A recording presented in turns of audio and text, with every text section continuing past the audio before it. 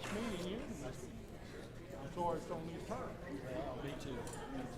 But See if we can get something moving. I believe you will. I believe you will. I believe you will. If you do, be quiet.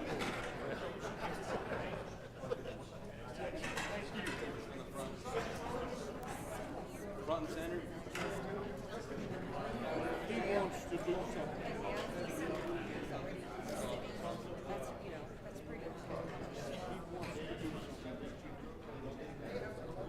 He said, very, it's different. I tried to explain it to the best of my ability to get our point across. And you did.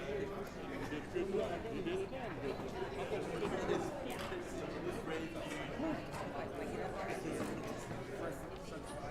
At least you ain't up there saying, he. You do something. He works for the city.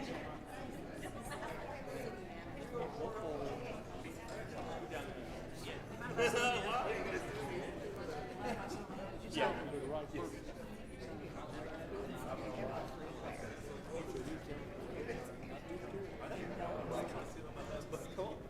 Like I told him, I said, it's a CDC and then get involved. Yeah. CDC.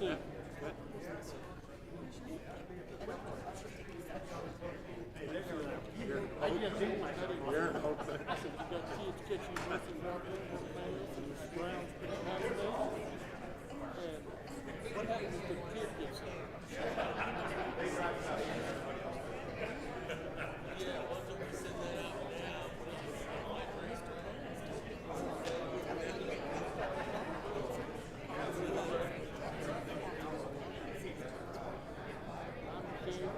Pigs and fleas. It's not just deer, it's cats, dogs, horses, anything. Does it start at 6 o'clock?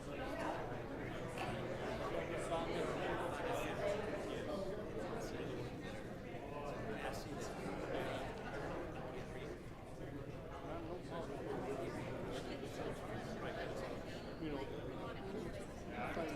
that thing don't happen.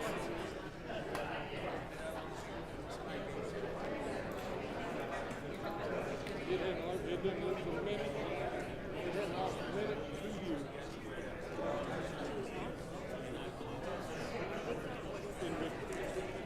You can get one for cheap. I bought Bill one for $80 or $90. He did. I love that. But Walter, what am I saying to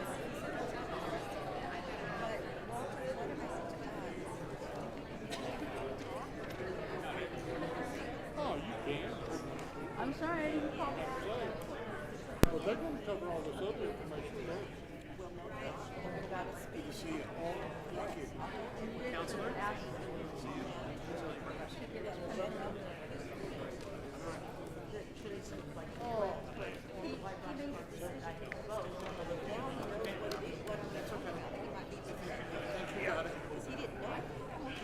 That is 12, right?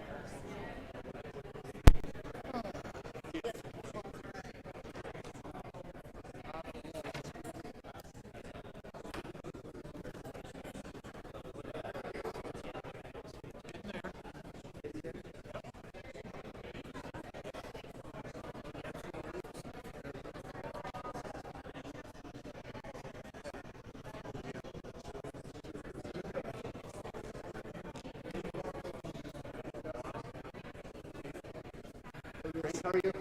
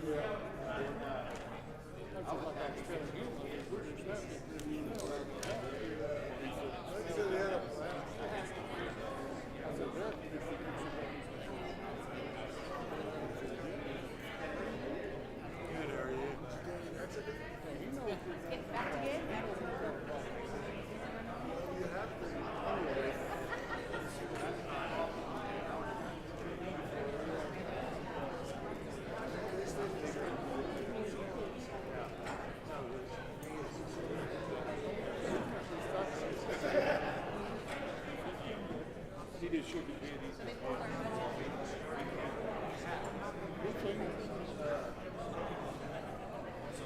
When I'm leaving out the street,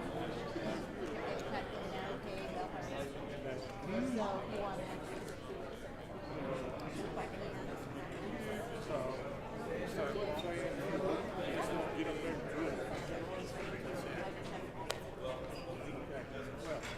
Well, they can kill you, but they can't eat you, boy.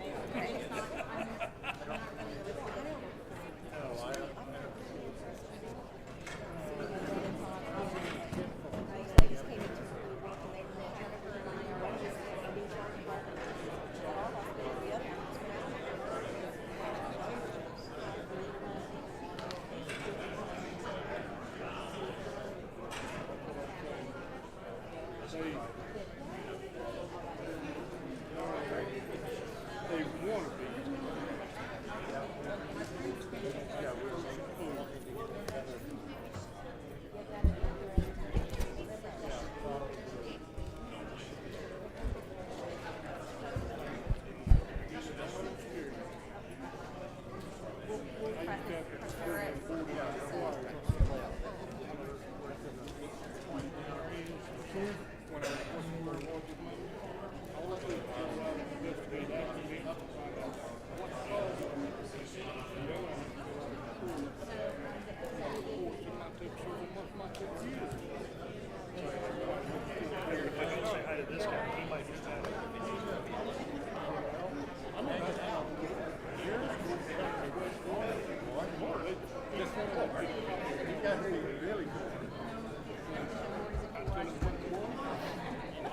we're hanging out with him for an hour. Hey, you haven't been able to do that lately.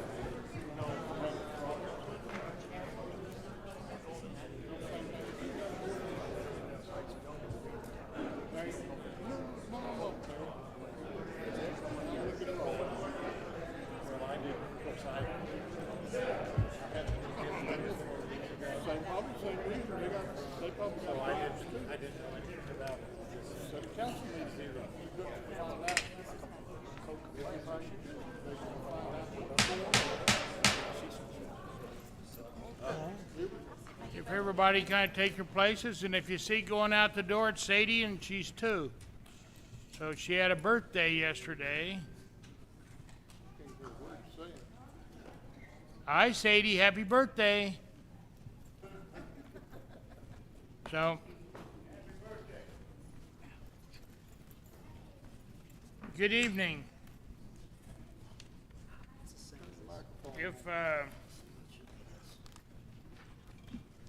If we can have the, we'll call this meeting order, clerk would call the roll.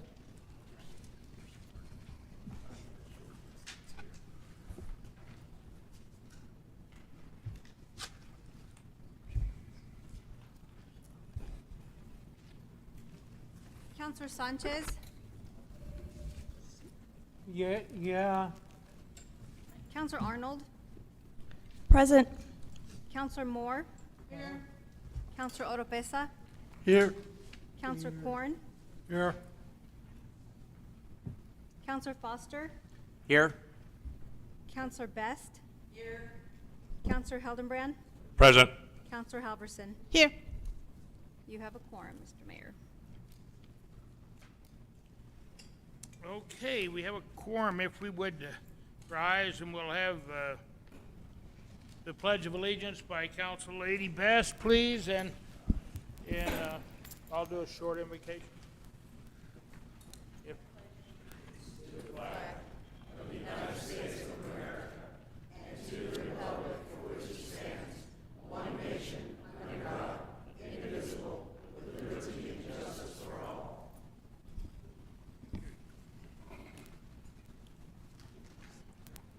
You know what, if you all please stand. Heavenly Father, I would ask you that in this special time in our country and in the world, that we keep in mind those who have suffered a great peril in their family, had those tragedies all across, whether it be in the Ukraine or whether it be in the Gaza Strip. And please also remember Miss Laura McCormick from Weed, New Mexico. She was on her 4th day of job in Weed, of all places. And the customer came in and shot her instead of paying for gas. So just please think of all those people and keep also in mind Miss Burris. She has a large load to take care of with her husband, but she's had some surgery and she's doing better. So please keep Vicki in your prayers too. And anyone has any special intentions, please hear them all. Thank you, Father. Amen. All right.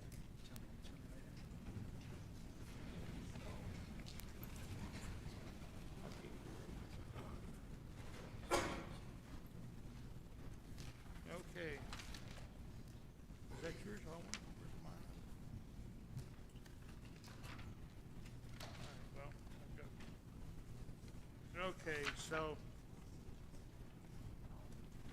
so. See, we have approval of the agenda. Are there, Councilor Arnold?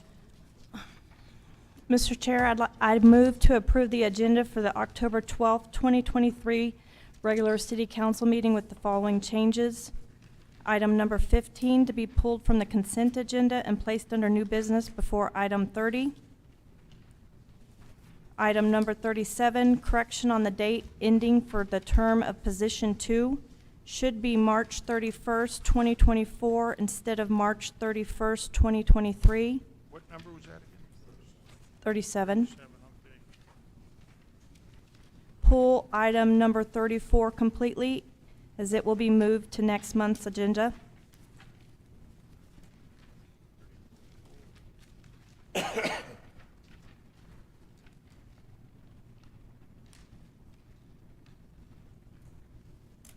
we have a motion by Council Lady Arnold to make those changes. We have a second by Councilman Hildebrandt.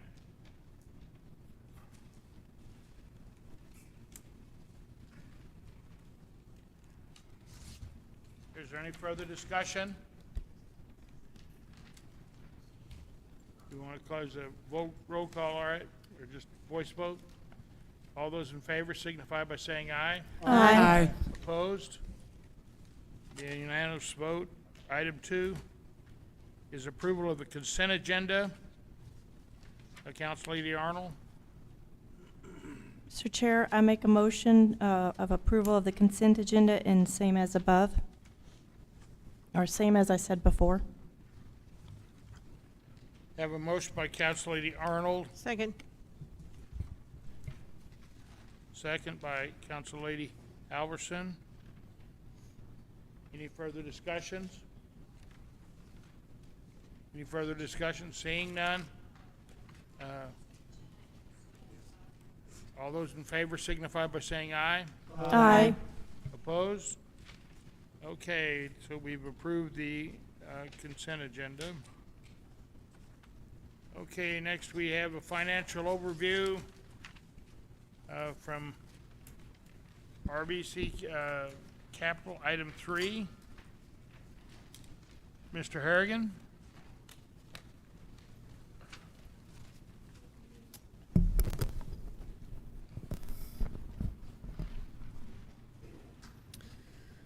Good evening, mayors, council members. Eric Harrigan with RBC Capital Markets. And so I was asked to pull together a complete, sort of financial picture of the city's debt as well as capacity that the city has. And so there should be a printed presentation before you. I'll be walking through the material. I'll try to walk through it as quickly as possible, but should you have any questions, please feel free and interrupt me and ask me. I'm going to start off the presentation on page 4. This is a history of the city's property tax base. The city has had general obligation bonds in the past. It currently does not right now. But over the last few years, the city has had, growth in its tax base of about 3%. Most of that growth has occurred within your residential properties. Your residential property makes up about 60% of your total tax base. Over the last 5 years, it's grown about 3%. Over the last 10 years, about 2 3/4. So pretty consistent growth. On page 5 of the presentation, we did just pull together an example of what type of capacity the city would have, given certain mill levy rates. This is just hypothetical. A 1 mil property tax rate would support a GO bond amount of about $8.5 million, 2 mills about 17 million, and 3 mills about 25 million. So the total, the city's total bonding capacity from its general obligation bonds is limited to 4% of your assessed value, and that comes out to right around 28 million. So that's how much the city could issue at one given time. On page 6 of the presentation, this is a history of all the various governmental entities that levies a property tax. This is for a residential property owner within the city of Roswell. So you can see that the state has a property tax to service general obligation bonds. The county has a property tax for operations. The city has a property tax for operations. Roswell Schools has property taxes in place for operations and debt. And then Eastern New Mexico University also has an operational mill levy.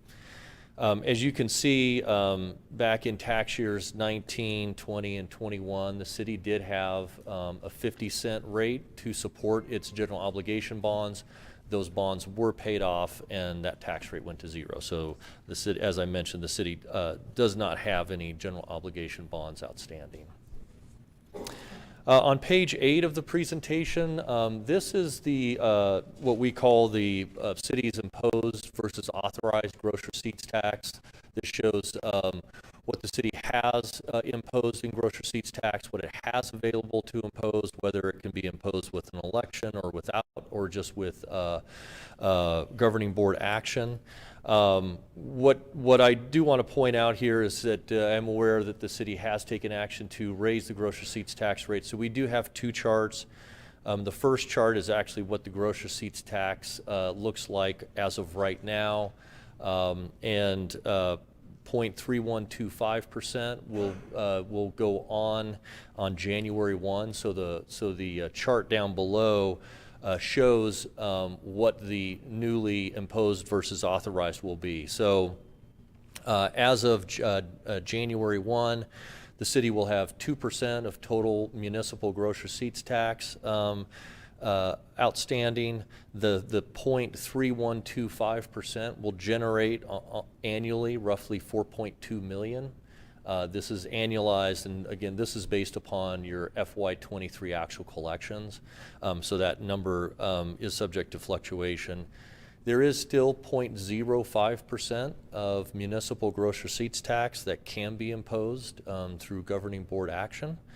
And that'll generate about 684,000, excuse me. And then there's an additional 0.45% that can be imposed, because cities do have the ability to impose up to 2.5%, but that 0.45% would have to go to voters prior to imposing those additional increments of gross receipts tax. And that would generate, roughly around 6.1 million based upon your 2023 collections. We did run just a hypothetical gross receipts tax capacity analysis based upon various percentages or increments of gross receipts tax. 1/8% would generate about 16.2 million in proceeds. 1/4% would generate about 32.5 million, you can kind of see where the 0.3125 and the 0.45 are. Again, these are just hypothetical assumptions of what the capacity would be should the city want to use some of its gross receipts tax increments to issue debt against. What length of period were the bonds? I'm sorry? What length of period were the bonds? So the length of the period is for 20 years, and what we do is that we assume that the annual revenue is 130% of the annual debt service, and that's fairly generally typical for a gross receipts tax bond. You can look at shorter debt. Shorter debt obviously is going to reduce the proceeds that you're going to generate, but it's also going to reduce the amount of interest costs that the city's going to pay over that time. So on pages 10, 11, 12, and 13, we have provided a history on a monthly basis, the collections that the city receives. Please note, I just want to point out that these come directly from the state, and they're net of the state admin as well as any intercepts. But the city has had good growth in its gross receipts tax year to date, and the city's up 5 to 6% for this fiscal year. Last fiscal year, the city was up a little over 11% in its gross receipts tax revenues. The year prior in 22, gross receipts tax revenues were up about 14%. And then the year prior in 2021, obviously that was during the middle of the pandemic, the city saw a reduction of about 7%. This is not uncommon to see in other communities around the state, to see the last couple of years, to see increased gross receipts tax. One of the challenging parts of this is really knowing how much internet sales is impacting the growth versus just natural growth, because we don't know what those numbers are, from the state. We can't really tell, what is internet sales and what is not, since local governments are now able to collect based upon destination gross receipts taxes. On page 15, we get kind of into the city's outstanding debt, and we'll just kind of cover each one.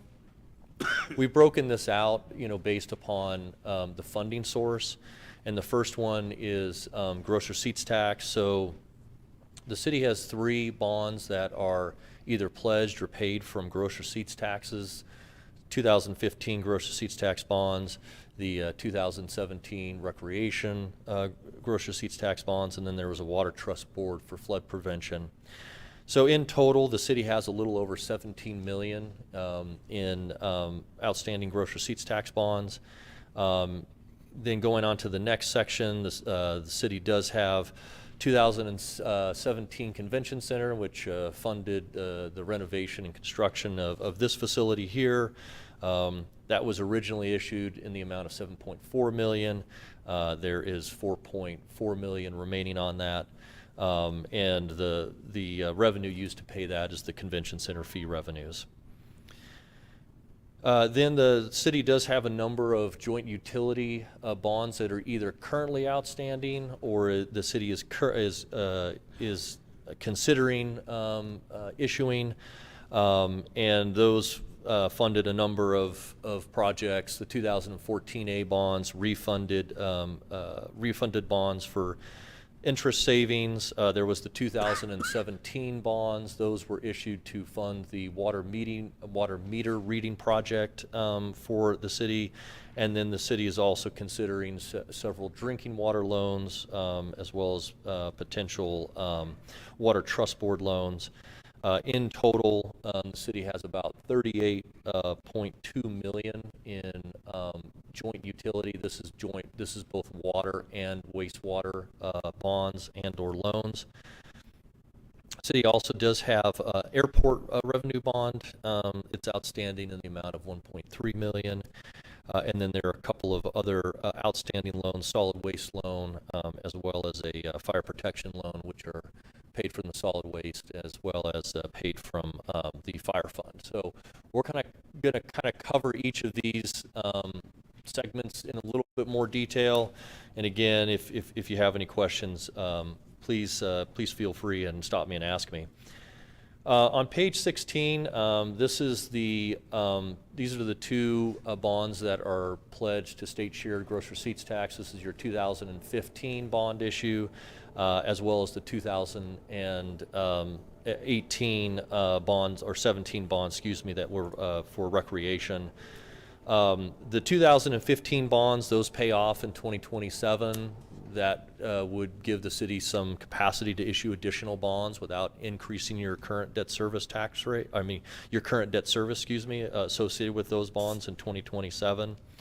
And then the 2017 bonds, which were the recreation bonds, while the state share gross receipts tax is pledged to those payment of the bonds, there is increments of gross receipts taxes that were imposed at the time of those bonds were issued to pay the debt service on those bonds. So it's really a couple of increments of municipal gross receipts tax that pay those bonds, but state shared is what is used to secure and pledge those bonds because it is your highest rating outside of your general obligation bonds.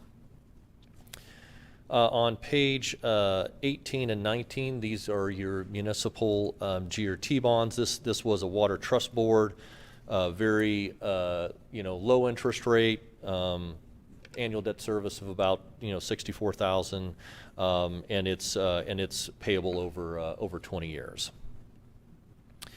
On page 20 and 21, yes. Mm-hmm. On page 19, your debt service coverage, is that within the guidelines of 90? Is that saying it's 96%? That means that it's well above. So it's well above. Yeah. So we made an assumption on what the pledge was because we didn't actually have the legal documents to go through. But we used a 0.25% municipal gross receipts tax, which generates about $6 million, and the debt service is $64,000. So it's basically 96 times what's necessary. Mm-hmm. On page 20 and 21, this is the convention center debt. It's flat debt service, annual debt service of about $555,000 a year. Again, these were sold several years ago. These were to fund the renovations of this facility here. The annual debt service, as I mentioned, $755,000. Pledge revenues, the convention center fee that the city receives, it's about $720,000. Means that your revenues are about 1.3 times your debt service. So it is covering the debt service. Now that does fluctuate. That can fluctuate pretty significantly based upon tourism and staying, and basically hotel stays here in Roswell. On page 22 and 23 of the presentation, this is your joint utility. You'll see that there is going to be a potential spike in debt service in 2025. And this is because the addition of roughly $13 million of water trust board loans. Those are low interest rate loans, but they do have the potential of creating a little bit of an issue in 2025, and we'll kind of talk about this. Apologize for the really small print here in the eye test, but what we have done is that we've laid out all of your joint utility bonds as well as the proposed water trust board loans. Your 2014 B bonds pay off in 2025. That annual debt service is about $840,000. At the same time, though, with the roughly $13 million in water trust board loans as they kick in, you would see annual debt service of about $719,000 in that same year. What that does is that pushes your debt service coverage down to 1.02, meaning that your pledge revenues, and this is FY22 because it was the only audited numbers that we had available. Pushes it right up against really what your pledge revenues are to be able to pay your debt service. It's very, very thin. But there's some additional things that need to be mentioned. Is that on your 2014 B and your 2017 bonds, there is what's called an additional bonds test, and you have to meet certain coverage requirements to be able to issue additional bonds. And that test is 100. You have to have coverage of 110% or 1.1 to be able to issue those bonds. There is a possibility that the issuance of all those water trust board could violate that, and so we are looking into that with the New Mexico Finance Authority to make sure that those issuance of those water trust board loans does not push your debt service coverage that low, because you wouldn't be able to meet the additional bonds test. The other component, there is a rate covenant too that's associated with your debt, and what that is that if your senior lien bonds, and you don't have an issue on your senior lien bonds, falls below 120% or 1.2 times, the city would have to raise rates to meet that debt service coverage level. And on subordinate lien, which you're getting very, very close to with these water trust board loans, that's 100%. So basically 1 time. So if you fell below 1 times on all of your debt service, the city would have to take action to raise rates sufficient to be able to meet that minimum 1 times debt service coverage. Again, I want to reiterate, this is based upon your FY22 audited financials.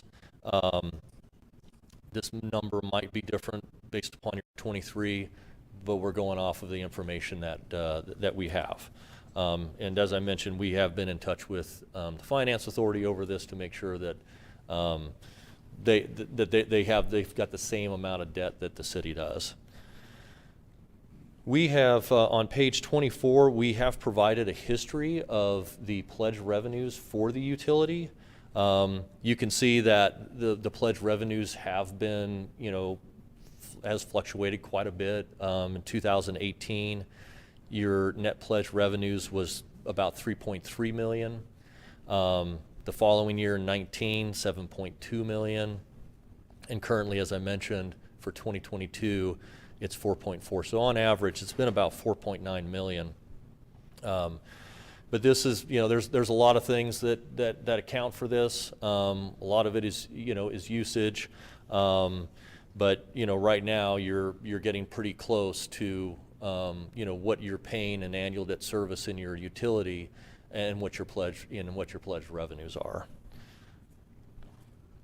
Moving on to the airport, we have your airport loan laid out on page 25 and 26. Your airport debt, you pay about $250,000 annually. Your pledged revenues about 1.9 million, so you do have decent coverage there. We do have we have provided the pledge revenues for the airport on page 2027, which shows it including the operating grants and excluding the operating grants. As we all know, airports rely heavily on federal grants, so that's why we show both ways. On the solid waste, there was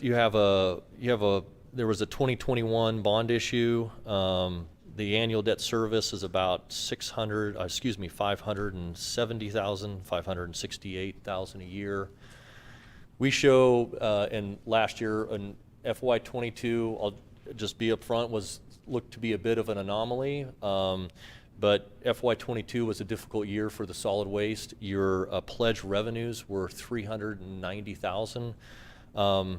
And so the net revenues of the system were not sufficient to actually pay the debt on those bonds, and the city had to use funds from other source to make that payment. I will just like to point out on the following page, which is your pledge revenue, history of pledge revenue. 22 was, it was a bad year. Normally, on average, your pledge revenues have been about 1.2 million. So you can see there has been significant fluctuation, obviously, with FY22 being a very low year in terms of that, and it seemed that operating expenses were quite a bit higher than normal years, and one of the reasons that that net revenue number was down. And then the last page on the other debt, we have the PNC fire protection loan. The annual debt service for this is about $300,000, and the city generates more than sufficient, or receives more than sufficient state fire funds from the state to be able to repay that debt. And with that, I'd be happy to answer any questions that you have about the material that I covered.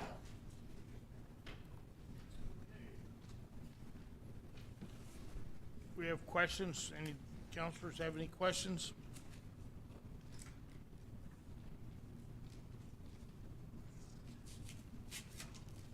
Pardon? Oh, Councilman Corn. Thank you, Mr. Mayor. I was very curious, page 23 primarily. I haven't had a chance to digest this, but let's start with page 23. And if you look at 25, when we have two big debts coming on board, and we get down to 1.02 on your coverage, that in my mind is very dangerous. So what is a comfortable debt coverage under this scenario, in your estimation? So when, good question. So when looking at utility finance, your target should really be somewhere between 1.4 and 1.5 times coverage. Basically what that means is that your pledged revenues are roughly 1.5 times your annual debt service. And the reason is because utilities have a lot of constant maintenance. So you want to make sure that you not only are you generating sufficient money to be able to pay your debt service, but you're also generating sufficient money to put money back into your system to repair breaks or to repair aging infrastructure without having to borrow debt, being able to pay that with cash. So that's really the target. The city is not at that point. Your debt service coverage this year is about 1.27%. And that's 1.25 is really, in my viewpoint, kind of the minimum that you really want to be at for your joint utility. Really, that should be the minimum that you should be targeting. Again, 1.5 is really sort of best practices when it comes to utility, so that you're able to generate sufficient revenues to continue to rehab your system with cash. So it's not a comfortable place to be. That's a fair statement. Yes, 102 is getting Very, really tight. yeah, like scary tight. And then on 25, where you talk about the solid waste for 0.69, that means we're Counselor- just going to have to Counselor Corn. supplement that. Huh? Can you speak into your mic, please? It's on. I may have broke it. I may break it in a minute, but it's on. At 0.69, which means that we're going to have to take general fund money and apply it to this debt for the foreseeable future, it looks to me like. On page 29. No, 29. I'm So, Mayor and Councilor, so based upon based upon FY22, if you experience similar results in your solid waste fund going forward, money is going to have to come from somewhere to pay that debt, either through fund balance of the solid waste fund or through contributions from other funds within the city. Again, 22 appeared to be a bit of an anomaly given where you were the last 5 years, but that is the number, and again, it was mostly attributable to fairly significant increase in operating expenses. So once again, on this particular series of bonds, not in a good place. So the gap is about 100 and $60,000 a year Thank you. based upon FY22 results. Okay, that's all I have, Mr. Mayor. I just pointing out that the more I look at this stuff, the scarier it gets for me, so that's all. Thank you, Councilman Core. Any further questions?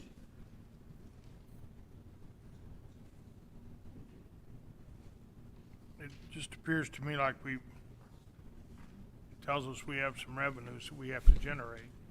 And so,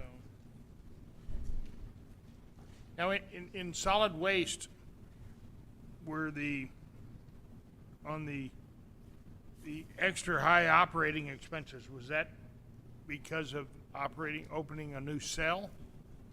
Or was that, just other problems within the department?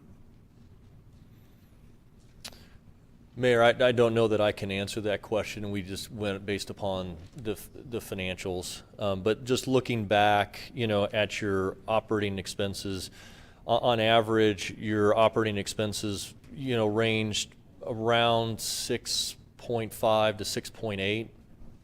And in 2022, it was over 8 million.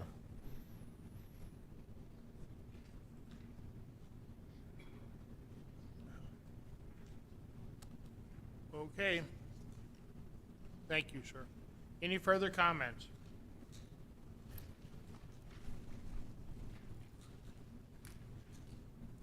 Okay, thank you very much, Mr. Harrigan. Appreciate it. Thank you.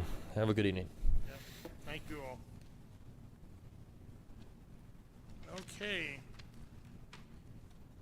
Next, we have Mr. Kunkel,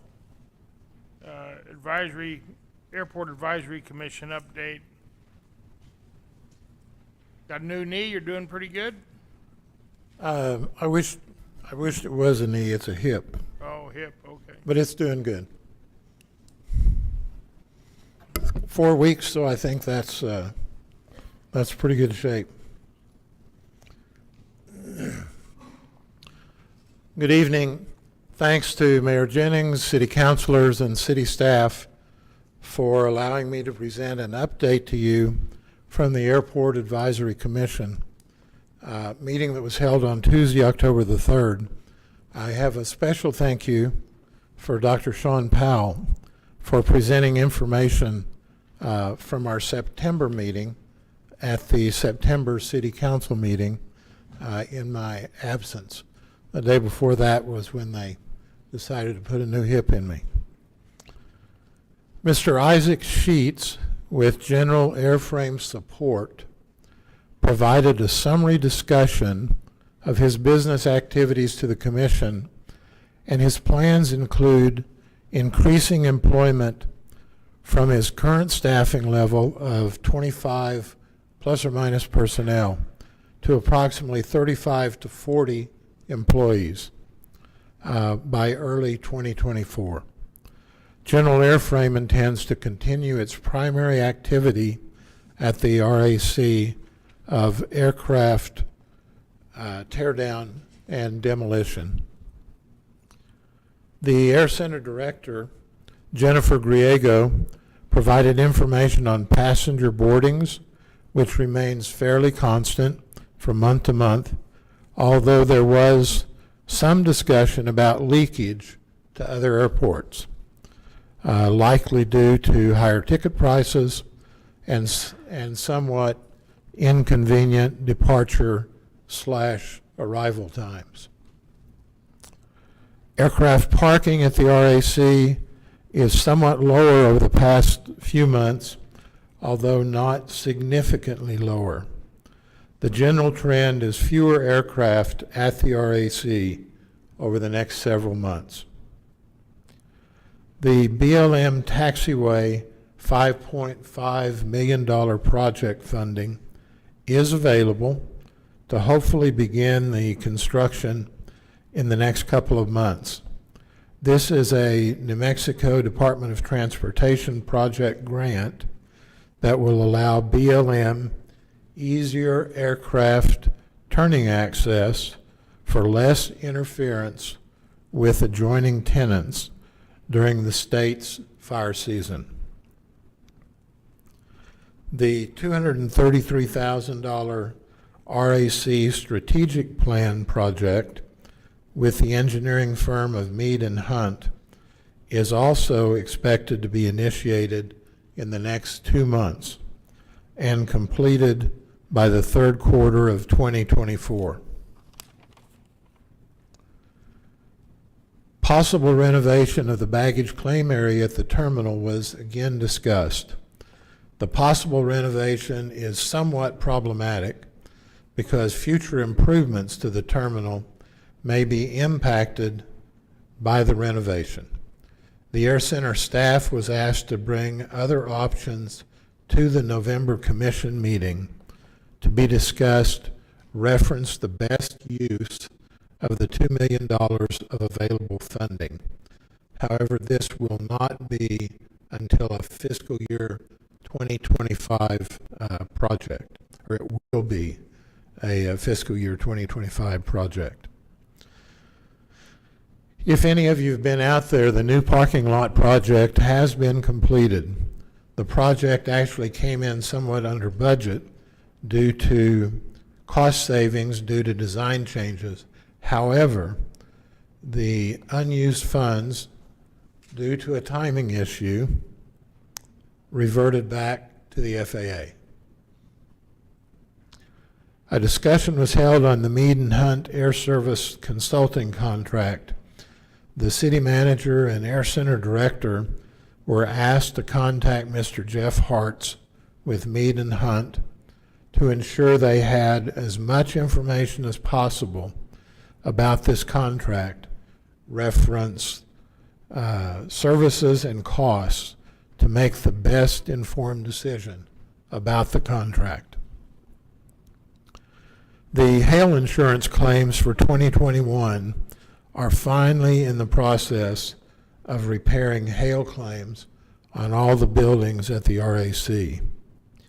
The wind insurance claims for 2023, which is primarily on 3 large buildings, is not yet fully resolved.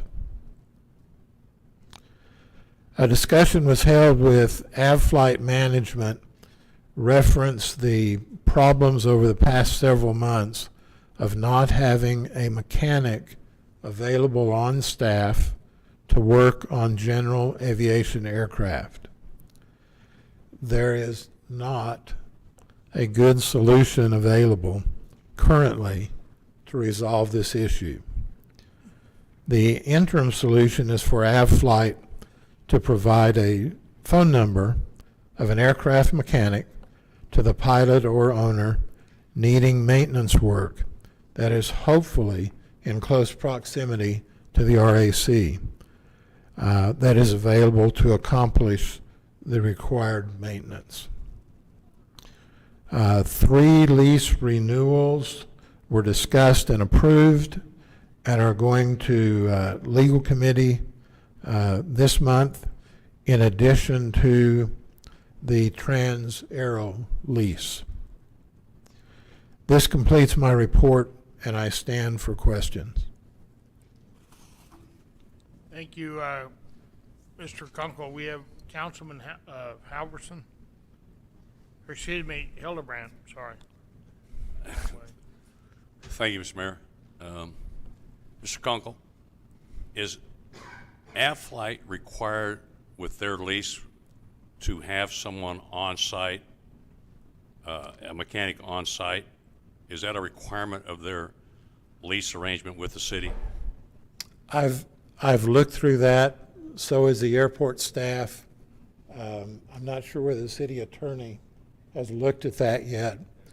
It's certainly inferred that it's there, but to my knowledge right now, it is not specifically stated or cited in the lease, but it's inferred in additional documentation. Okay, thank you. So it's not a requirement for them to have that? No, there's an expectation that they have it. It's We just- all know that, they know that. Whether it's in their specific contract is something that the city attorney probably needs to opine on. Okay. Thank you, Mr. Kunkel. You're welcome. Any other questions? Thank you. Any other questions? Councilman Foster? Thank you, Mayor. I heard rumor that the TSA or FAA were coming out with the new regulations that we were having to have our badged personnel out there being escorted by city personnel. Is that true? Or The security issues that are present out there were somewhat of a holdover from prior employees out there. And of course, you're well aware as a city councilor what the attorney and the city had to go through to reach an agreement with TSA. So the exact specifics of what's going on, and there's no rumor.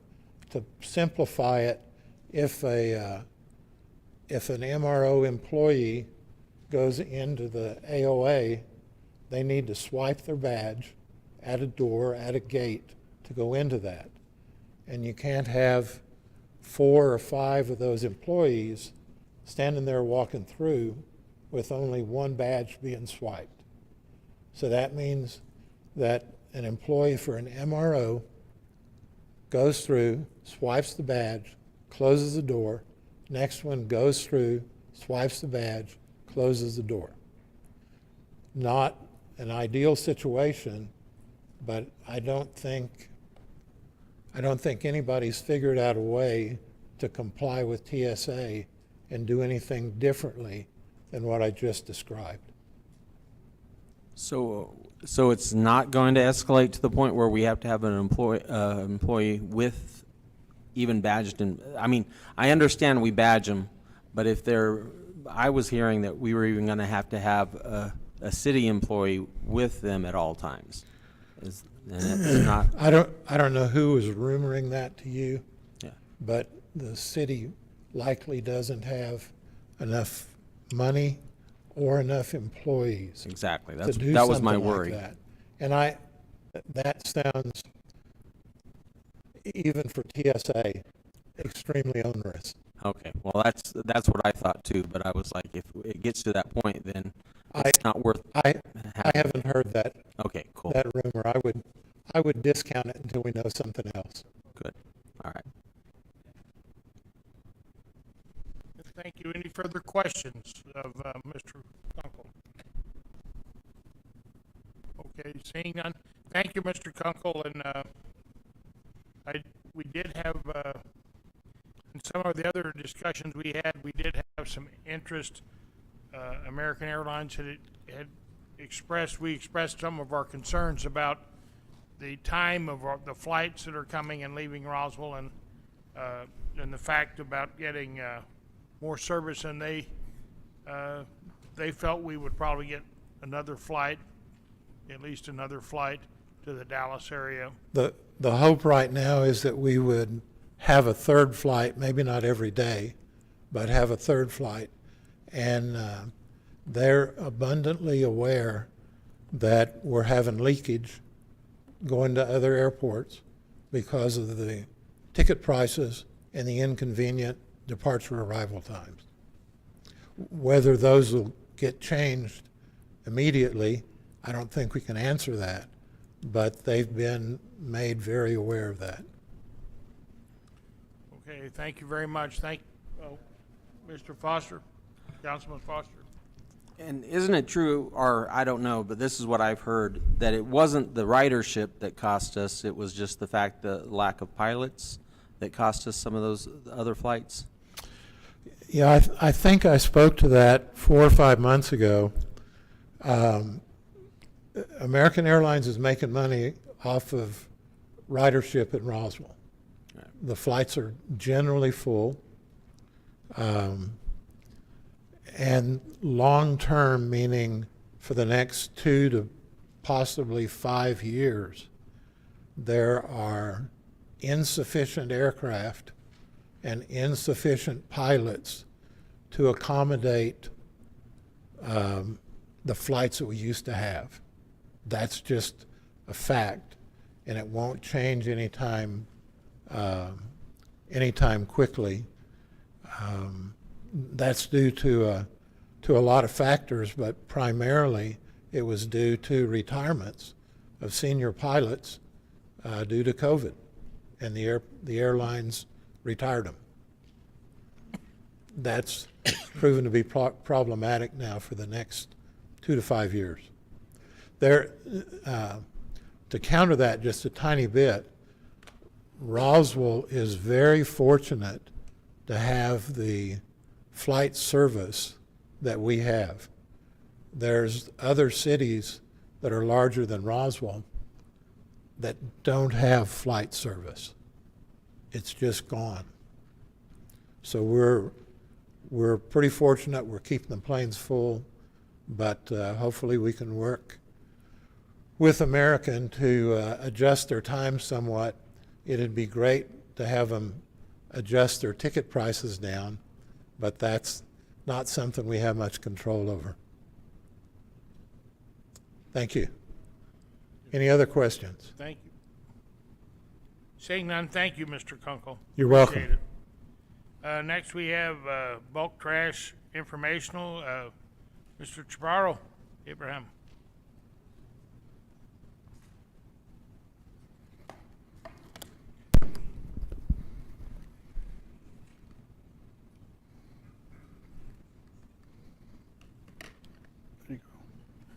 Mayor, Council, thank you for the opportunity to come and talk to you today. I was asked by the city manager to come and give you a brief information on what's going on with our bulk trash program at the solid waste department. What I want to show you up above where you're seeing here is this is some of the challenges our employees are dealing with on a day-to-day basis. So for example, if this area was cleaned up today, tomorrow morning you'd see the same thing. Here's another showcase of some of the stuff we see on a daily basis in our alleys, in our vacant lots throughout the city, multiple areas.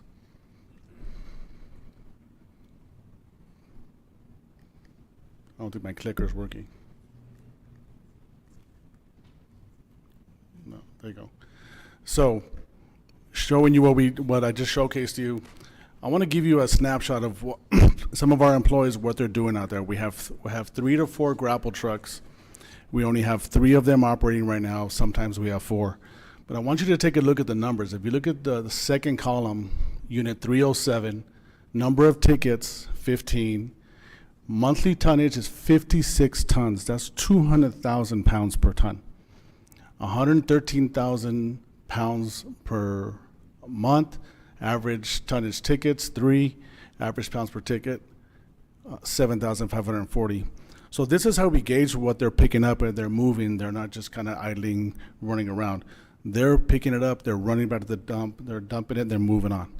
So they're out there getting it. If you can see Unit 300, 307, 308, 317, 309, those are employees that have been utilizing those trucks, going out there day to day and picking up a lot of different calls throughout the city and also assisting the automated collection drivers citywide. I don't think this clicker likes me. So from March 2023, the middle of July 2023, we only had 1 grapple driver available to pick up the entire city.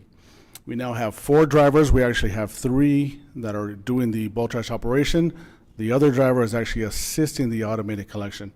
Like I've commented before in front of committee, our residential collection is the core of our operation that we utilize in the city.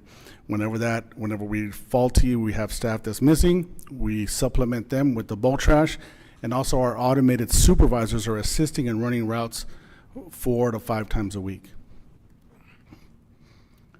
So I do want to point out one thing here. Instead of being able to, since we had that shortage, the alleys that used to take us, let's say, the amount of time it would take us to do an alley is cut by 50% because the amount of accumulated bulk trash was in the alley.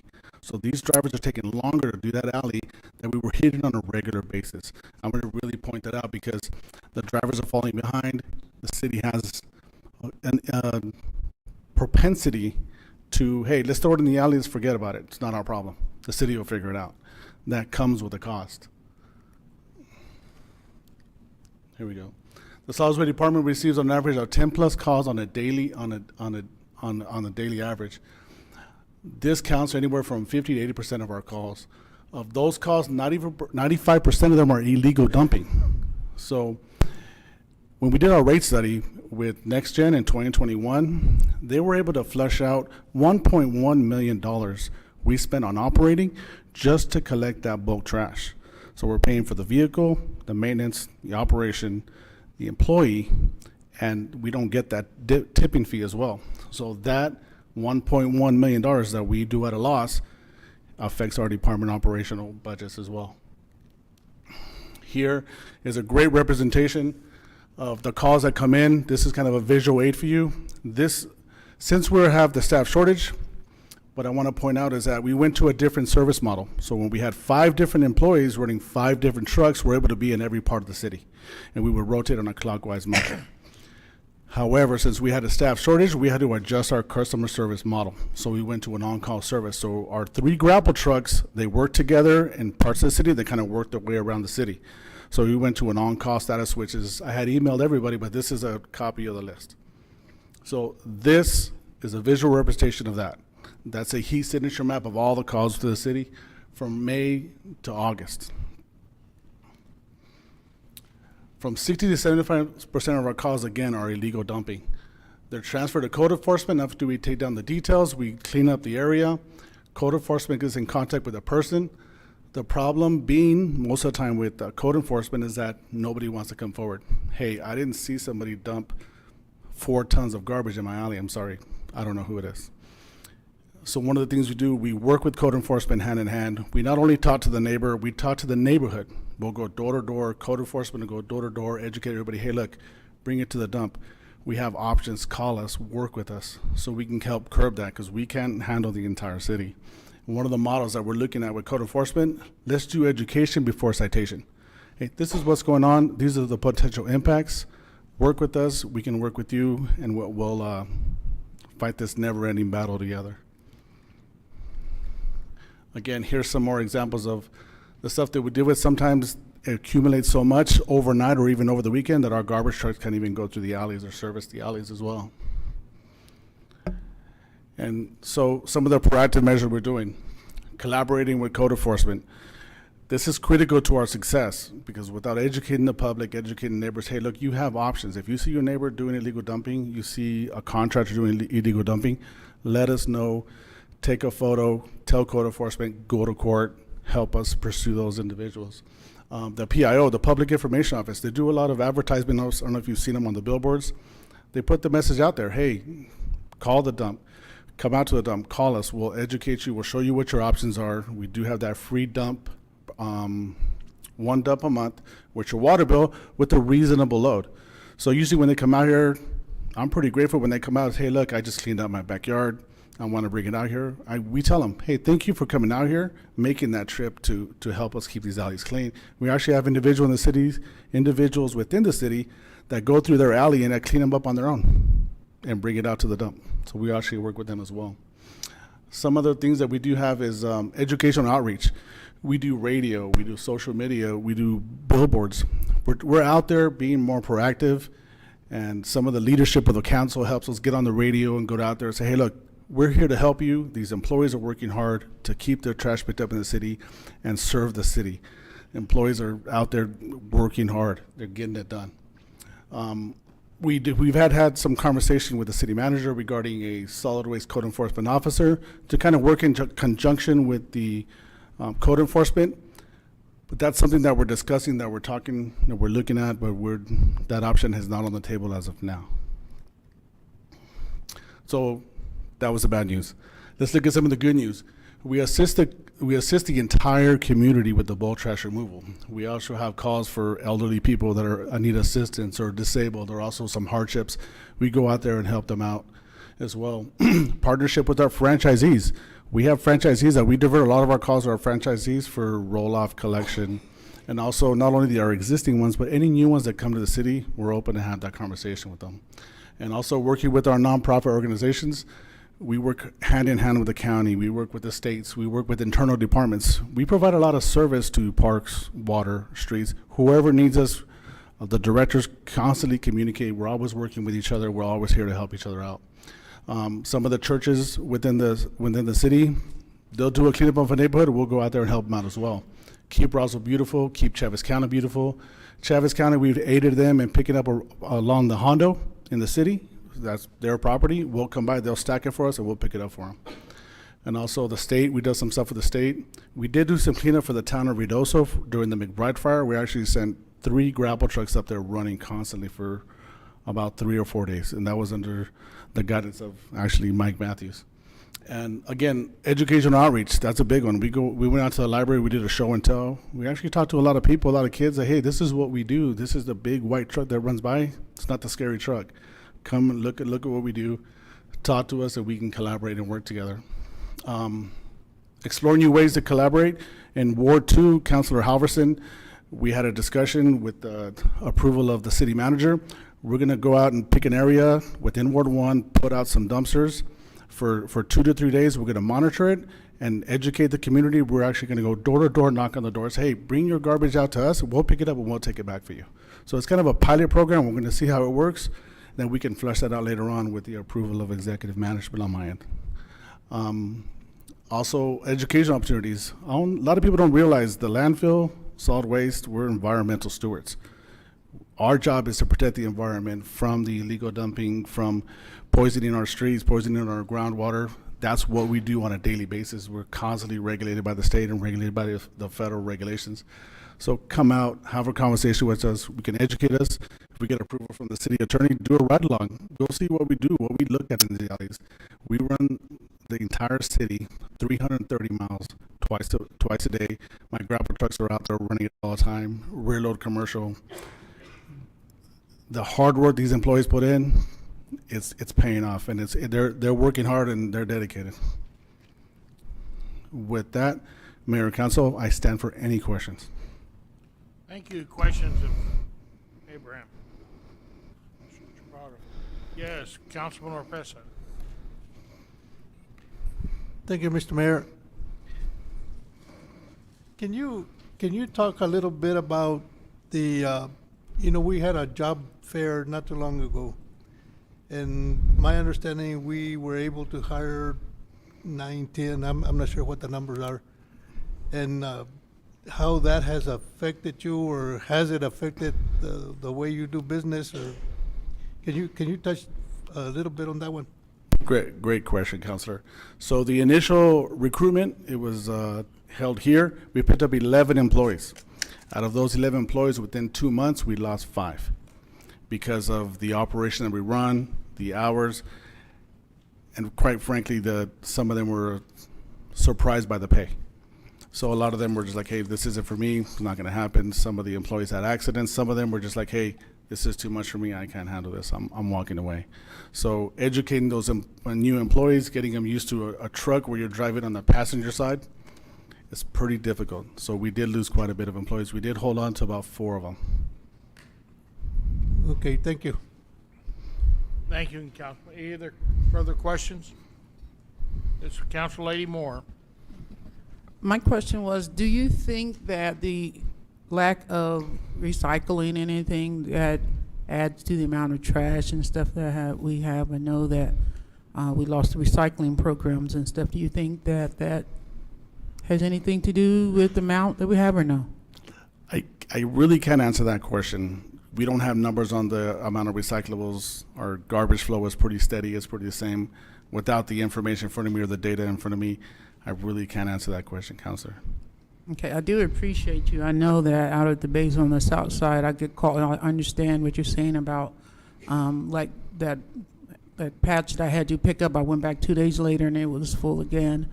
I did go to the lady's house and ask her to take pictures, but she's got a big tall fence and says she don't know. But there's a lot of dumping, and I wish there was a plan, an easy way to fix that. But what can the city do about it? You know what I mean? If it's illegal, then if it was legal, then it wouldn't be illegal. So I do understand the concern, and the lack of trucks is difficult, and the lack of drivers. adds more problems to it, but I do appreciate what you and your staff continue to do to try to keep Roswell beautiful. You know, certain areas do seem a lot worse than others, but I do thank you for what you and your staff do. Thank you, Counselor. I do have to give credit to the drivers. The drivers are here day in and day out, and they're out there working every single day. I could not succeed without them. Any further questions? Abraham, you said you had 3 grapple trucks, or we had 7. What happened? But our trucks are there, Mayor. It's just we have 3 drivers. We're just short of drivers. Yes, sir. So that maybe the $18 an hour isn't enough to entice more drivers. That seems to be the issue, sir, because on top of the hourly rate, they have to pay the medical, and then there's also a retirement that goes on there. So some of the new drivers that we hired here, they were astonished when they got that first paycheck. It was pretty surprising when they saw that check. Okay, so, all right, any further questions? Seeing none? Okay, thank you very much, Thank you, Abraham. Mayor, Council. Next, we have item 6, Council Lady Halverson on our Kozinski Poland presentation, our sister city program. Council Lady Halverson. So I think back in, I think it was March, we signed a resolution to do sister city with Kozinski, Poland. And I invite any of the councilors that joined us and the mayor on that trip to help me with this presentation. So you can change slides. So our catalyst for the sister city resolution, I don't know if many of you remember, Father Yarek, he is from Kozinski, Poland. He's also the president of Leadership Roswell this year. Yeah, I was going to show that. So he approached me initially to do a sister city because his community is about the same size, and they do a lot of community events like Roswell does. So I appreciate him reaching us, and he's the reason we signed the sister city resolution. And I don't know if anyone else have any comments on that. Okay, so Kozinski, Poland, I have to put my glasses on. Sorry. It consists of 1 mayor, 2 vice mayors, and 21 city councilors, which is actually surprising because they actually only have a township about 20,000 people. But they have surrounding villages that aren't large enough to have their own mayors, so the mayor for the Kozinski actually manages those facilities too. There's 36 village councils. It's a really, there's a lot of history there, dates back to 1206. And they have beautiful parks and facilities, and it was an amazing little township. Anyone have any to add to that? Ed? Christine? Okay. They had an awful lot of water. Yeah. I mean, it was almost like they even had more than Farmington. Well, they're I on the mean, Vistula River, and it's a huge there river was that goes water through. Yeah. everywhere. So you can change slides, please. So the delegation that went, we self-funded. So it included Mayor Tim Jennings, Mayor Pro Tem Christina Arnold, Councilor Ed Helderman, and myself. So we went and joined them in August of this year to sign the Sister City resolution. So when we got there, we went and, of course, went to a Polish restaurant in Kozinski, and the mayor and the 2 vice mayors, they joined us, and there's such a welcoming community. Our translator was an English teacher who's married to the chief counselor. And they're just wonderful people there.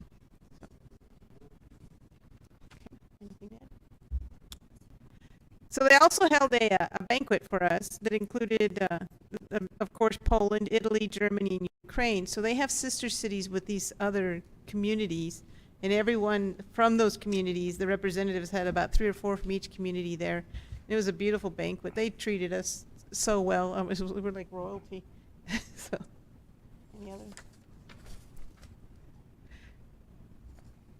So one of the things we want to do with with being a sister cities, we have shared goals. We're trying to learn a lot from their community, and if you follow them, and later I'll show you the Facebook pages. But I recommend you follow their Facebook pages, see what a similar community across the seas does with their community like we do. Ed, got anything? Good. So then when we actually signed the Sister City resolution, the delegates from all those countries I previously mentioned joined us. It was a really big event. They had the facility was full house. It was so many people, and I guess the video's not going to play. Is it going to play? You can just play it while I'm talking.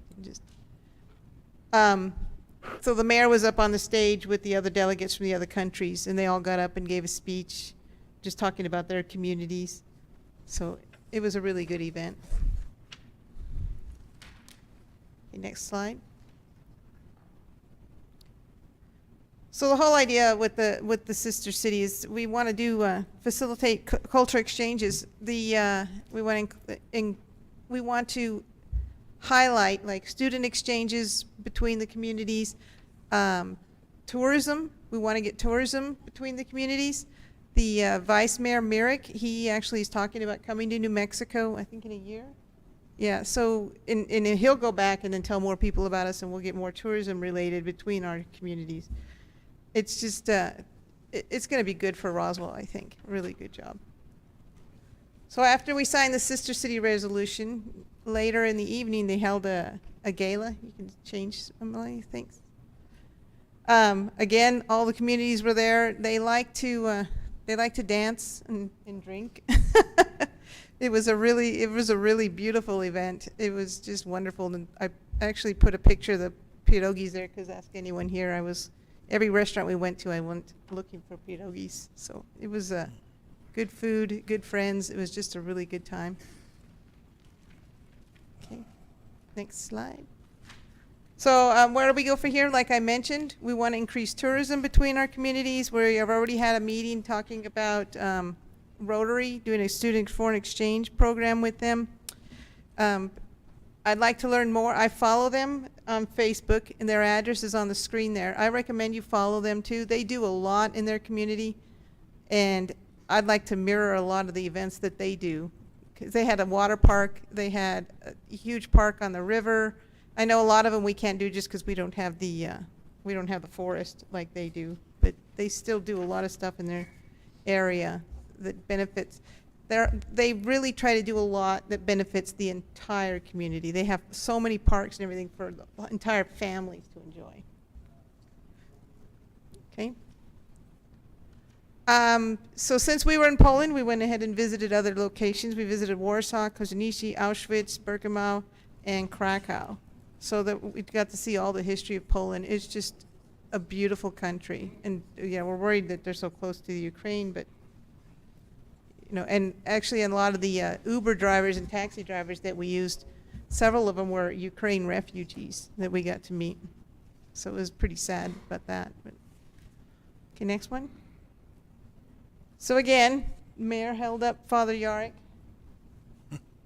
Since he couldn't come with us, he was originally going to come with us, and he couldn't come with us because of his work duties, but we did bring him with us. So we have a lot of pictures where we took him with us to make sure he could enjoy Poland with us. So he was going to be our translator, but that didn't work out. So that's all I have. If you want to add anything, anybody else? It was a great. I have pictures on my Facebook page. If you follow it, I took so many pictures. So that's about it. But You know, one of the things, it's kind of funny because they were talking about being a city for hundreds of years. And we're, right now, this is our 150th year in Roswell, that Roswell has been a city. We started in 1873. And, you know, it was really unique how friendly they were. They had a lot of, there were a lot of Ukrainian people there. They also, for any of the Ukrainian refugees that were there, they gave a stipend of like $500 of their dollars to make sure that every child always had something to eat. There was a lot of, they were very welcoming having us there. As when you look at Poland's history, Poland had been overrun once by Russia, and then again in about 38 or 39, they were overrun real bad by the Nazis in World War II when World War II started, and they had a pretty advanced army, and it's probably one of the strongest armies in Europe, because they're right next to the Ukraine, which is right next to the Soviet Union. So they were extremely glad to have us there, and it was really a warm trip to go to, and I think it helps look around and let other people in the world know that we're just a day's flight in an airplane away from being anywhere in the world, and all these places we're real pretty close. And when you see the activity going on now around the world, we could all get dragged into anything pretty easily, and so it was something to look at. But it was the friendship was amazing, and we had an awful lot in common with them on tourism. They had some real big festivals there as well, and it was a very eye-opening experience for us. And I know Roswell has had another sister city in Cuauhtemoc, Mexico, and we might have to see about kind of looking at that and see about getting Cuauhtemoc going. Tombstone, Arizona has expressed interest to me in becoming a sister city with Roswell, because we share a lot of tourism activities that are very similar to theirs. With most of their Tombstone activities are centered around the 1800s and 1870s and stuff in the Wild Wild West, and which we kind of have. We're close enough to Billy the Kid that gets at them and looking at us. But then when you look at our out of this world experience here that nobody can match, they want to tie up and get with the UFO experience is something that they seem to have a great deal of concern with. Well, and I know we're short on time, but I did want to say that there's a lot of benefits to this. They have a lot of the similar problems that we do, that we can talk to them how they resolve their issues. So it helps to talk to another city. So. Any further comments? Any questions? Okay, so next we're going to do something a little bit different. Next we have for public participation on agenda items, and so we'll start, and I'll go through these numerically. And so for items that are on today's agenda, it gives you an opportunity to speak if you'd like to speak now, or if not, you can hold your your comments till later. As we go through there, we're trying to get people an opportunity to speak before we vote on agenda items, and have it, maybe if they don't wish to stay, they don't have to stay. Sometimes our agenda items get to be very late. So, yeah, and you get, we allow 3 minutes for that. So if you could, we will probably go in numerical order from lowest to the highest for those that are here to speak on agenda items. I have for item 3, I have Mark Brooks and Charles Thompson. If Mr. Brooks, would you like to, excuse me. Well, they're on, okay. There are 4 people. We have Charles Thompson's on here twice. So, unless Charles or Charles E. Thompson, I assume they're the same. No. They're not? No. Okay. All right. Mr. Brooks. Thank you, Mr. Mayor. I do want to speak to the budget, which relates to the city manager's report. And you have to state your name and address. Yes, of course. Mark Brooks, and with the Utility Workers Union of America. I live in Nashville, Tennessee. We're not having a solar eclipse this year, but it's a lovely city, and we invite all of you to come visit us.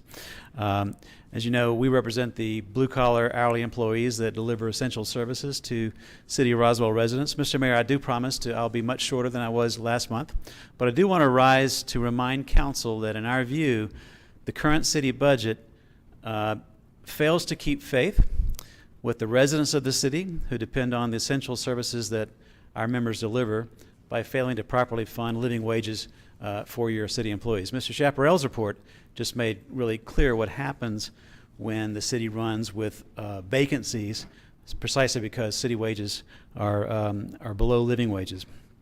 As you know, the city pay plan and the union contract already provide for step increases every year and cost of living increases, which are designed to help employees try to keep up with the cost of inflation. But the city of Roswell can only live up to that promise but only if the city council properly funds the budget to invest in the skilled employees who deliver the city services that your residents depend upon.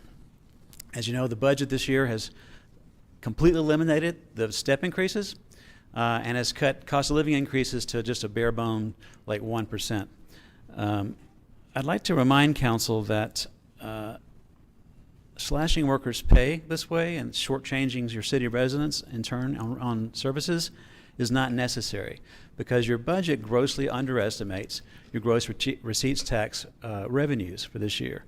I won't dwell on those numbers again that we talked about last month, except to say that the city finance department's latest report on GRT receipts now for the first 3 months, the first quarter of the year, shows this year substantially outpacing GRT receipts last year, and last year, of course, substantially outpaced GRT receipts for 2022, and yet your budget pegs GRT projections for this year at nearly $1 million less even than fiscal 22. In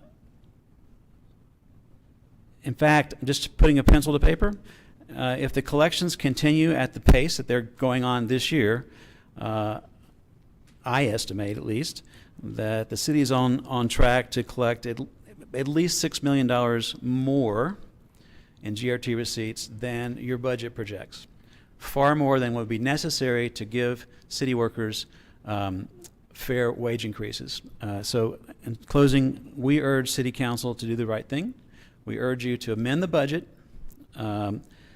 this year by fully funding step increases and reasonable COLA increases, and do an offsetting increase in your GRT tax projections. Thank you, sir. Thank you. Thank you, Mr. Moore. Next, we have Charles Thompson, Senior, I guess. Is that right? Charles Thompson. Okay. Mr. Thompson. Good evening, Mayor and Council. My name is Charles E. Thompson. I live at 308 East Onyx. I work for the cemetery. I come this evening with pretty hard because this 1% and then taking away our step increase is really, to say it lightly, is an insult. We haven't, I work hard each and every day, just as the gentleman described it for the men that work at the landfill. Every day I work with the skeleton crew, and we work hard to provide the services to everyone at the cemetery and to provide everybody respect and dignity. We do this on a constant basis. We have to wear many hats, just as you all wear many hats, to do the jobs you all do. I have to work with people that are hostile. I have to work with people that are heartbroken. I'm being a counselor at sometimes. Sometimes I'm there just to listen to somebody, but I do my best to make it respectful for everyone there. We have many people that come to the cemetery just to walk around because the way we work hard to keep it looking good. We try to make it as beautiful as we can. It's hard doing that on a small budget and with very few people. But to take away the little bit that we do get is hard. It's hard to swallow because I don't see anyone else that would take such small amounts and expect somebody to live off of that or to put their 110% into their jobs Each blue collar man that I know that works for the city of Roswell, he's putting 110% or more. Because why? Because we live here. We live here and we got families here. Just as well as you all have families here. And each one of you I've probably seen once or twice at the cemetery. And I've treated each and every one of you with respect and dignity, and all your family members. That's the job I do because I care about my job. I'm just asking you to take care of us and care about us. We're blue collar, yes. You may not know a lot about me, but I do the job I do, and I have 4 college degrees. But I like where I'm at. I like the position I'm in. It's not about making big amounts of money. It's about what I love to do. And I love working for my city. And I love serving my people, the people of this city. I'm just asking you to please stand behind us. That's all I have. Thank you, Mr. Thompson. Next, we have the other Mr. Thompson Jr. Okay, is that right? Or, hey, we got him backwards on signed up, but. Hello, my name is Charles Thompson Jr. I also live at 308 East Onyx. I work for Roswell Animal Services. I'm speaking on behalf of my fellow city employees.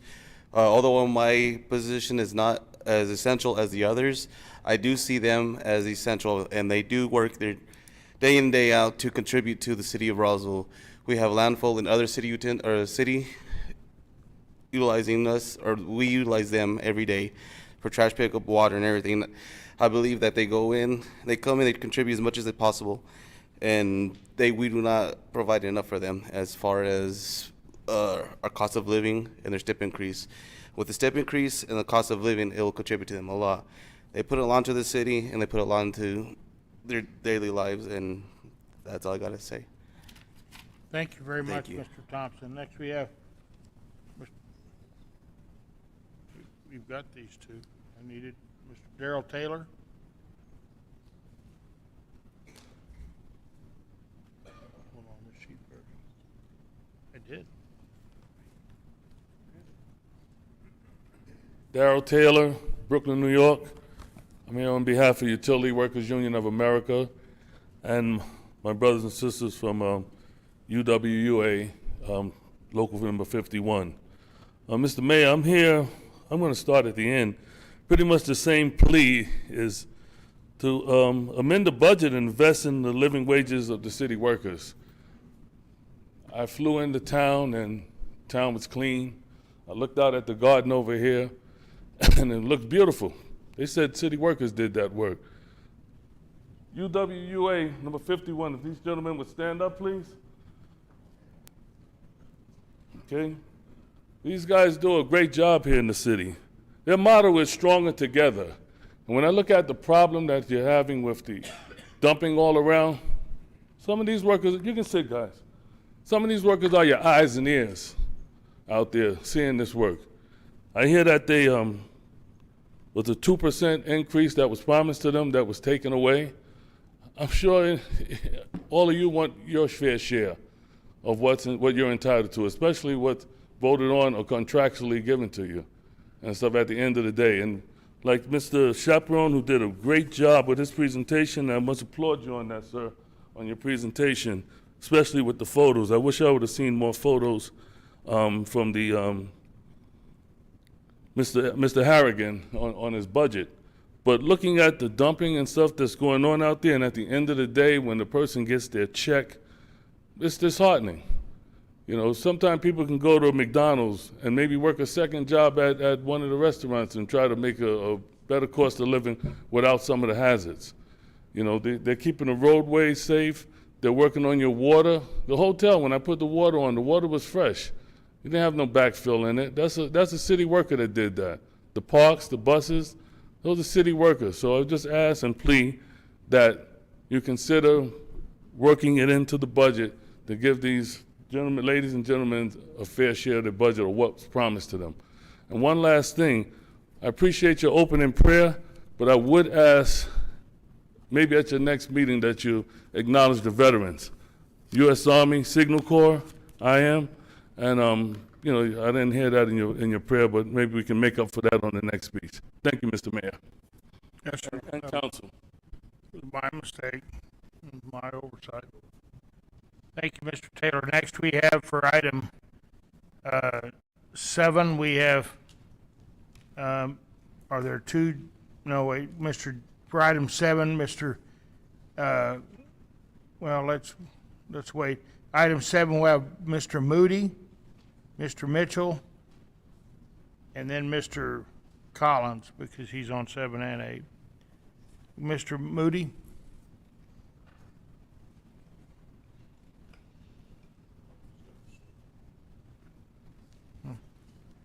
Wait, is this for a... Oh. I'm sorry, we're gonna have to wait because you have to be sworn in on, this is on item 7. This is for public hearings, and that was 7 and 8 will have to come later because you have to be sworn in before we do the testimony. We'll do that at the time we have the public hearings. Okay. So then you can answer questions. My overlook, I'm sorry. Next, after item 7 and 8, we'll do item 30. Ms. Doroffer?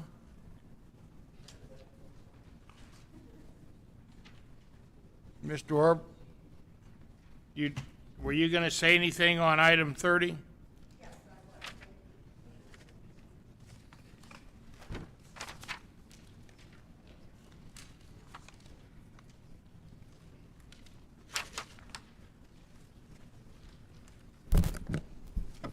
Mr. Mayor, City Councilors, I'm Rita Kane Dorhofer, very narrow, unstriped Chicago Bears mailbox, Mark Road.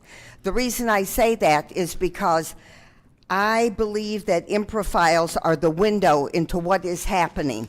There are many, many city employees that are afraid to ask for improfiles because their department head or their supervisor will fire them or have them out on the fence line pulling trash. They can't afford not to have a job. So they contact me, and as I say, 60 to 65% of the improfiles that I write, I have no idea what they are or what's going on. I just get them for the people, and I don't even know who the people are. Some of the things that are really interesting is the transparency that is not here. And that's what they know. They are working in the trenches, and they see things that are going on, but they're afraid to say something. So they figured, oh, I'll call Rita, I'll put a note in her mailbox, and I'll see what I get.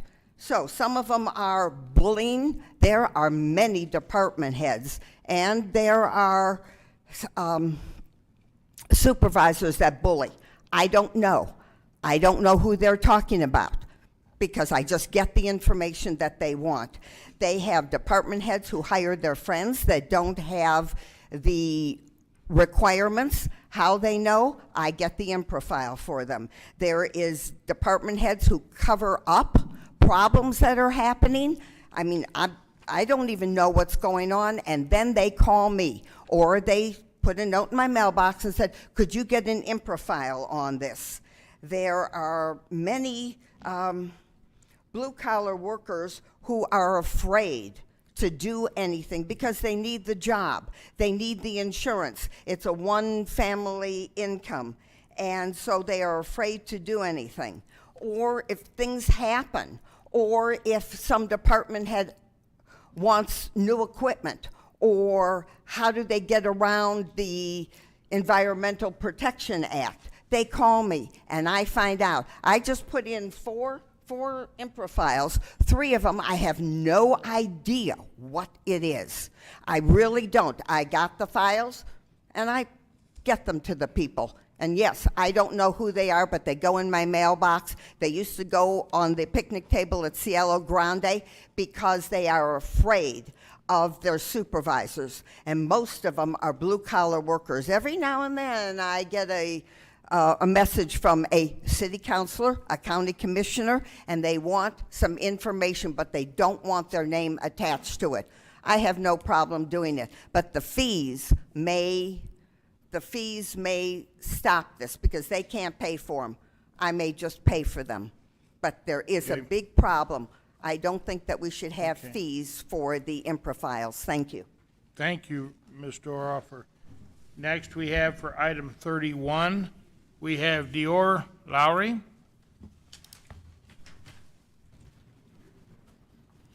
My name is Dior Lowry, 407 Matthew Street.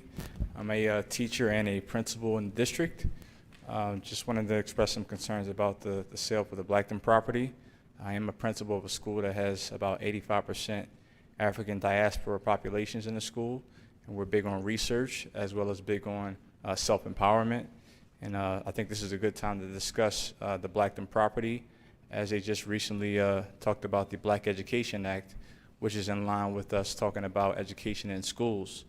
We know that the legislation indicates that the Black Education Act requires the Department of Education and the Department of Higher Education to elicit curriculum and policy in order to have sensitivity training with African Americans and also be in line with the different races and have multicultural curriculums. I think that the ordinance that they have in place that was set, and was it 2006, I think that should be honored. I know that recently I looked at some documentation that indicated that they had the plan for it, they had the bids in 2007, and then they had the recession in 2008, so the timing at that time wasn't pretty good. But I think this is a good time now in order to move forward, piggybacking off of the Black Education Act.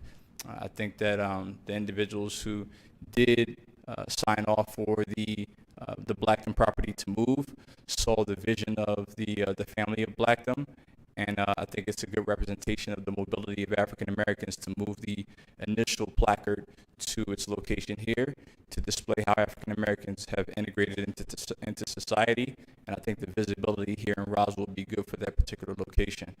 I also think that we can do some research to indicate how the representation of African Americans with this visibility can tie into individuals being proud of themselves and seeing how that can have positive outcomes in the educational setting with African Americans.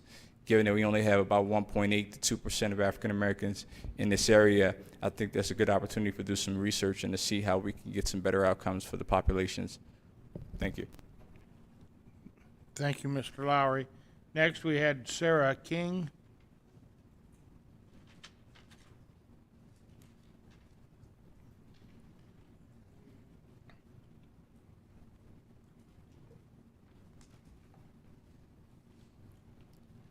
Good evening, Mayor, Councilmen, women. My name is Sarah King. I live in Dexter, and I am the granddaughter of one of the first teachers at the Blackton School in Blackton. Our mother, which we're represented here by my husband, a brother, and a sister, and our mother was born in Blackton, so we are very aware of the history. And now I'm here to say that we are opposed to the sale of the property on Grand and College because that property was dedicated by the city for the Blackton Memorial Garden. And I feel like we would be losing a part of our family history and the history for the state of New Mexico if it's allowed to be sold to someone else. Thank you. Thank you, ma'am, Ms. King. Next, we have for item 32, it's another, let's see, resolution.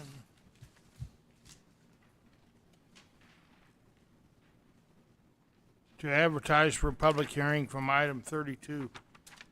We don't have to swear them in for that until we get to the regular public hearing. So I think it would be okay to take Ms. Andrea Moore, because this is just for the advertising, and when it comes time for the actual resolution, they'll have to be sworn in. I'm going to reserve the right to make my comments until the actual public hearing. Okay, thank you. Okay. So we've done that. On non-agenda items, we have... Excuse me, I'd like to address the employees, please. we can, I would like to address the employees while they're still here watching this meeting. well, the intent was whatever, anyone is allowed to stay. What we're gonna have a whole open discussion. At that time, when we get to that item, in this, if anybody had something they wanted to say and leave, they could, that's, the intent was to get them, so, to enhance public participation. When we get to the item is when what we were looking at, to have counselors have their say and pardon? What was number 3? No, they don't have a Oh, number. They're not on oh. the agenda.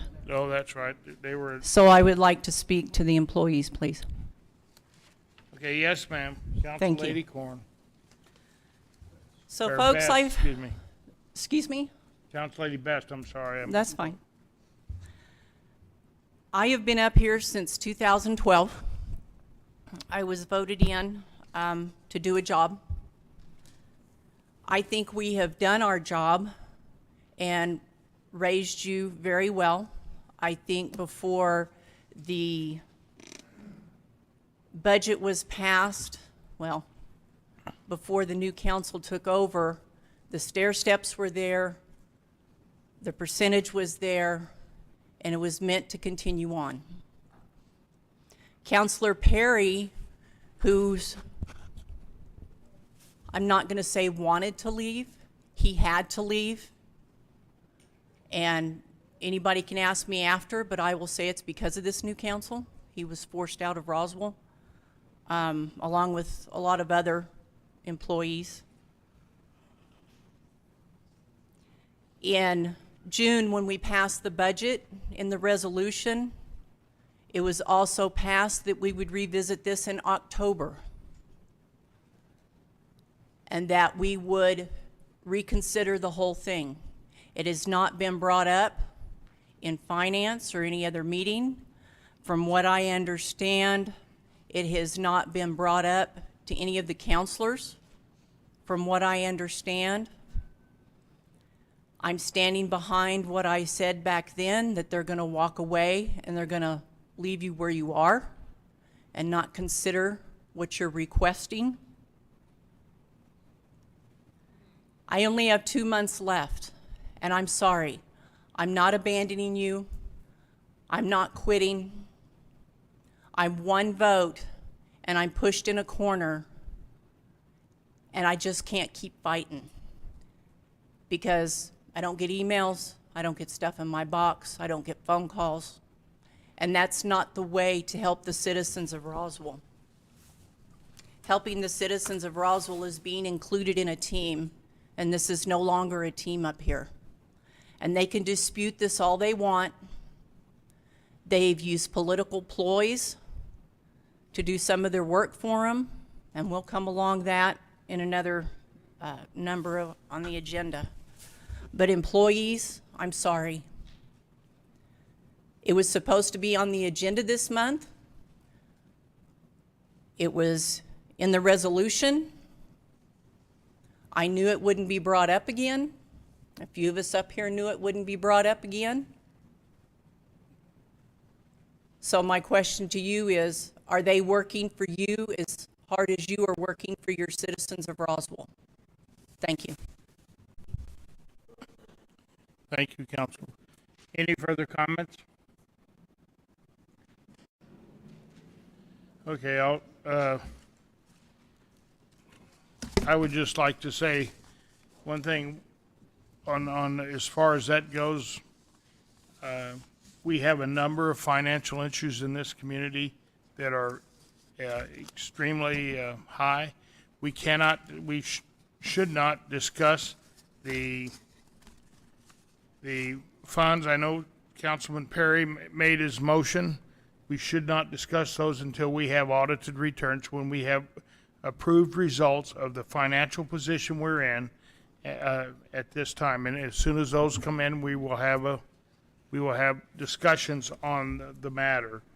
But we wanted to get results that we knew were true and accurate and correct on the financial position of the city. I would just tell you, I don't think that anybody here on this council liked what we had to do on the salary schedule. I didn't care for that either. But we have some extreme financial problems in this city that have to be addressed. Just like every enterprise system we have, as you might have heard in some of the other testimony today, are grossly underfunded, which means that the expenses are higher than the revenues that are generated by the enterprise zone. And that's the enterprise funds. So we're attempting to correct that. But in the meantime, rather than lay anybody off, we did what we felt was what we had to do and what we could afford to do. There are people that have differences of opinion about what a safety level is.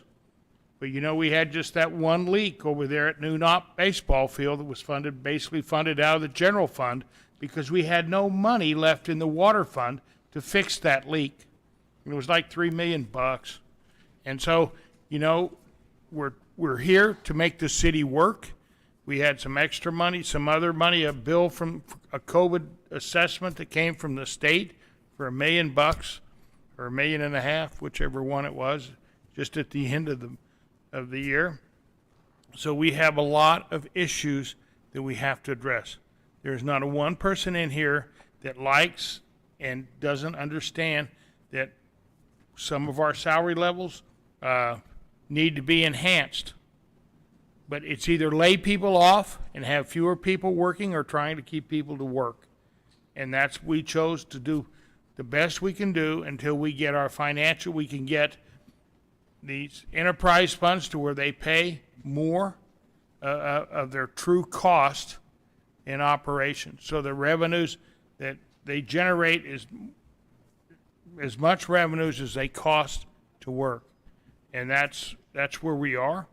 I don't think that's a misstatement, in my opinion, by anybody, because we've had a number of people looked at our budget, and we were also cited, as I recall, we got a letter from the state about that we were exceeding the expenditures, exceeding our revenues that we generate with the city in our budget. So we're trying to do what we can do, and I will tell you that we will discuss this as soon as we get the audited funds in, and that's where we'll be.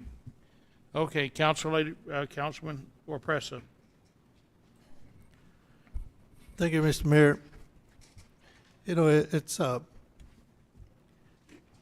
it's unfortunate that we have to send the kind of message that Councilor Corn puts out. So the only question that I would have is for our city manager, and this is for the benefit of the employees that are here. Have you given up on the budget, or are you still working on the budget to see if there's a way that we can come up with to a 1%, 2%, or whatever we can work out? Have you given up on it? Councilman Orpes, Mayor Jennings, members of the council, thank you for the question. I have not given up on it. Our team has not given up on it. What we want to be sure of is to be accurate. So as you know, and I think Councilman Perry, being head of finance at one time, would have understood as well, that the first quarter of the new fiscal year ends in September, so it's July through September. Now, you spend the following month of October reconciling, making journal adjustments, closing journal entries for that quarter before you ever report that to New Mexico Department of Finance. That is the report I'd like to bring back to this council for analysis. What we need to understand and see if there's room for, which all indications up to this point have not been in the budget process. I'll tell you, coming in the door, It was one budget crisis after the next, week by week by week, the entire time we were trying to build this budget. Lots of surprises, not good surprises, costly surprises. I think Mayor talked about the baseball fields and the water leak over there at the new Nopt fields. $3.5 million. It's not out of the question to see 2 of those types of leaks per year. So it goes pretty quick. When you're looking at a $13 million reserve, it moves pretty quickly.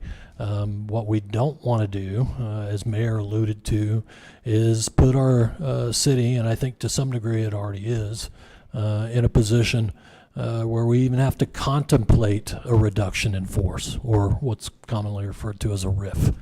We never want to put our city in that position. It's irresponsible, and it's outrageous, quite frankly. We're all smart enough to look at budgets and understand what we're looking at. You've looked at, had independent RBC Capital Markets come in and talk about our debt load, and what that looks like, and what we should be carrying in terms of coverage ratios. We looked at the utility specifically. We're not there. There's a question as to whether we're going to have to do something just to cover that coverage ratio. So we all take this seriously. Nobody likes not giving a raise. As a new city manager walking in the door, it's the last thing. That's the last way you want to walk in, honestly. You'd much rather throw out 7.9% or 5.9%, and give yourself that as well, which is what we've seen in the last couple of years. But it's irresponsible to put the city and our workforce in that position. And there is no doubt our blue collar are top-notch, outstanding. They do a great job. We heard Mr. Abraham Chaparro talk about the grappler service this evening. And they really raced around town to try and clean this up. I think we have a bigger problem, and he's addressing that as well with his bulk trash crew. We've got an education issue there. People don't understand the difference between illegal dumping and proper use of a grappler service. It's for tree branches, not refrigerators, not couches, not mattresses, those types of things. But to answer your question, I think we all take this very seriously. This isn't pleasant for anyone, but we want to make sure we get it right because there's a lot on the line. If I remember the conversation correctly, that item was supposed to be included in today's agenda, but there's been an explanation. But that in itself did not mean, or at least I understood that it was for discussion only, and that we were not going to take action one way or the other. But I also understood from the Finance Committee members that they had given their word that they would look at the possibility of salary adjustment in mid-year, which would be December. Yes, sir. So I don't think we have abandoned, this council has not abandoned the ability to try and look at working out some kind of negotiated agreement or whatever it may be to try and get at least some of that money back and give it to the employees. Yes, I think that's the way I understood it. And one last question for you. Do you remember when Fair Share terminated for the union? No, sir. 3 years ago? I think it was around 2019. Something like that. And, yes, sir. and I remember having the discussion of Fair Share when it was introduced at the state level by one of our legislators in this area.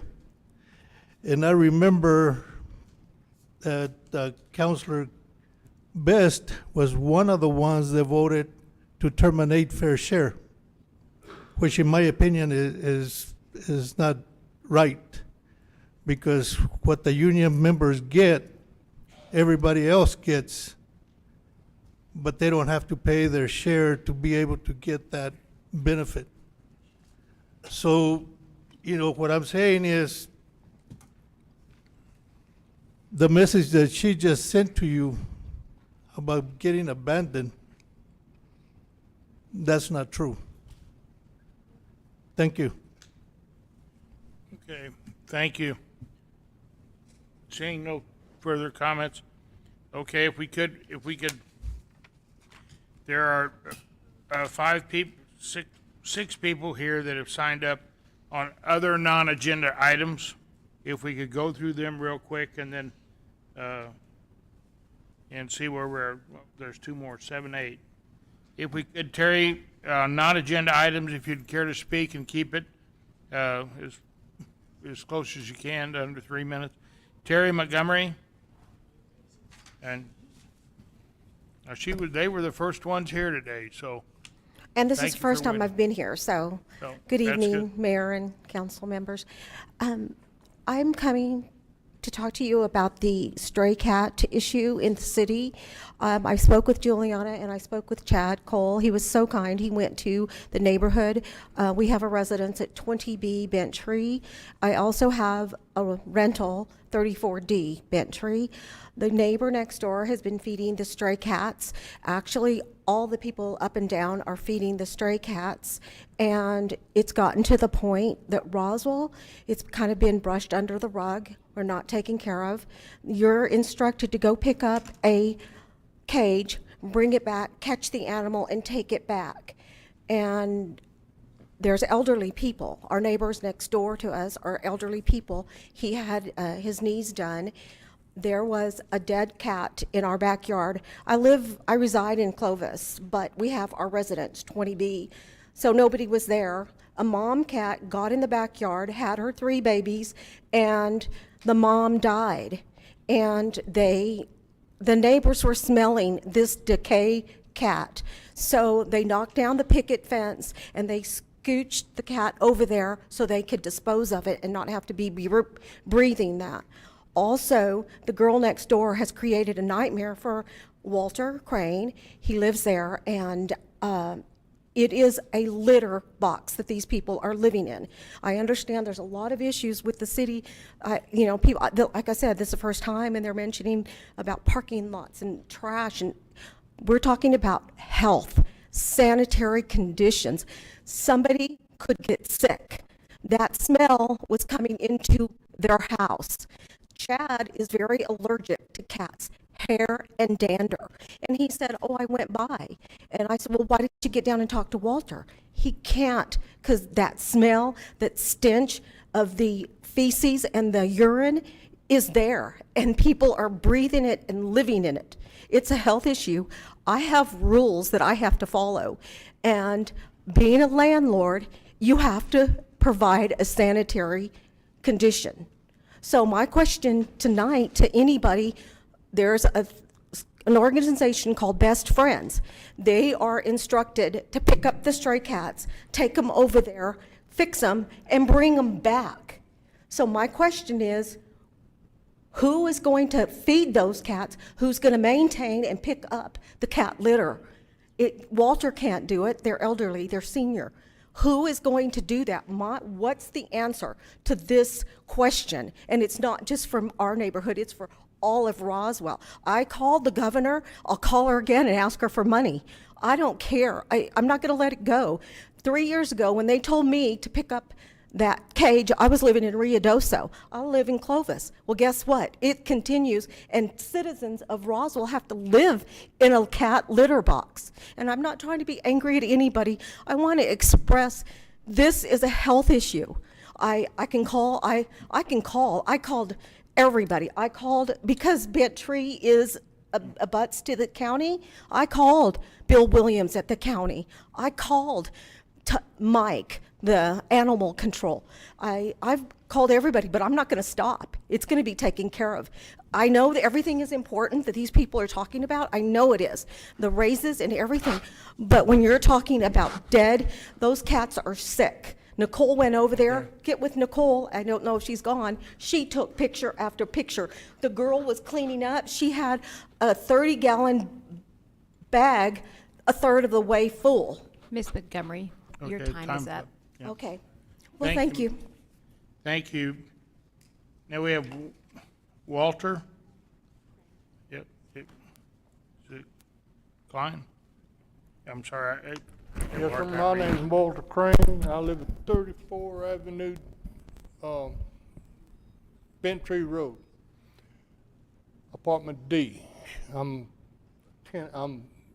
lease an apartment from Miss Terry Montgomery. I can't expand any more than what she has said, but I'll say right now, and I'll tell Mr. Mayor, City Council, you've got a problem, an animal problem. I mean a bad one. Because these cats and these dogs that are running loose and tearing up people's property and the droppings and everything's contaminating the soil. It's going to get somebody sick because the diseases that they carry, human beings can also catch them.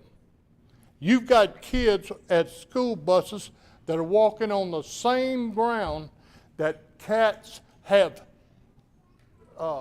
used the bathroom on. Nobody's cleaned it up. The lady next door cleaned up her apartment after she got a notice from the animal control people. The animal control people says they can't pick the cats up. We have to go get the cages, come home, trap the cat, take the cat back up. They're going to fix the cat. They're going to vaccinate the cat, and then they're going to bring it right back to where it was caught and turn it loose. Now, it's none of my business, but yet it is my business. I have to breathe that smell that's been sucked in through my air conditioner in my apartment. And to make a long story short, if that's the way we have to live, because we can't kill the cats, we can't poison the cats. If we do, we go to prison for its cruelty to animals. You've got a cat problem, you've got an animal problem. If you don't do something about it, it's going to jump up and bite you where you're sitting down. Because you're going to have people start getting sick. Kids going to get sick. Have you anybody know what hookworms are? Cats are a firm carrier of hookworms. All you have to do is step on their feces and you've got hookworms. Now, do you want a 3 or 4 year old kid of yours walking around with hookworms in their feet? That's what's going to happen here. It's going to blow up. I've seen it happen before, and I'm telling you, I'm 77 years old. This ain't my first rodeo. I appreciate your time. I appreciate your consideration, and thank you. I hope you do something about it. Thank you. Thank you.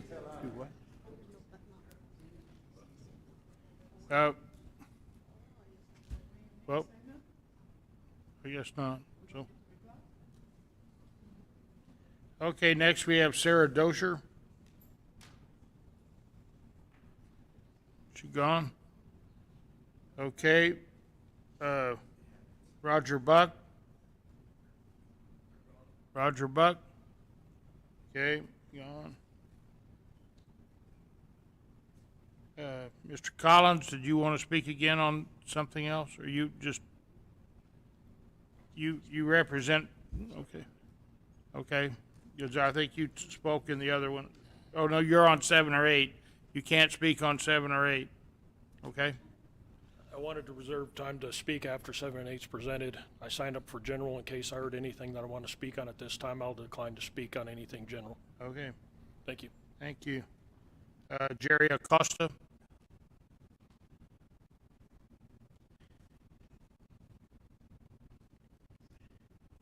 I drove 10 hours to get here today, and so I'm a little stiff.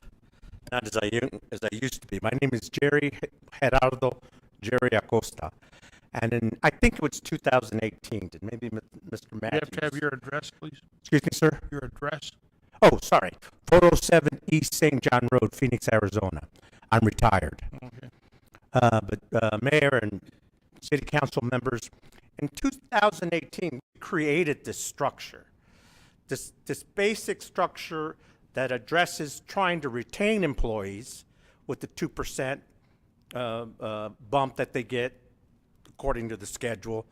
And COLAs were significant in maintaining parity with other cities. You had a problem, and you still have this problem. You were losing people.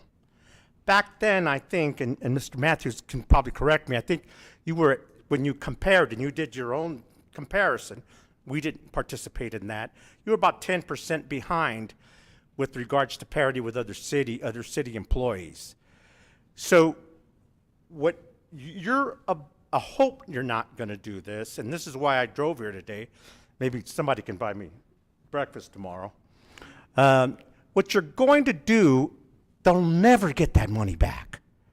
It's designed to keep people, an attempt to keep people where they're at, and to recognize their time with the 2% step, and then the COLA is just to stay above water. You know, gas, groceries, just living conditions. If you do not act, and I appreciate the comments were made that you're committed to addressing this issue subsequently to when the new city manager brings the whatever he needs for you to see, because if you don't, they'll never, ever get it back.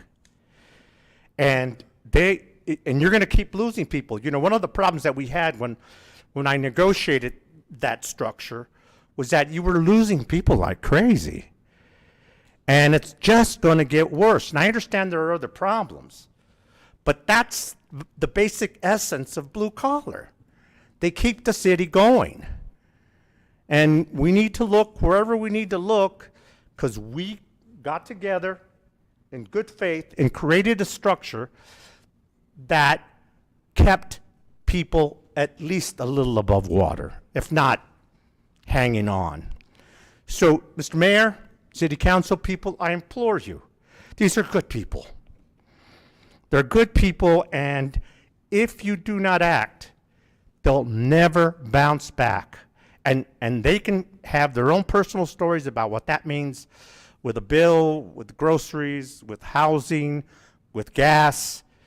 They can attest to that, but I'm just telling you, the structure was made to keep people there. And I thank you so much for your time. I appreciate it.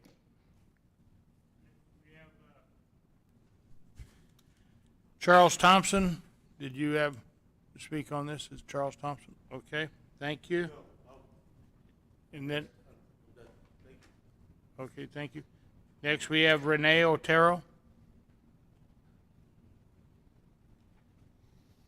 Or Renee? Renee, Mr. Mayor, Renee. Councilors. My name is Renee Otero. Live at 3006 Ventura Drive, Roswell, New Mexico. I'm also the union president for Local 51. Again, we just can't, as a blue-collar worker and speaking for my brothers and sisters out there, we are just hanging on. With talks about water increase again, what are we doing to benefit the blue collar or just living in Roswell, period? I mean, what are we doing to other families as well, not just the blue collar workers? You know, I get asked questions. I've got questions that I can't answer. The blue collars, they're wanting to give up. I'm asking them not to. I'm trying to lead them in a different direction. I hope that I have their support, but when they see social media, which is social media, rumors, whatnot, members not paying water bills, so now they're on the hook as far as not paying theirs. Where am I going to get mine at?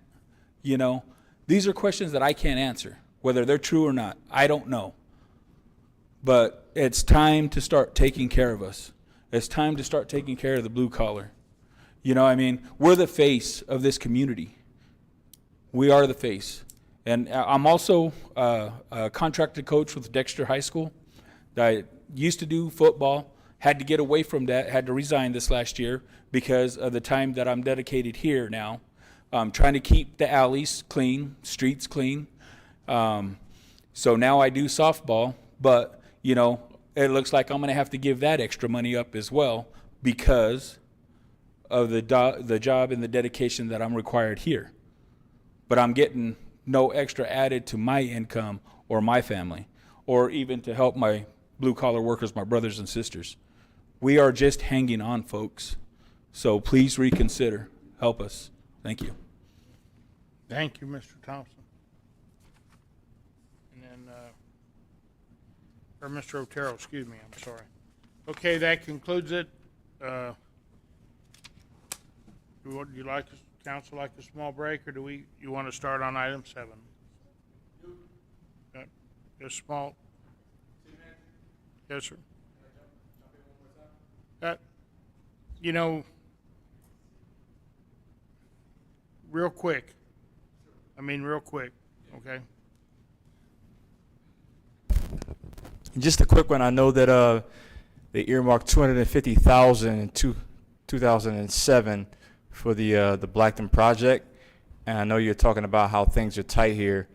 Just some ideas in order to help with the problem about it being kind of like a blight with the weeds growing and things of that nature. You can definitely phase out the property over a period of time. I know that they committed capital outlay funds from legislation in order to do so. So maybe just starting off with the concrete and then building on from there year to year. I'll be glad to talk with you about this later. Those funds are gone.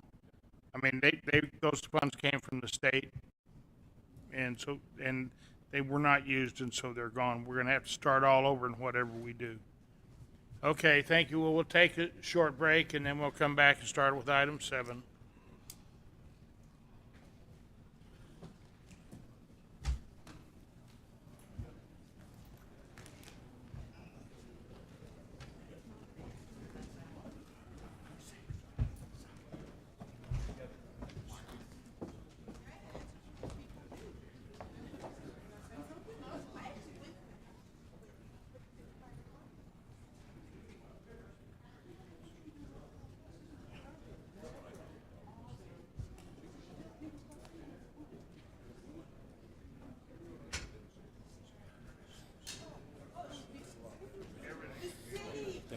It just sounded like a couple of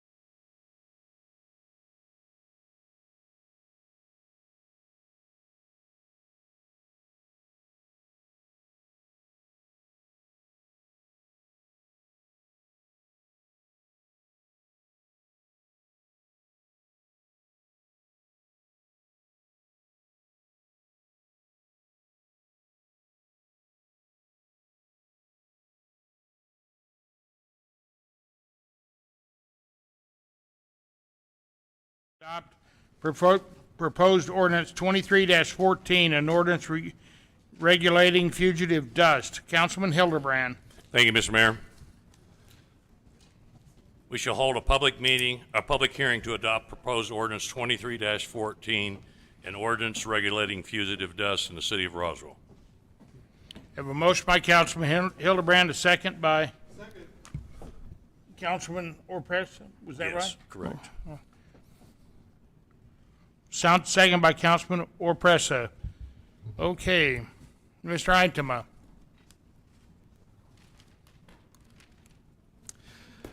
Mr. Mayor, members of the council, good evening. Tonight, I will just briefly go over what was covered last month and at legal committee a couple of times. Roswell presently, unlike many other cities in New Mexico, does not have a dust ordinance. What we've proposed here, or I guess what I've drafted at council request, is like what I describe as a reasonable method of mitigating the hazards associated with dust within the municipal limits. Other cities have taken different approaches where it couches things. So let me give some background on the cities and then why on this ordinance and kind of why we're there. So what will happen is construction or bulk materials, so large gravel piles, things of that nature, will be subject to getting a permit for us to check that they don't create too much dust pollution. For this permit, they'll simply submit a site plan and say what reasonable methods they will be using, one or more possible, there's a list that is not exclusive, to maintain a lack of dust. If there's a violation, or if somebody refuses to get a permit, that is subject to enforcement, either civil or criminal, by the city. Similarly, if the dust control permit that we've approved ends up leading to fugitive dust problems, the city will have the ability with the permittee to go back and fix their permit so that it doesn't happen again. This will be applicable to projects, again, so construction and bulk material storage and handling for anything over 3/4 of an acre. When drafting this, we looked at a number of other different ways that this has been done. In Farmington, for example, they just apply it to any grade, cut, fill, or excavation. It was legal's opinion that that was overly onerous and probably wouldn't work with our current enforcement mechanisms at code enforcement. Deming applies it to anything bigger than 3,500 feet. So 1/10 of an acre, more or less. Again, we thought it seems a little odd if somebody wants to put a shed in his backyard that he needs to come get a dust permit. Rio Rancho also applies it to any amount, but interestingly, they also require that the applicant use every reasonable method available. We're not requiring every method, simply one that will work more if necessary. I'd talk about Albuquerque, but I think you all know that we don't need to regulate as much as they do. So that left us with the state's method. The state created a method in 2019 following an EPA designation that PS10, which is a particulate standard, was not being met in parts of southern New Mexico. And that's where we get this ordinance from. It's an adjustment of the state's rule for the city usage. Again, 3/4 of an acre or more, they submit a plan, we check the plan. If the plan keeps working, that's it. If the plan doesn't work, we go and fix the plan so that it does work. And if somebody doesn't submit a plan and begins construction anyway, over 3/4 of an acre, there's a potential for city enforcement. Thank you.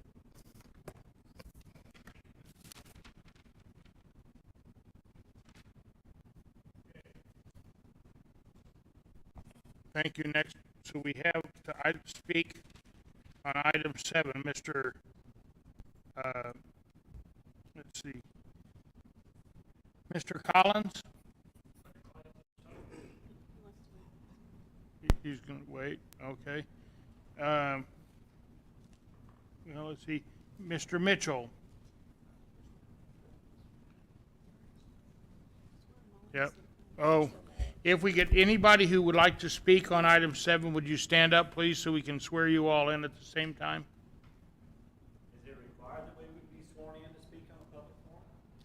To speak in an ordinance, yes, it is. Yes. Do you want to do them individually, madam, or do you want to do them all at once?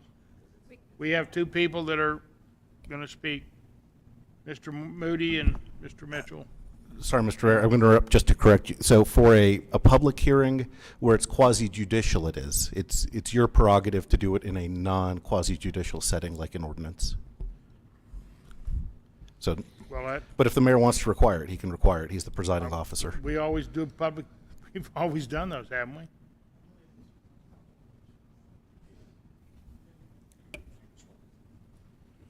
Do you want to swear him in, the council? No? Okay, well, go ahead, Mr. Mitchell. Okay, it's Jim Mitchell, 5006 Thunderbird, Roswell, New Mexico. I think it's safe to say we've established that the city of Roswell's broke, and they got plenty of issues today. And we're in southeast New Mexico where the wind blows and it doesn't rain, and now the dust is a problem.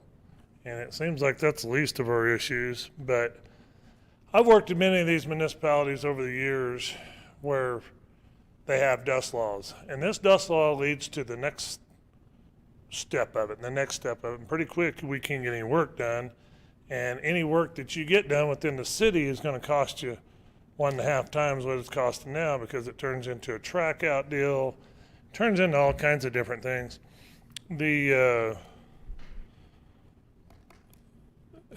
One of the issues is the city's probably the biggest offender of this dust law. You go out to the landfill, go out to the airport, go to all the city parks that don't have any grass. I mean, there's dust blowing all over the place. I feel like this is directed toward me, just FYI. That's my feeling. And if it is directed toward me and the EPA gets called, I think we're all going to have some answers to make good on with the city being at fault as well. I'm trying to be a good neighbor up there and keep my dust at a minimum. And I know this has been an issue previously, and once I was asked to mitigate it, I did. So with that being said, I've got a couple of buildings here in town. I just wanted to go through some information I had here. So 2 years ago, this summer 2 years ago, in the ready mix plant here in town, we were pouring 200 cubic yards a day every day. Right now we're pouring 70 cubic yards a day. The economy in Roswell is stifled. There is nothing going on. There's nobody building anything. Hey, drive around and look if you don't believe me. I've got 2 buildings here in town. They've both been vandalized in the last month. And I don't mean a little. They beat all the windows out of one. They painted on all my brand new doors on another one. I can't get the police force out there. I can't get them to patrol it. I can't get them to do anything.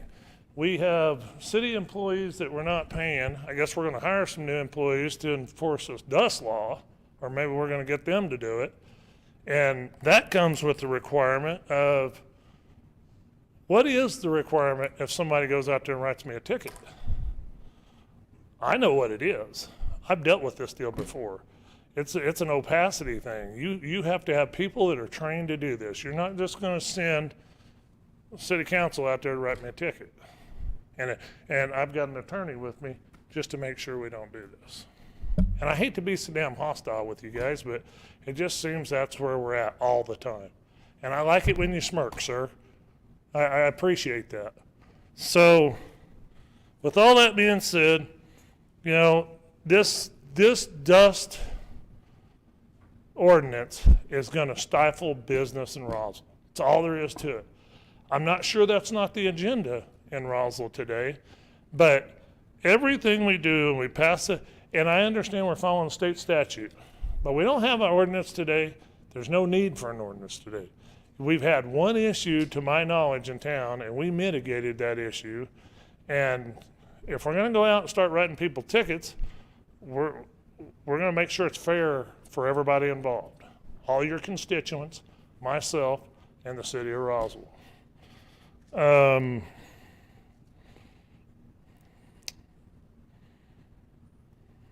That pretty much covers everything I had to say. Like I say, I had to, you know, I hate to get ornery all the time with you guys, but I feel like you're directing a bunch of this toward us. We're trying to kill this subdivision. We've been trying to kill it since you guys got in office. I'm not going away. I don't care what you do. I'm not going away. I'm going to build every damn house, every lot up there before I leave here. If it bankrupts me, I'm going to get it done.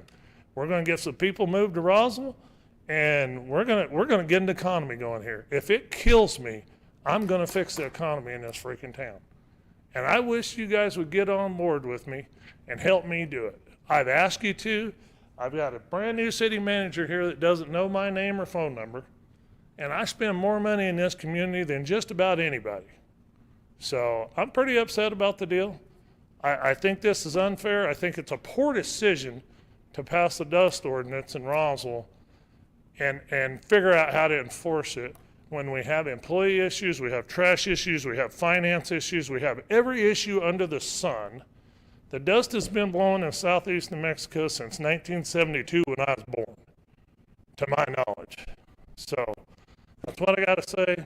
Appreciate your time. Thank you, Mr. Mitchell.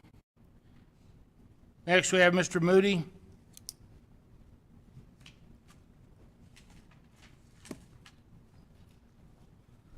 My name is Bobby Moody. I'm a contractor here in Roswell. And I have several concerns on this ordinance because I can't get anybody to fully explain it to me. I talk with our city building officials, say, okay, we live in the desert. Dust blows all the time. Way before any of these other projects that Jim's talking about on his, we started a project here. It got held up on some plans. We had a pad there. We had it crusted over. There's a little vegetation. But I said, if somebody takes a picture of dust blowing across here, it's not going to come off of that because it's all crusted over. But now you're going to make me go out, drive across the vegetation, which in the desert, it's unforgiving. You can still fly up north and fly over the Santa Fe Trail. Been 160 years ago over that. We go out there, now I'm going to create more dust and compound a problem. That's insanity. That's stupidity. You can call it what you want, but we live in the desert. We don't live in Kentucky. We have dust coming across. If all it does is to take a picture, I'm going to sit here across the Woolbo parking lot and take pictures of dust going across all the time and go, we need to mitigate that. I'm not, but you understand what I'm saying.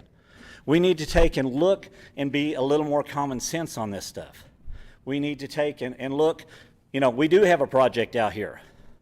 A lot of the reason the dust is been blowing on that is because this council right here stopped part of the reimbursement that was going to come back for us doing things. If the city stops a project like that, does that suspend any fines, penalties, permits? That's a valid question that I think needs to be answered as well. Who's going to be qualified to enforce it? We talk about not being able to take and pay these employees and keep up with things. I'm a contractor here. I come in and I find out now they're getting ready to not charge us for permits on building. I know a lot of people are for that. They're not going to like what I say. That's stupid. We're already fighting for not having enough money. We haven't really raised our permit fees. They're not out of line. But now we're going to take that off. Where are we getting that money to offset that? That's something I'd like to know too. Nobody's been able to answer that. We have, as far as on a project, it's not that much, but you start adding enough construction projects, it adds up. There's a deficit there. Who's going to pay the building officials? Who's going to pay all of these guys? Who's going to pay the staff? We have a great staff. They're easy to work with. I don't want to see them go somewhere else. They actually care about being in Roswell. They care about seeing it grow. They care about working with us. Does that mean they always agree with us? We always agree? No, but we always work and find a solution. We need to find a smarter solution to this because this is not smart, this is not wise, this is not good business sense, and it's not good for the community. Thank you very much.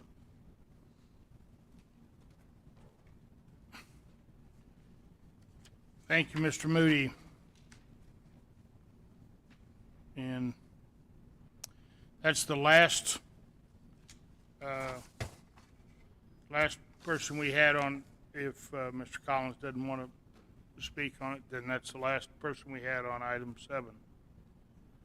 Okay, questions from members of the committee?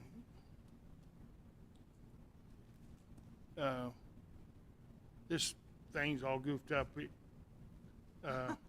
I don't know who Roebuck is. I know who Roebuck and Henderson are. Okay, so who?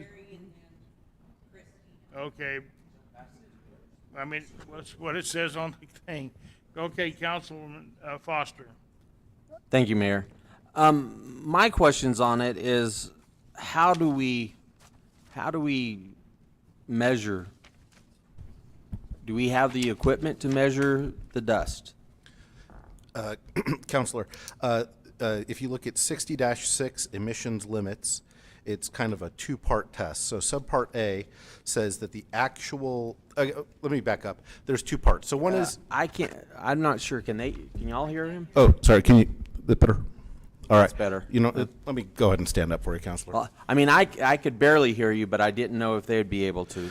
Sorry, let me, is this improved?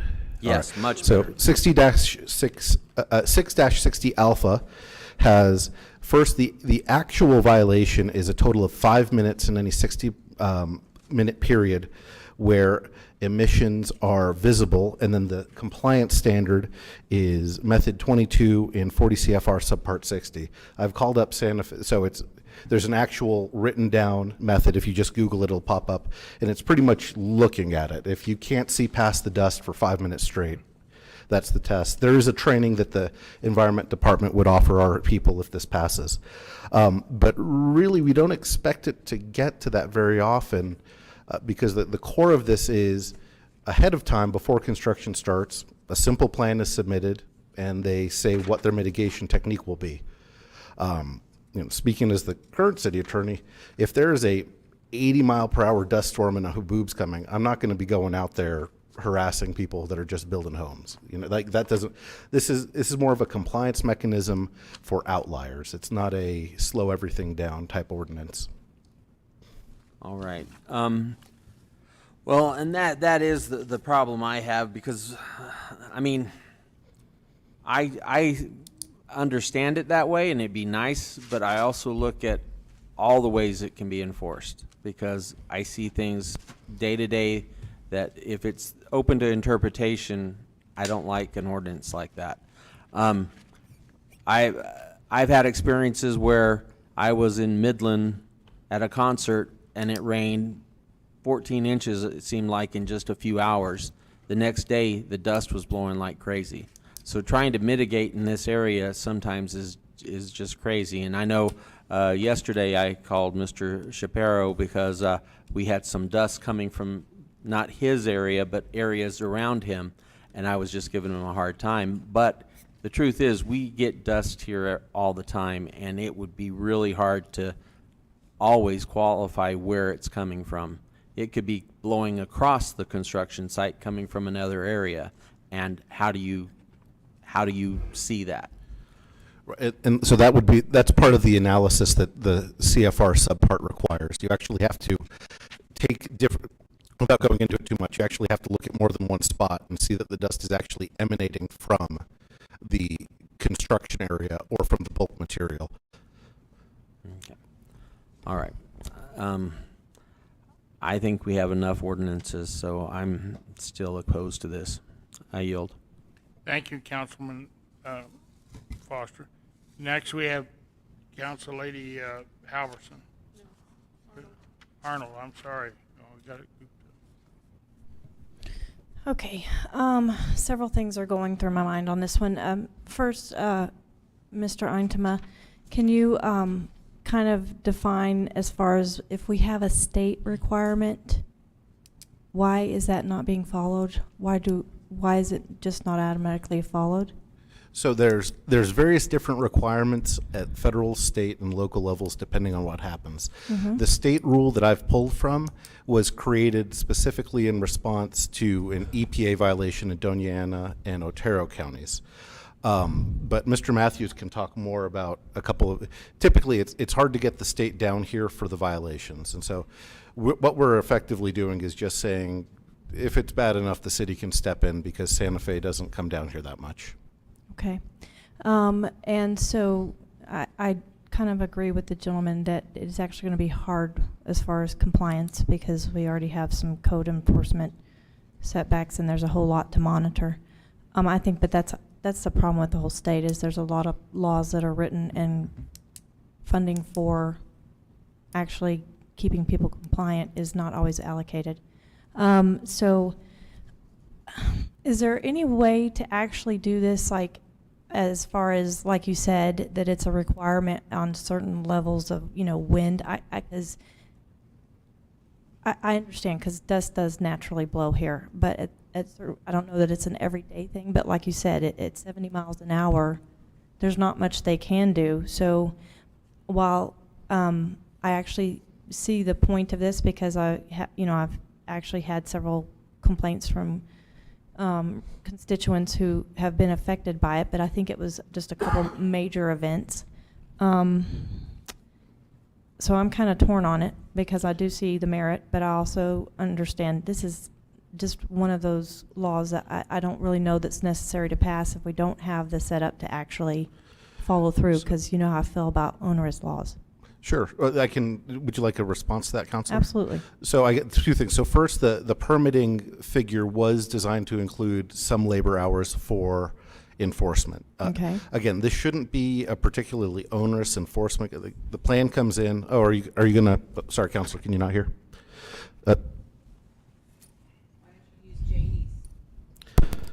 Well, because you guys deserve me to stand every now and then. It's good for my legs. In any event, so yeah, if people come in with a plan, we don't expect to have to enforce it very much. That's the first part. And then the second component is, and I'm sorry if I didn't make this clear, this only is really applying to disturbed ground as a result of construction. So this doesn't apply to agriculture. This doesn't apply to a playground if it's not, unless the playground's bigger than 3/4 of an acre. So these are really for it. I wouldn't say industrial size project, but very large projects that are typically constructed by sophisticated actors. Okay. And the next thing I would actually like to address is the fee abatement program that you mentioned, Mr. Moody. I spend a lot of time working on that, and it's actually very valuable to me, because in Ward 1, I have people who cannot find homes, and they're of a lower income. And I have had a lot of feedback of how this has actually helped just the everyday average man. And I'm sorry it's an inconvenience for you. Both of you have had my phone numbers. I am open to a phone call, but I've never heard from you. And I work every day on business development. Okay? Thank you. Next. Okay. Councilman Arnold, you're through. You came back up again, so. Okay, so are there any further? Pardon? I'd like to jump in just for a second. I don't want to run this all night. But my concrete plant sits just north of your landfill. Can you hold off, please, and let Sure. the council go through it, and we'll come back if you have Okay, something else wonderful. to say. Just give. So. I pushed my button. Oh, Miss Moore, okay. It wasn't pushing. I don't know. It's not working. Okay. Yeah, I pushed, but it. Okay, didn't light up. Miss Council Lady Moore. I have a small concern with this too, from where we live, and I tried to understand and listen to what you said about the size, and so, and that was what you just said was what added to my concern. What you said is just for the big people, the people that have a lot that are building a lot. That's the way you sounded, like you said. I don't know if that's how you meant it. It's not for the person building one house, so to speak, but the person that's building 100 houses kind of concept, right? Is that what you said? Yes, Councilor Moore, the idea is the average lot in Roswell is anywhere from 2/10 to 4/10 of an acre, so this wouldn't apply to one house. But if it's two large lots, it would apply. Okay, but in the building process, or the process when they get ready to start, is there a place, did you say there is a place for them to have is that word abatement? Or to tell you how to mitigate? There is, in part of their building stuff, I'm not a contractor, so I don't know. So the stuff that they put in, they already tell you what they're gonna do with dust? Is that something that's already in the plan that this man would be would be giving you? There's already something in there that says that if the dust gets to these things, this is what I'm gonna do. Yes, so what would happen is a small site plan would, so a map of the site, and then a description of the plan, of what you're going to be doing. So I will be building houses, and how you will mitigate. There's a list in the ordinance that's automatically acceptable. You have to use at least one, or you can use other mitigation techniques if necessary, and that would be at the discretion of the department.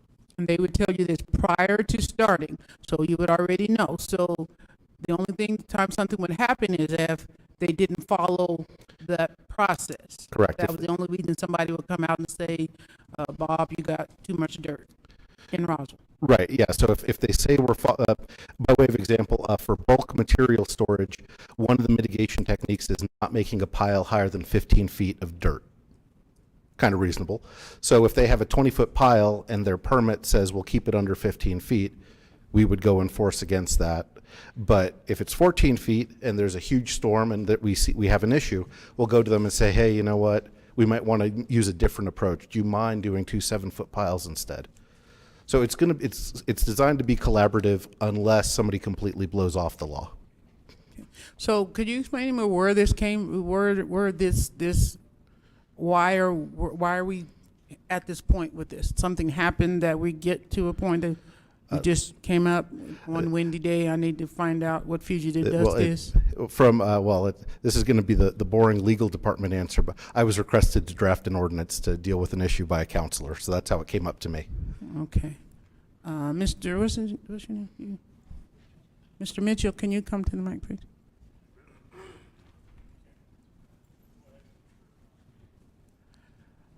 So can you tell me again what your concern is? Why you just said a minute ago you felt like this was aimed at you? Can you tell me why? Yes, ma'am, because early on in our subdivision, we did have a dust issue. We went out there, cleared off a bunch of stuff. We had some real big events like 50, 60 mile an hour winds that blew. Me and Kevin Mavers worked diligently to get it mitigated. I believe Mrs. Arnold and Mr. Hildebrand got a ton of phone calls. I know Mr. Hildebrand was pretty upset at the time, and that's where this dust ordinance started from. That's where where it generated up from. Like I said, I've worked in multiple municipalities that has this situation, and there's two things that really concern me about it. One is Roswell's on the cuff of losing every business that it has right now, and people aren't coming to Roswell. We need a ticker tape out there on 380 to see how many people are going to Lubbock. People are leaving here by the groves. We have a Hispanic population of 60%. We don't even maintain the birth rate in this town. And so with that being said, one more rule just puts us at another disadvantage. And then the other thing that I'm really concerned about is it's very subject to how you police this. You drive up there, you look, you go, yeah, I was here 5 minutes. I take the attorney's word on it or whoever they send out there that that's what happened. And I can take you out there when the wind's blowing and the dirt's blowing off the city property adjacent to me. Now, it's undisturbed city property, so they're exempt. But I'm not exempt because I'm over there trying to better Roswell. The city landfill, my concrete plant sits due north of the city landfill.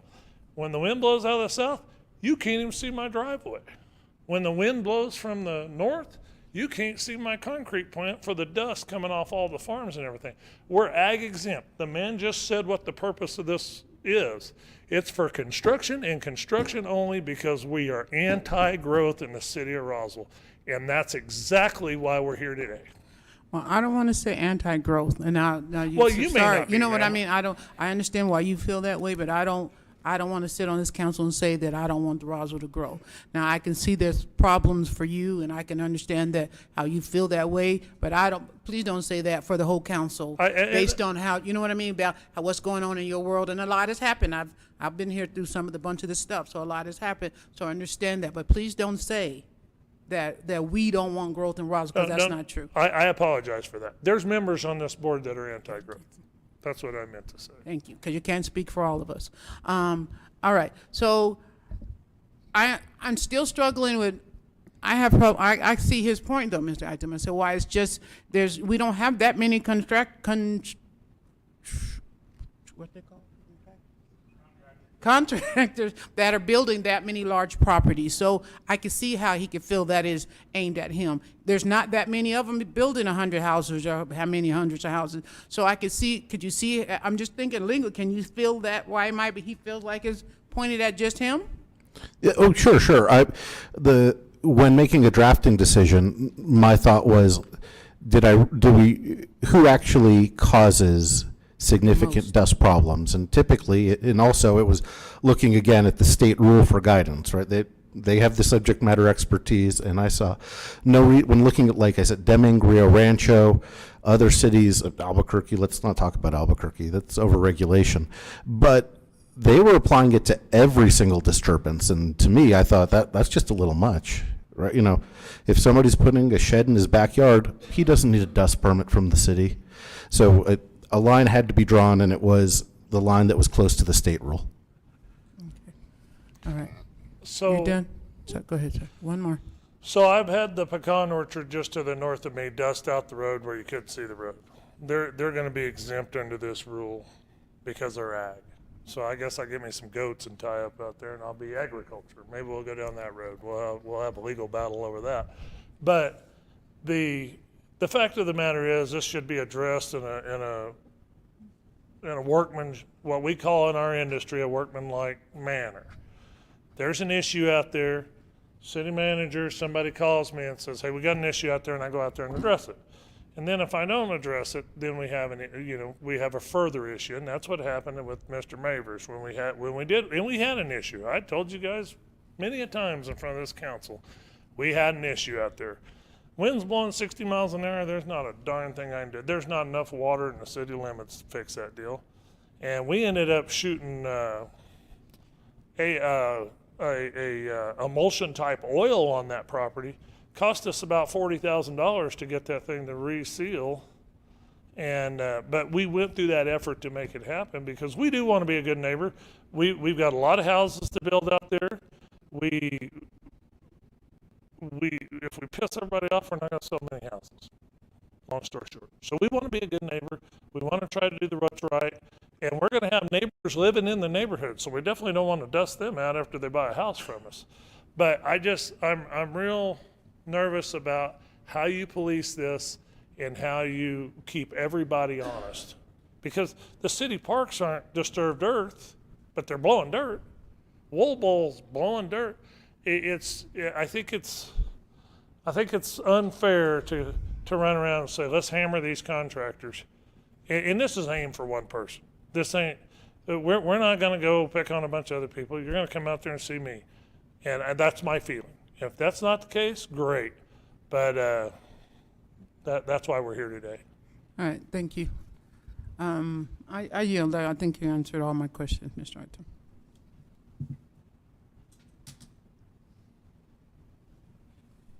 Thank you. Are there any other questions to come before the council? Hey, Mr. Mitchell, would you like to come up and say something again after that? I appreciate it. I believe I said it. Okay, thank you. Okay, so. I got one more. I do have one quick, real quick. So I have 250 lots already pre-approved. Am I grandfathered in under this law? This law is just coming into effect. I'm already approved. I mean, I dealt with this on the water services. We've changed the water service material, and I've already got 250 lots approved, so I got to go relive that. Oh, yeah, I do. And I'm glad to do it. I'm working with the city. That's what they want to do. I don't mind doing it at all. I'm just telling you, this is a one-way street on a lot of things, and I've been very cooperative with the city, and I believe if you get Lewis and these guys up here, they'll tell you that. I hope they will, because I try to work with the city day in and day out. I try to bring business to this city. I try to bring good things to this city. I really do. I know I get up here and I beat my chest and I'm upset all the time, and I am. I'm very upset about it because I feel that it's me against you guys. I don't get a whole lot of cooperation from the city. There are certain departments in the city that I cooperate well with, but I have really struggled with the city of Roswell. And I just cannot imagine what I'm doing out there that's just so evil to the city of Roswell. So, thank you. Well, Mr. Mitchell, at least you did, in your earlier statement, you were talking about the city being broke, and we do think we have some financial problems. It's one of the same things that we talked about before when we were talking about doing the money for each lot, and that's just one of the things that happened. And when you get upset with me, I think there are a number of people on this council that felt that the city does have some severe financial issues, and we cannot, the only thing that goes with any of those lots, if we were able to do them, the money has to be appropriated by this council first. We don't have the money to appropriate that. And that's my opinion, and you can get mad at me for smirking, but I don't think you've ever treated me fairly, and so you have a problem with how you say I'm such a jerk to you, and all I'm gonna tell you is, I don't think you've treated me very nicely either, and so that's fine. We can feel that way. I have no animosity against you, but if you feel that way, you certainly have your rights to do that, and that's so. Well, you make your comments about me, and that's fine. If I make And comment that's about fine. you, sir, I'll make it. It'll be me and you. I don't talk about people behind Well, their you back. just I did. don't do things. So- No, sir, I did not. No, that ain't what I'm saying. right. If you guys have financial issues, and I believe you do, I don't. That MERP deal's over. We've already sunset on that deal. I didn't get a lawyer and sue the hell out of the city of Roswell. Frivolous lawsuit if you don't have any money. I'm trying to work with the city. And I think that was a good, for instance, right there. I didn't sue the city after that MERP deal because, it was not going to get us anywhere. This deal here, I don't want to be any one of you councilmen. Dealing with a broke town, a bunch of mad people is a tough deal. So, I'm glad you're doing it, not me. But at the end of the day, I am trying to do what's best for the community. I try to do it every day, and I need a little bit of cooperation from the city, and I think things like this is just another dig at it, and we got to get through it. Right now I've got $8 million buried in that piece of land out there. I'm going to get it back. I'm going to build every house out there, and I'm going to get it back. And if I have to turn every one of them into a rental, I'm going to do it. So I'm far from broke, and I'm going to stay, and I'm going to stick and stay until we get it done. So I appreciate it. Yep. Okay, any further comments? Okay, we have a motion by Councilor Hildebrand and the second by Councilman Opresa for for item number 7, ordinance 23-14, to adopt proposed ordinance number 23-14, an ordinance regulating fugitive dust. If the clerk will call the roll. Counselor Sanchez, No. Counselor Arnold, No with explanation. Counselor Moore, No. Counselor Oropesa, Yes. Counselor Corn, Yes.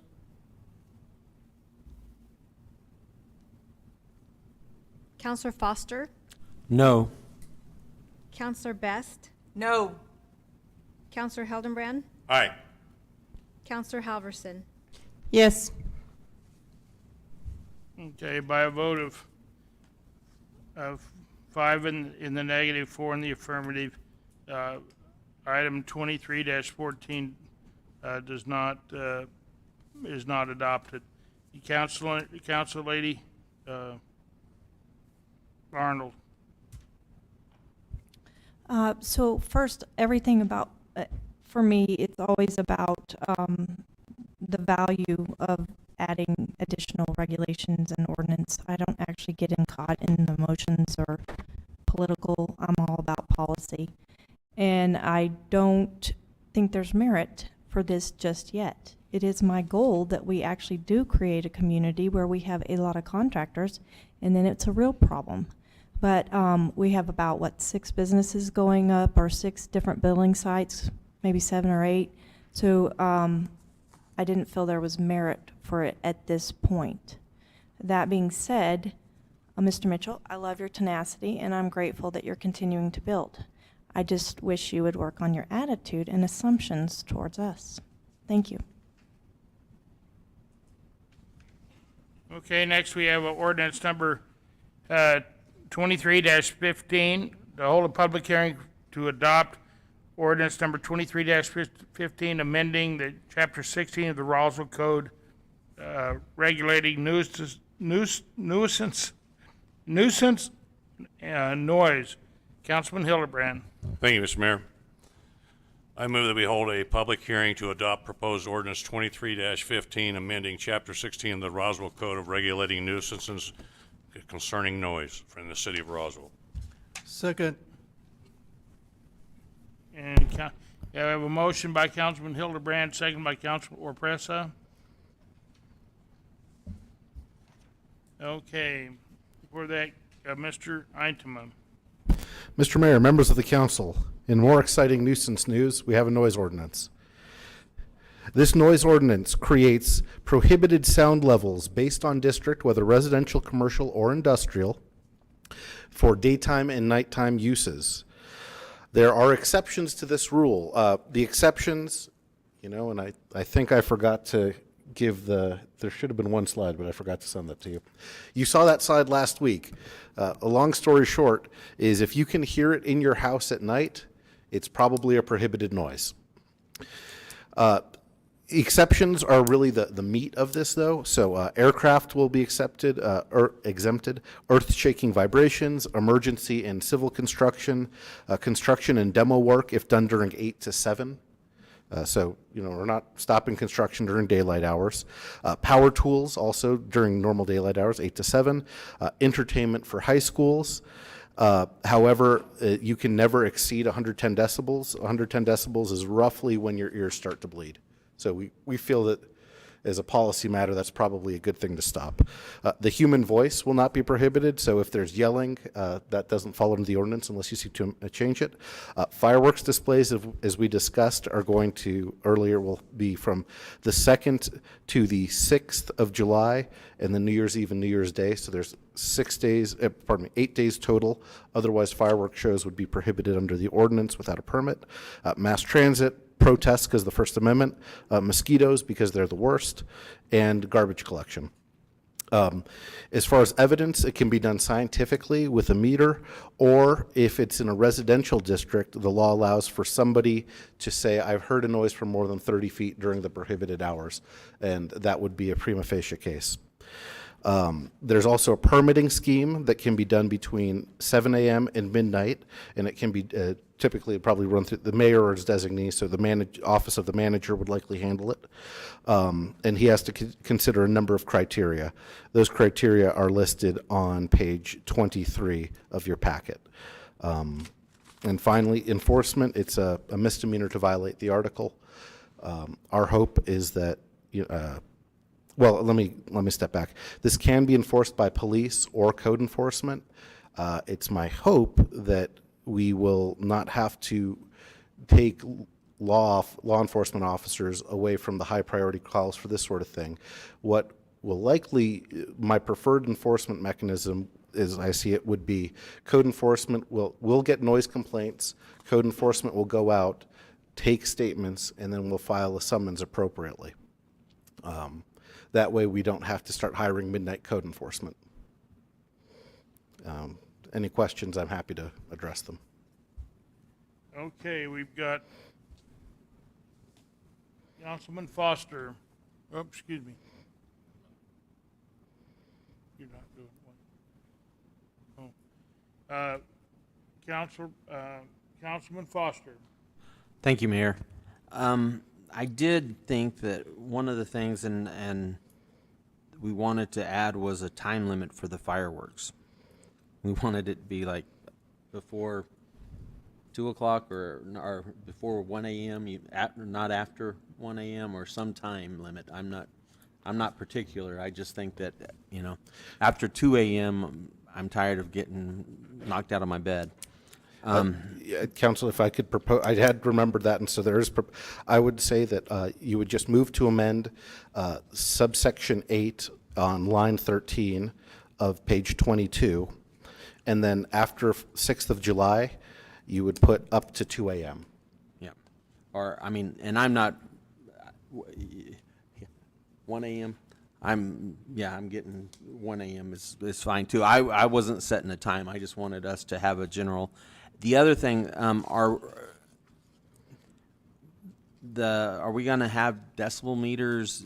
Are police officers or our code enforcement going to be equipped with decibel meters?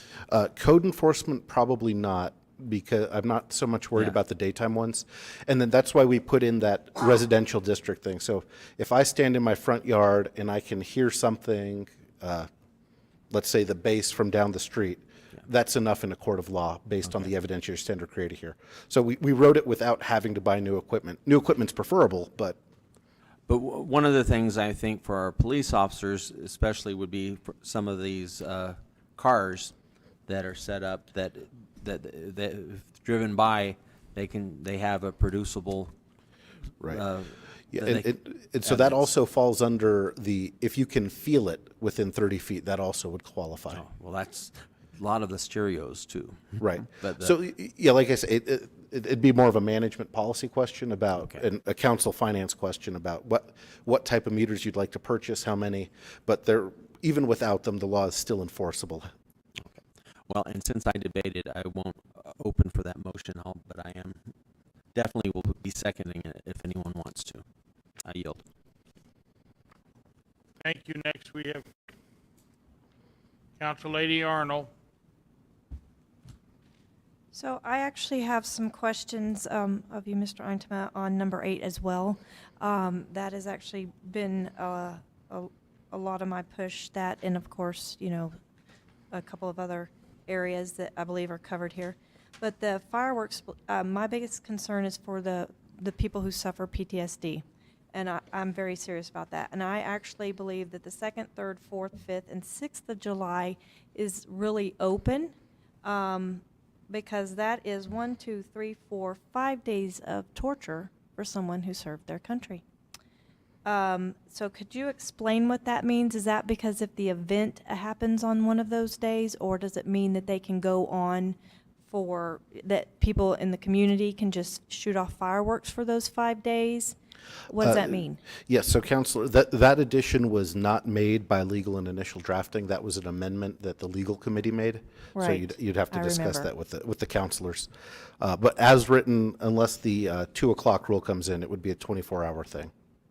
So I'd probably say, look, Counselor Fott, sorry to interrupt, Mr. Mayor. You probably want it for New Year's Eve and New Year's Day too, right, Counselor? Right. Yeah, so I think, right, what we probably would say is between, excluding, if I'm thinking about it again, fireworks displays, then the next line would read, excluding the hours of whatever AM to whatever AM, and then the rest of it could be in there. So you could 2 a.m. to 10 a.m. Nobody lights them at 11 a.m. anyway. That's what shooting off pistols is for. I still have the question, yeah, that's even better. 2nd, 3rd, 4th, 5th, and 6th, is that because I would propose to move the 2nd and the 6th and just allow fireworks on the 3rd, 4th, or 5th, but as I understand it, sometimes we have events that are on the 2nd, correct? Correct, and if that were excluded, the permit would still be allowable for a fireworks display. Okay, so they can get a permit. Okay. Yes. Can you propose maybe an amendment that would actually, I want to make sure I get the verbiage correctly, and we also want to include the time limit of 1 a.m. So I think what we would, considering yours, Counselor, I would say line 13 would read fireworks display period between the hour, or excluding the hours of 2 to 10 a.m. The limits set forth in this article do not apply to any public or private legally permitted fireworks display on the 3rd, 4th, 5th of July, New Year's Eve and New Year's Day. So that would I be don't know that I got all that, but that oh, was. sorry, that would, yeah, so it's for, after the word displays, you'd say excluding 2 a.m. to 10 a.m., and then you would just delete 2nd and 6th. Okay. I got it. 1 a.m.? I got it, yep. Okay, I got it. yeah, which would It's whatever you guys prefer. I am, but you are my muse. Okay, well, I'm going to work through that. Mr. Chair, I'd like to make an amendment, a motion to amend item number 8. What? You just, Okay, that's fine. Yep. No, we got others, but you understand. okay, Peterson, that's Council Lady Moore. I'd like to make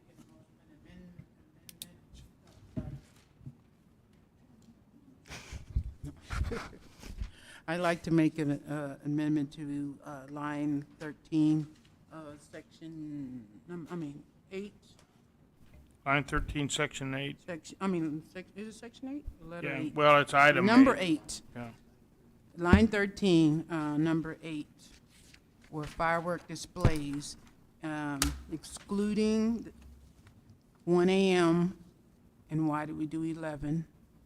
I'm not sure why we did 11. Counselor Moore, we can't hear you, please. I'm in the mic. She's eating it. Council, Excluding 1 a.m. to 11 a.m., is that what we're saying? Excluding 1 a.m. to 11 a.m. Also on line 14 to remove the 2nd and the 6th of July. And ending on New Year's Eve, New Year's Day, so we don't need to change the time there because we put it at the beginning. Second. Do you get that, Miss Amalia? Yes, ma'am, I did. Thank you. All right, thank you. excluding the 2nd and the 6th. You're removing the 2nd and the 6th, so it only says the 3rd, 4th, and 5th. And then 1 a.m. to 11 a.m. Yes. Be how that would be in there. And we're removing the Okay. 2nd and the 6th because if the event falls on that day, they can still get a permit, correct? Okay. Okay. Now, is there, now, let's see. Councilman Orpreso. Thank you, Mr. Mayor. Just a point of order, if you will, because this is a hearing. I believe that we should be hearing from individuals that are pro or against before we make all the amendments. I think, am I correct? We had, Yes, Counselor, I just didn't think anybody had signed up for this one. I might have been mistaken. Oh, yeah, true story, yeah. is there anyone in the audience who care to speak for this? You can come up and,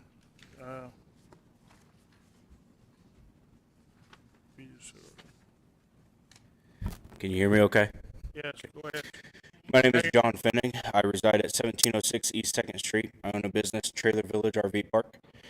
I live exactly 0.7 miles away from the Alien City Circle Track. And on the night before we had the legal meeting that I went to, I had a decibel meter that you can actually get on your phone. You don't have to buy equipment. You can, everybody who has an iPhone, you can just get it on your phone. Stood on my back porch and got a reading of 84 decibels coming from the circle track. If you don't know what 84 decibels is like, that's like sitting in the middle of I-40 during rush hour traffic when I'm trying to sit on my back patio at 8 o'clock at night having a relaxing evening. It is so intense, it shakes my windows and rattles my doors. The neighbor directly north of us, it wakes his baby up from asleep. This has always been an issue and will continue to be an issue until there's a proper ordinance in place that can be enforced. The current ordinances, we were told to call the non-emergency line, and what we're told is you need to speak with the city manager. There's nothing we can do about it. That is what city council told us to do when this was first presented, for them to have a provisional license to operate a business. That provisional license told them they had to have sound mitigation. They could operate one event a month, and they had to be done before 10. They operate events Fridays and Saturdays every weekend and go until 11 or 11:30 at night. And they never put up the sound barriers that they were required to do. Something needs to be addressed, and hopefully this can mitigate some of our issues, and we can have proper enforcement on this. Thank you. Yes, sir. Mr. Collins? Jim Collins, 501 Twin Diamond. With reference to what was just stated, some of you know that I've worked with the racetrack for 3 years. I didn't come here tonight for the racetrack. I come here over the noise ordinance because of how it affects me at my home. But the facts on the racetrack that were brought up are not factual. The conditional use permit is to try to be done by 10 with a hard line of 11. Mr. Oropesa and I have discussed that several times. This year, we have not gone past 11. Previous years, they have. The decibel meter, I've done recordings at 60 feet from the racing surface at 89 to 90 decibels. Part of the conditional use permit was that they had to have mufflers that were rated at 100 decibels or less at 100 feet.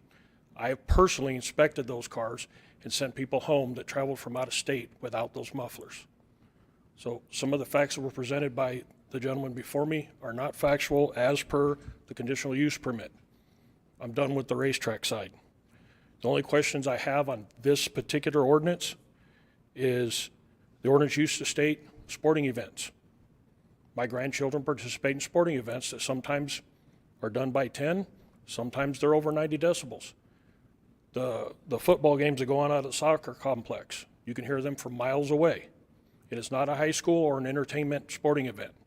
So if we eliminate those sporting events, when they do the, whatever it's called, the gridiron thing, and you can hear them from miles away and in people's backyards and stuff that's going on there past 10 o'clock or over a reasonable distance that is named as approximately 30 feet and over 60 decibels in residential areas, how is that going to be addressed in the sporting events that are not high school or city sponsored? That would be my question to the city council. I have nothing further. Thank you for your time.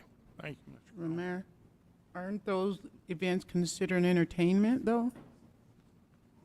Mayor? Wouldn't that, what he's talking about, be considered entertainment? Isn't it included? Entertainment events are prohibited to school events. Other events would just get permits. There's not even a charge for the permits in this scheme. So if somebody was going to do, say, the gridiron, then it wasn't the city owned, they would get a permit to have they would get a permit that said they could be louder past 10 or whatever. So they could still, those events will still be able to held in sports. They're still and those permissible things, under the ordinance. They're not outright prohibited. but they would have to get a permit. Yes. That's the difference. Okay. All right. So how does this, did you say, affects the races? How does this ordinance affect the races? This Or ordinance, doesn't?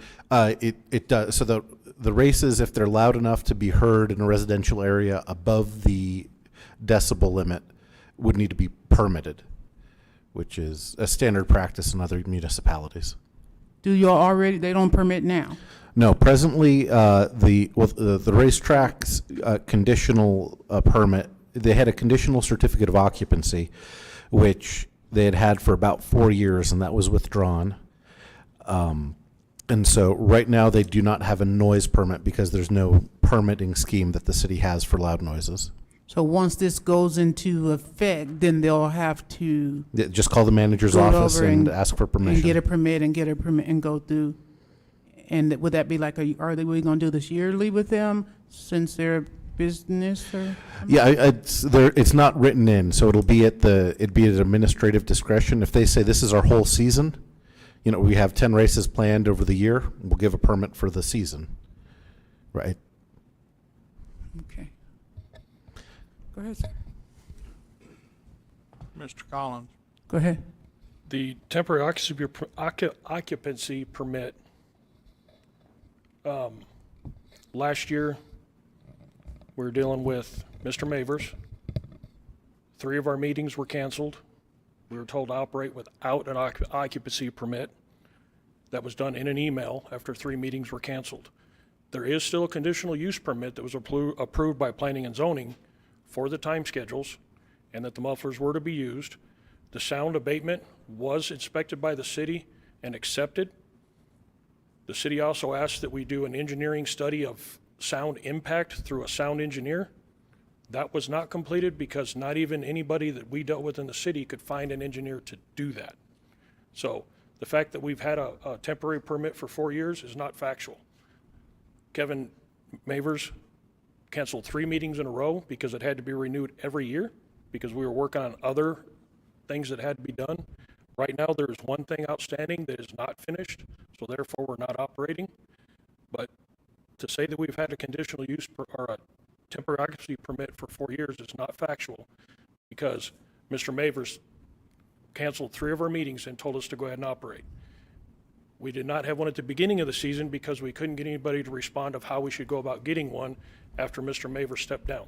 That position has now been filled, and we do have a concern with how that permit was presented, but that's not anything important right now because there is a code enforcement issue that has to be addressed at the track before anything else can be done. So therefore, the track is closed until that issue is resolved. But we did not have a temporary use permit for 4 years because Mr. Mavers canceled our meetings and told us to operate and did not issue one. I'll respond. Yeah, so the racetrack never had a certificate of occupancy issued. That is a building and fire inspection thing, not a zoning thing. So there's 2 different documents. We still have a conditional use permit. Right, but you don't have a certificate of occupancy. Correct. Nor have you ever.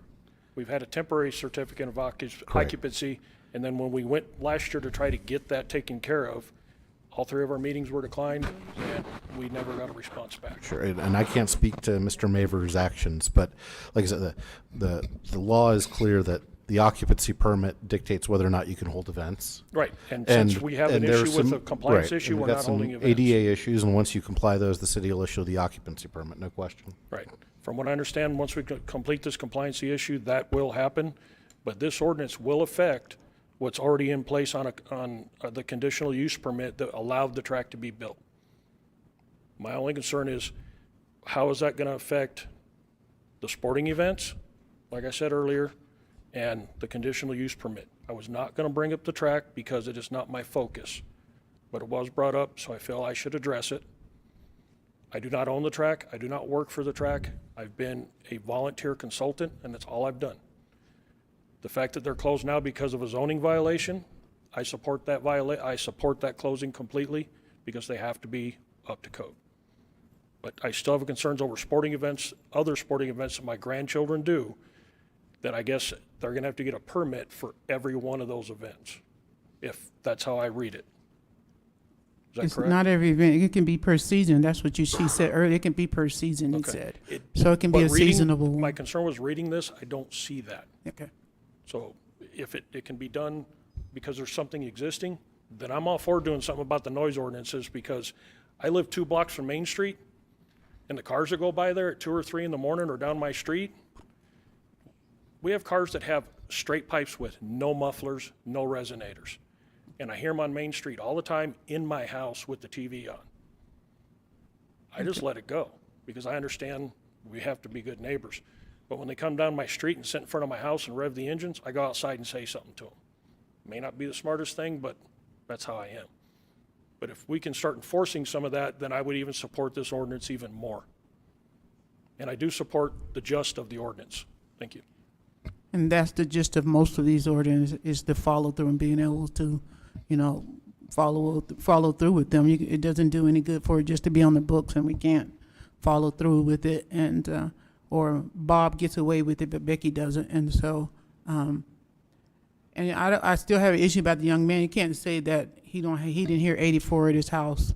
That might have been a different night. So, his perception is his reality. All right, I yield. Next, we have Council Lady Halverson. So, Mr. Collins, if you could,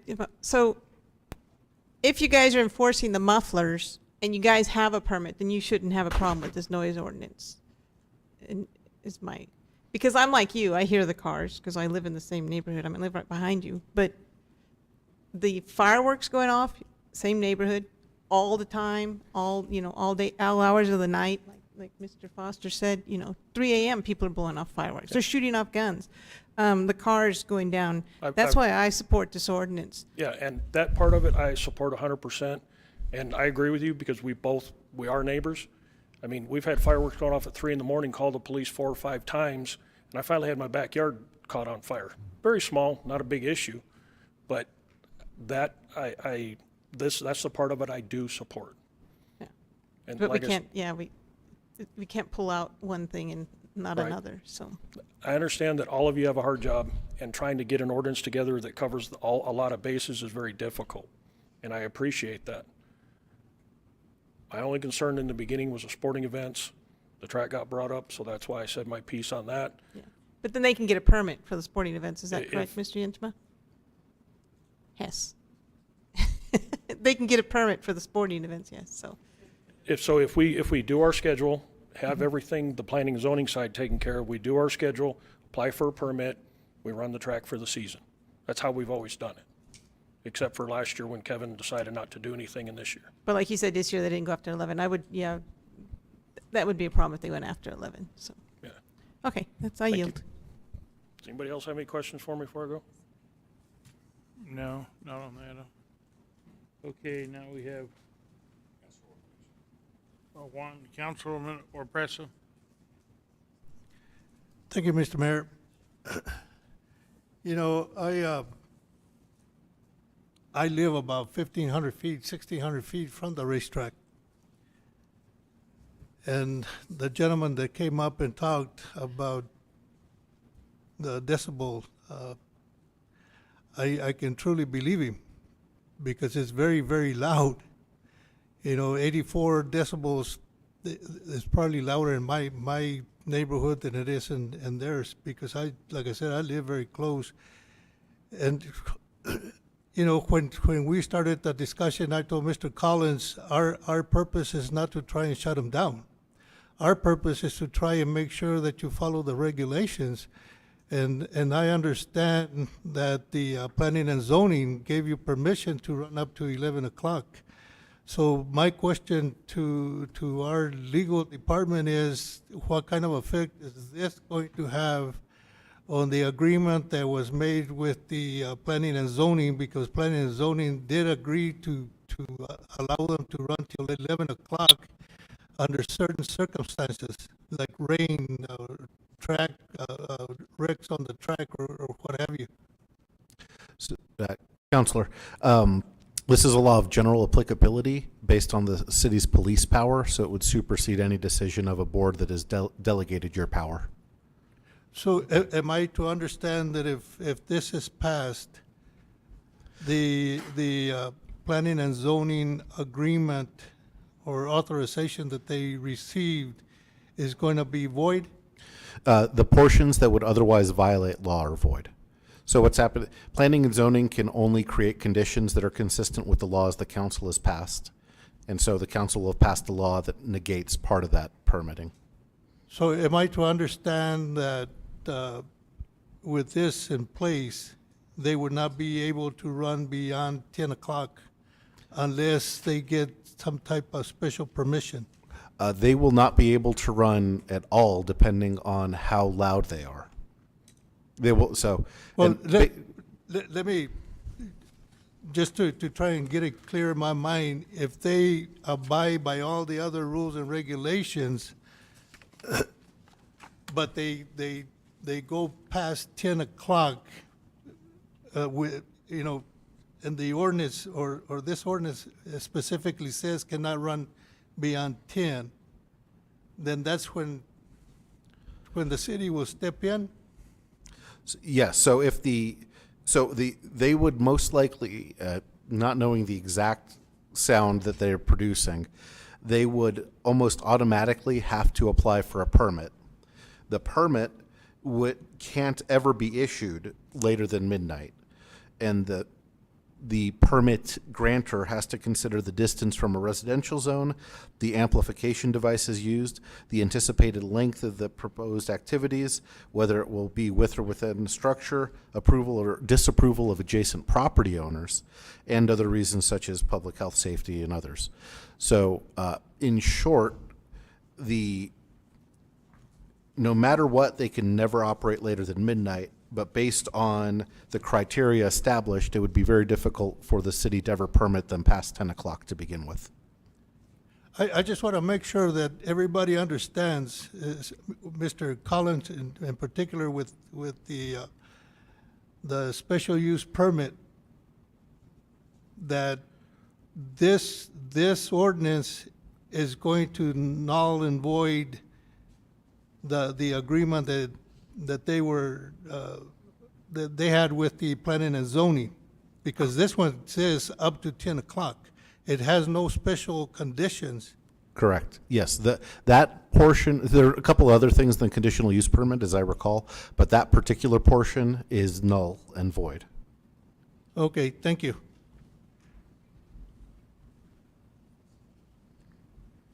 Okay, any further comments? Oh, Councilman Amendment be read. Hildebrand. Would the clerk please reread the amendment that's proposed?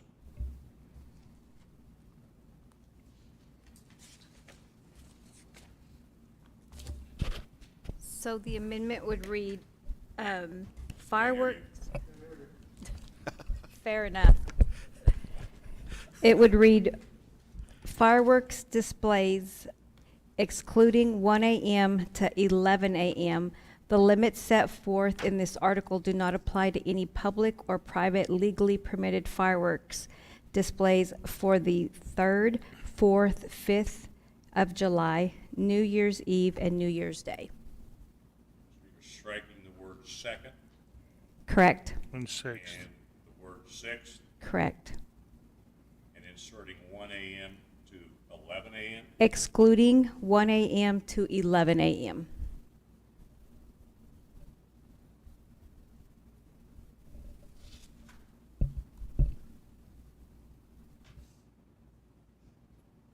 Thank you.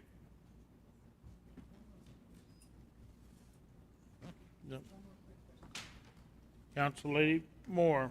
On this, where does it say that they have to apply for,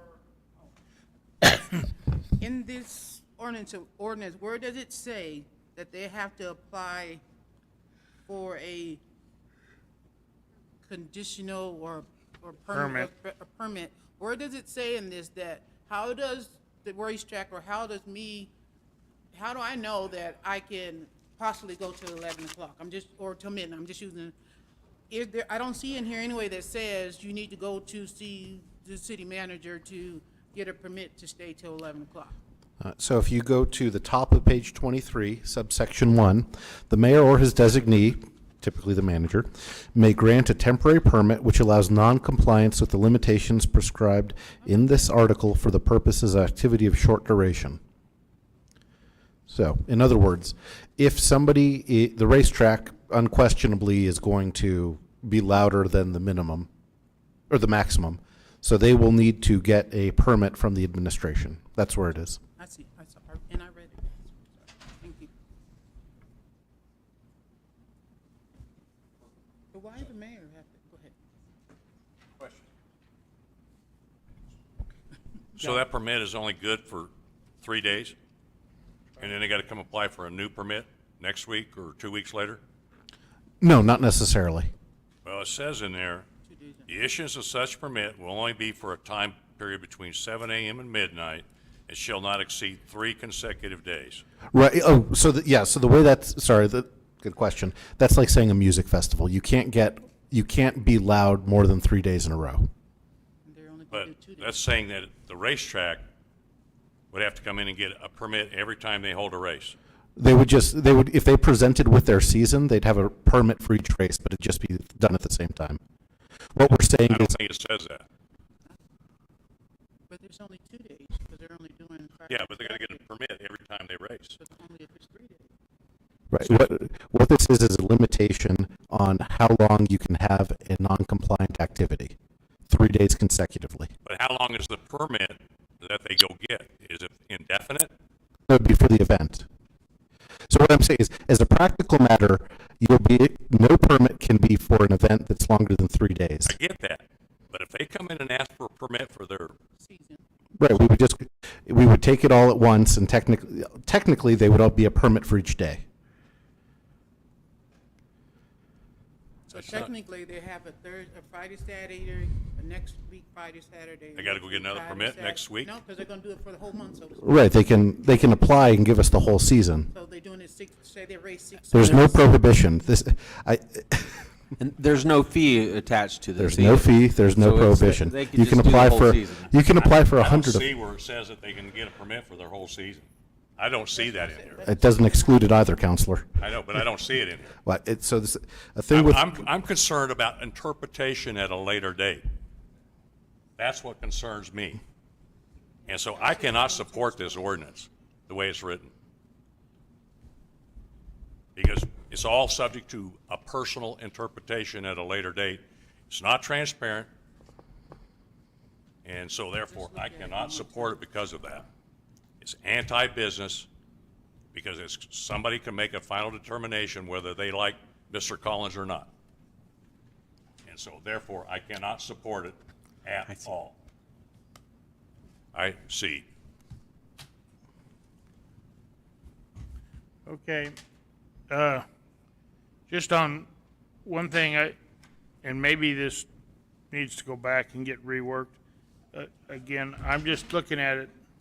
The time frame, in my opinion, needs to be addressed because if does this say if you're I didn't see it where it said whether you're on daylight time or on Turtle time or daylight time or whatever you want to call it. I mean, it doesn't say whether you're on standard time or daylight time.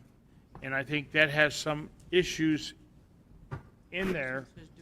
And I can just tell you on a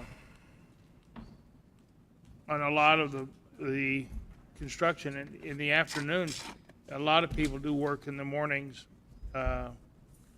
because they have to because of the roofing. And I'm not sure that the air compressors, that when they run that nail gun, that the air compressors don't make that much noise. And in the summer, I know roofers do a lot of scraping all the roofs off on shingles early in the morning. And I mean, they start early, usually before 6.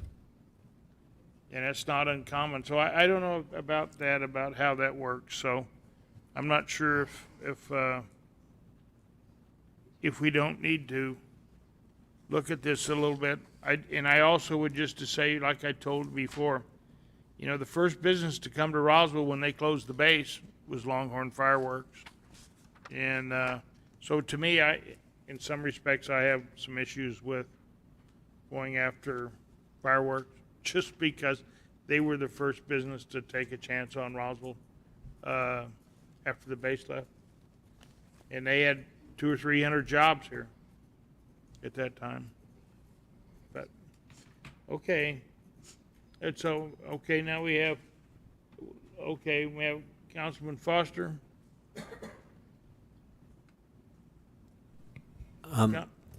I believe, point of order, don't we need to go ahead and vote on the amendment before we go anywhere else? Well, if you want to make a motion to do that. Call the question. Okay, we have a call for the question on the amendment. Motion is second. All those in favor signify by saying aye. Aye. Opposed? Opposed. Okay. The clerk, I'm going to rule that the ayes have it. The clerk will call the roll on the amendment. No, this was called a question. Or the call the question, excuse me. On the call the question. Counselor Sanchez, No. Counselor Arnold, I'm sorry, I actually don't understand what we are voting on, so I'm not. The call of the question. Okay, and what did we just vote on as far as the amendment? Doesn't matter. We're just Okay, calling it all right, question. so, Your mind to call. okay, so we're correcting it, okay. So to call the question, yes. Counselor Moore, Yes. Counselor Oropesa, Yes. Counselor Corn, Yes. Counselor Foster, Yes. Counselor Best, Yes. Counselor Hildenbrand, Aye. Counselor Halverson. Yes. Motion passes to call the Okay. question 8-1.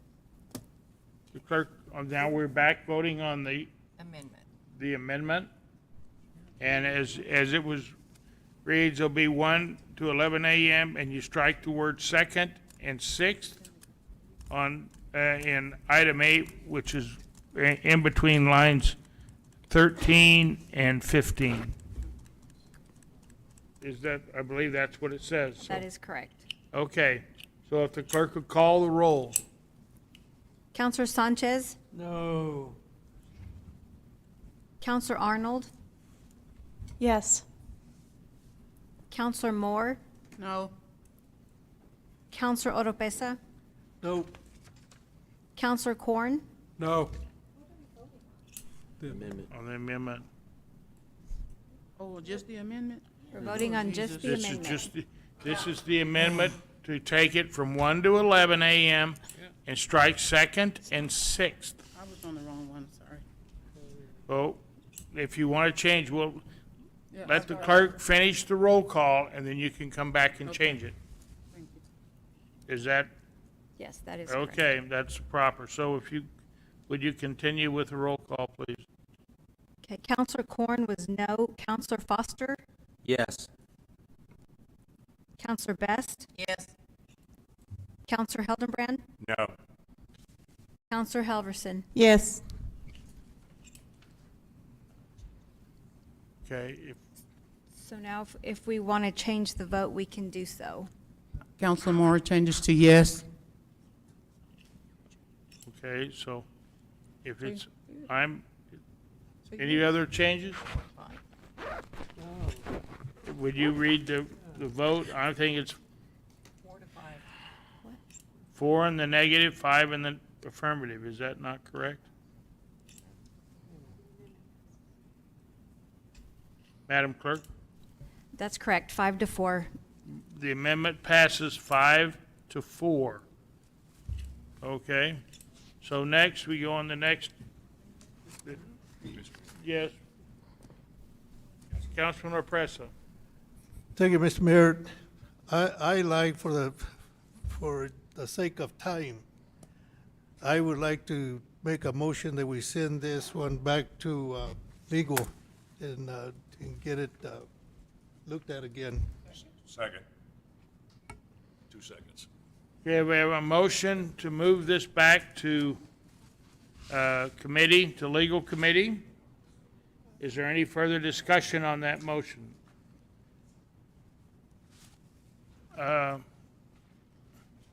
Any further discussion? Seeing none, the clerk will call the roll to send item 23-15 back to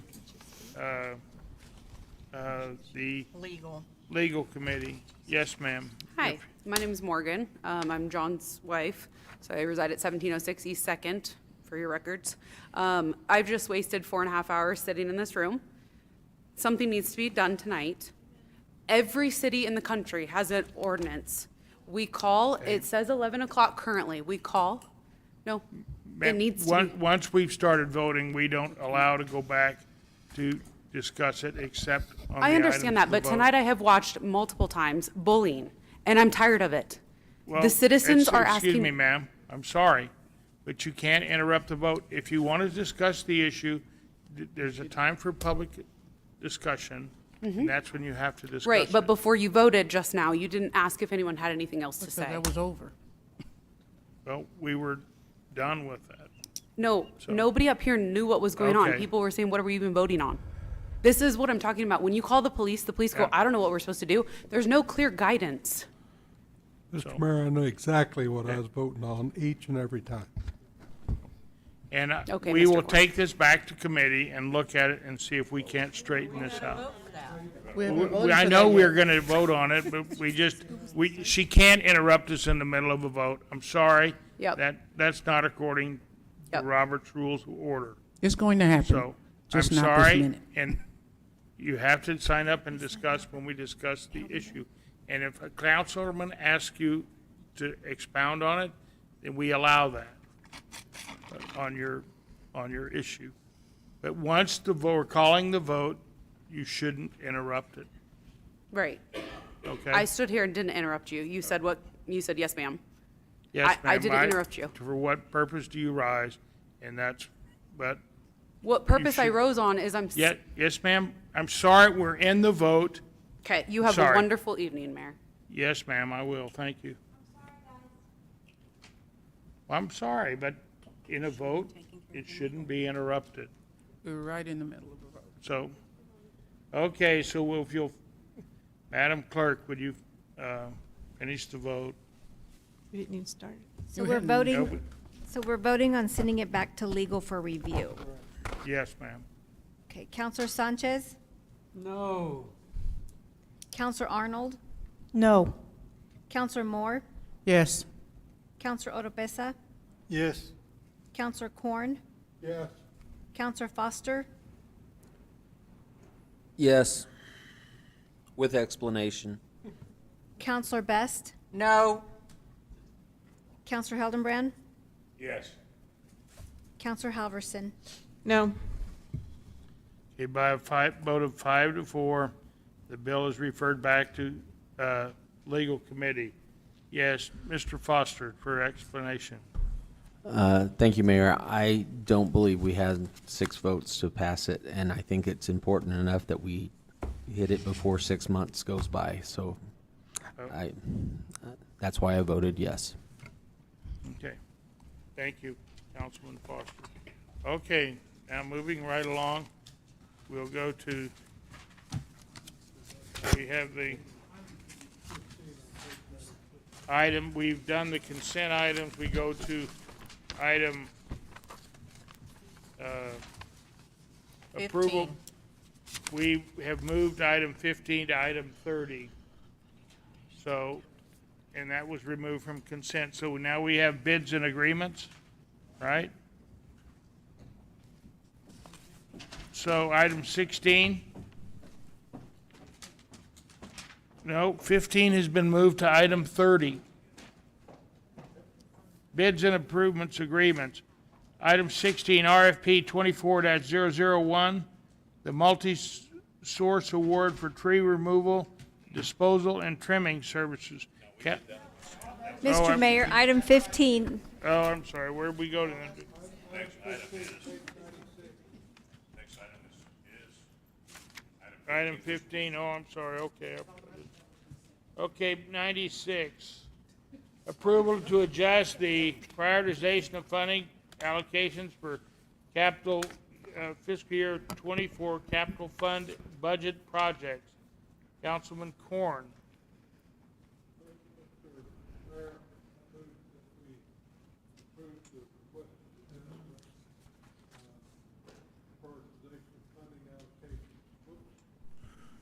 I move that we approve the adjustment, prioritization, and funding request for FY '24 capital fund budgeted projects. This is at the airport. Okay, that's. Okay, we have Councilman Corn, Mrs. Lanfair. For the, we have a motion by Councilman Corn, second by Councilman Hildebrand.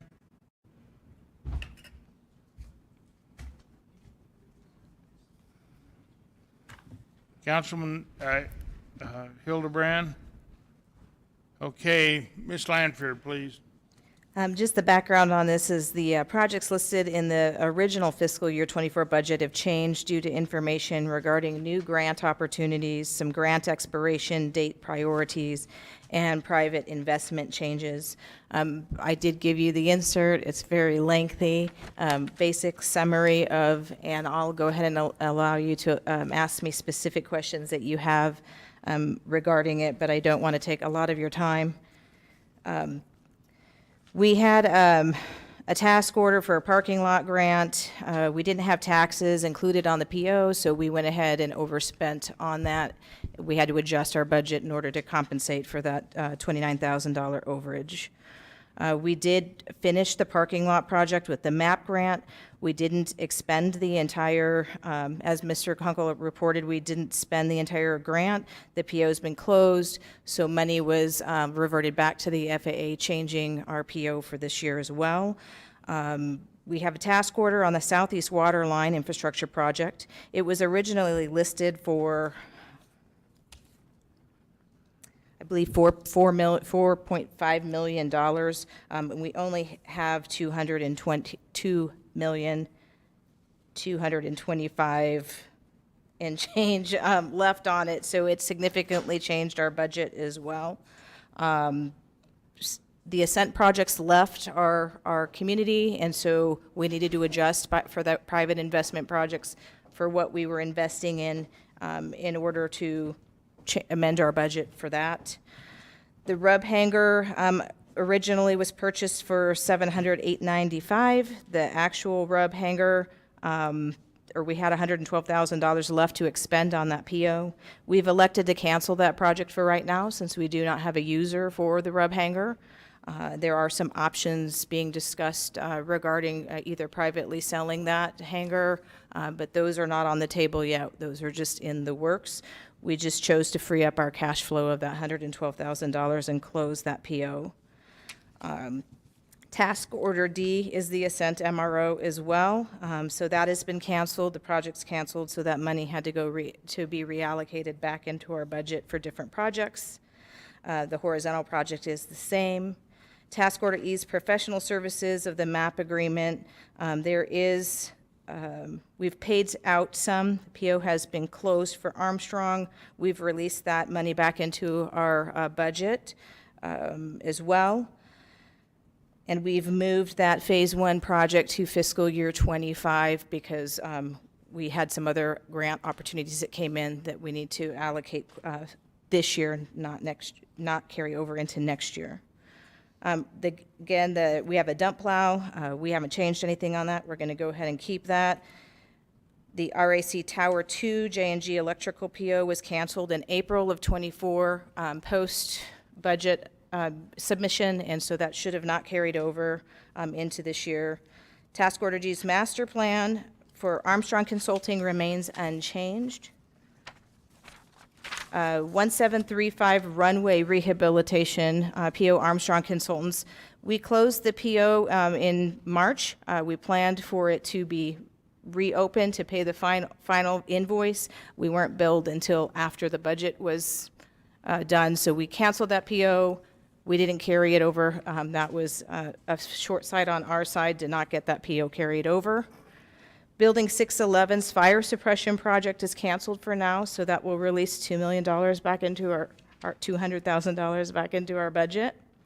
Building 1000's remodel project remains unchanged. That's still scheduled to be done this year. The foundation and installation of the rub hanger of $1 million. Again, we don't have a user at this time, so we have canceled this project to reallocate funds to other projects that we've prioritized. ILEA's fire alarm system.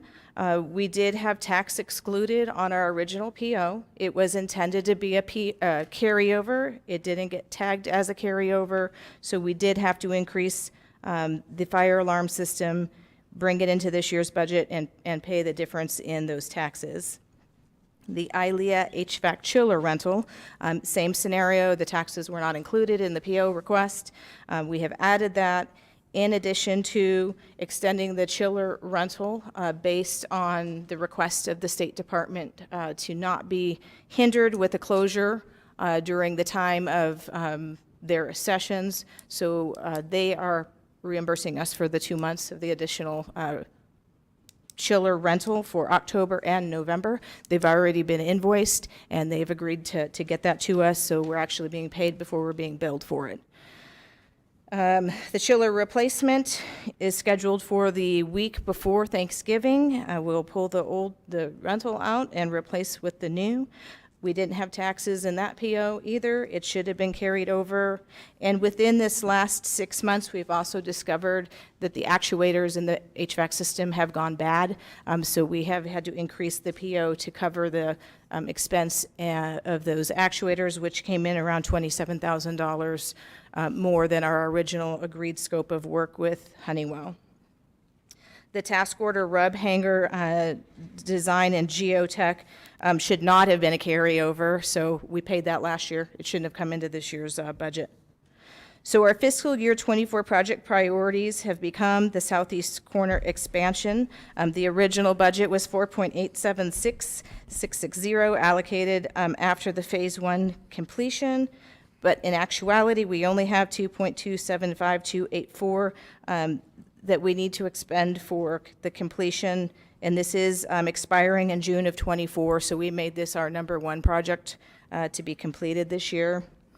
The strategic plan was discussed by Mr. Kunkel. We have an RFP and notice to proceed with the Mead and Hunt Consulting Company, and so we'd like to get this moved forward as well. And this is also a grant that's going to be reimbursed at 90/10. The state aviation grant will cover 209.7, and we will owe 23,300 on it. Airfield lighting is for ADB and parts. We have $380,000 scheduled for this year, and the state aviation grant will reimburse us again at a 90/10, so putting a $38,000 expense to the city. The BLM pit project is a $300,000 project, but it is 100% reimbursable, and we are reimbursed as we go. This is per our lease agreement with the BLM that became effective October 1st.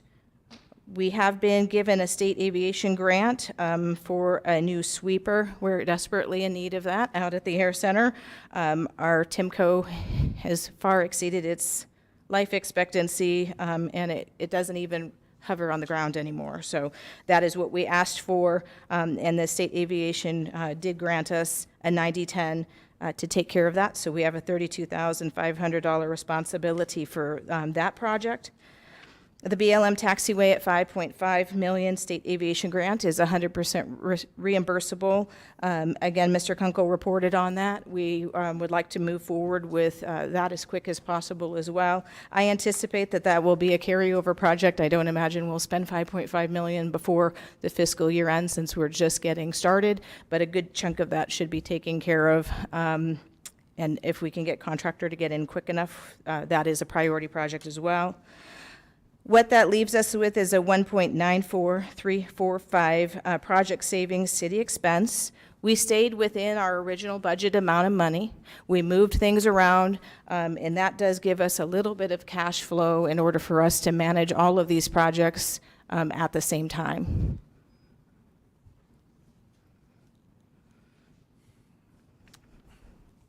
Okay, so Councilman Moore. I have a concern, a question. Why are there so many where you say you were, I don't know if you, but that you stated that taxes were not included? Don't we all, everybody, I don't understand why there are 6 different things where taxes accidentally left off when we all know that we pay taxes. So why wouldn't you include some number of tax into, it wasn't exact, but some. So, because that's like, that's quite a bit of money with it that you messed up, that you got to find out how to pay this and that and the other when you should have included tax to begin with. Just help me understand that. The POs were based off of the contract that Honeywell provided, and it was just not noted very well that the tax was not included in the contract. It was in the very fine print at the bottom, and when we started to receive invoices in the later part of the quarter, the person who processes our payments, setting them up for approval, didn't catch it. And so we caught it right as the fiscal year was ending. And so we knew we were going to have to deal with that this year to get that taken care of. But that's what happened. I know, but I've struggled with that. Once I'll be okay, twice maybe, but we're over 4 or 5 times. That's not something little, that concerns me a little bit. How you? Thank you. Councilman Hildebrand. Thank you, Mr. Mayor. I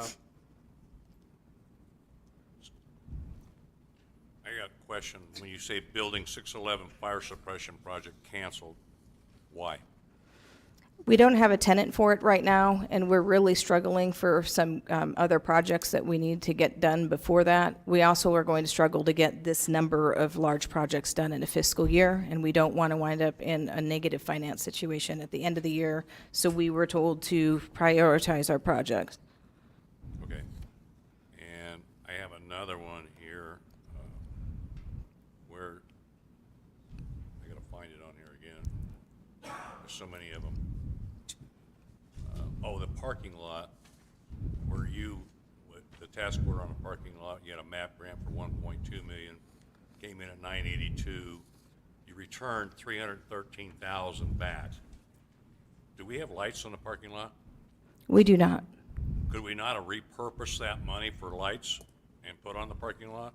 Or We was that so attempted- restrictive that we couldn't repurpose that? We attempted to repurpose the funds. So the grant expired in September. The project started in April when I guess when we got the building demolished to start the project.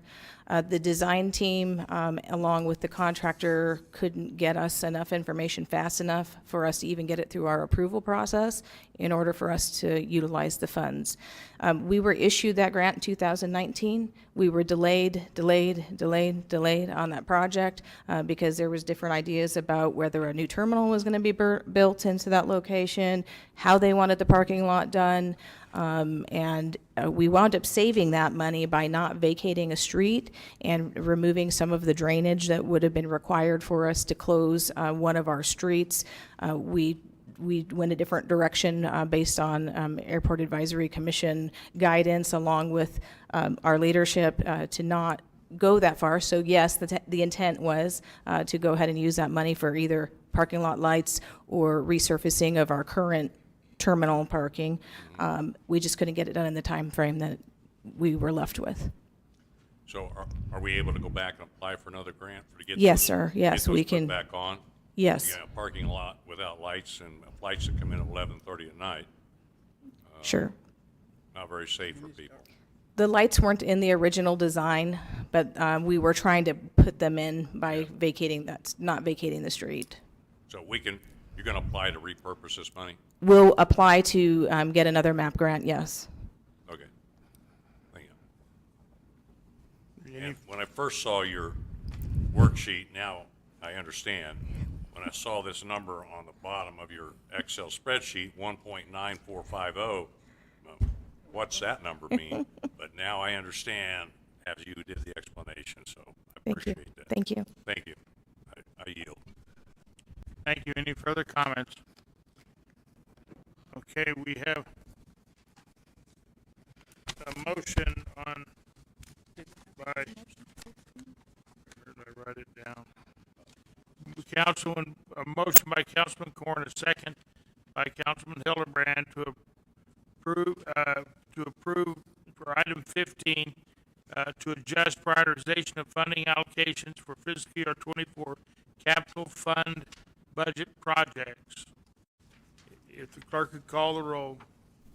We can do a voice vote, Voice Mayor. vote. All those in favor signify by saying aye. Aye. Opposed? Okay. Thank you. You passed. Okay, next we go to item 30. And it's a resolution for inspection of 23-54, inspection of public records Act fee schedule for adoption of a resolution establishing a procedure and a fee schedule for public records inspected and distributed under the Public Relations New Mexico Public Records Act. Councilman Hildebrand. It's on 31. Yeah, 216. Page 216.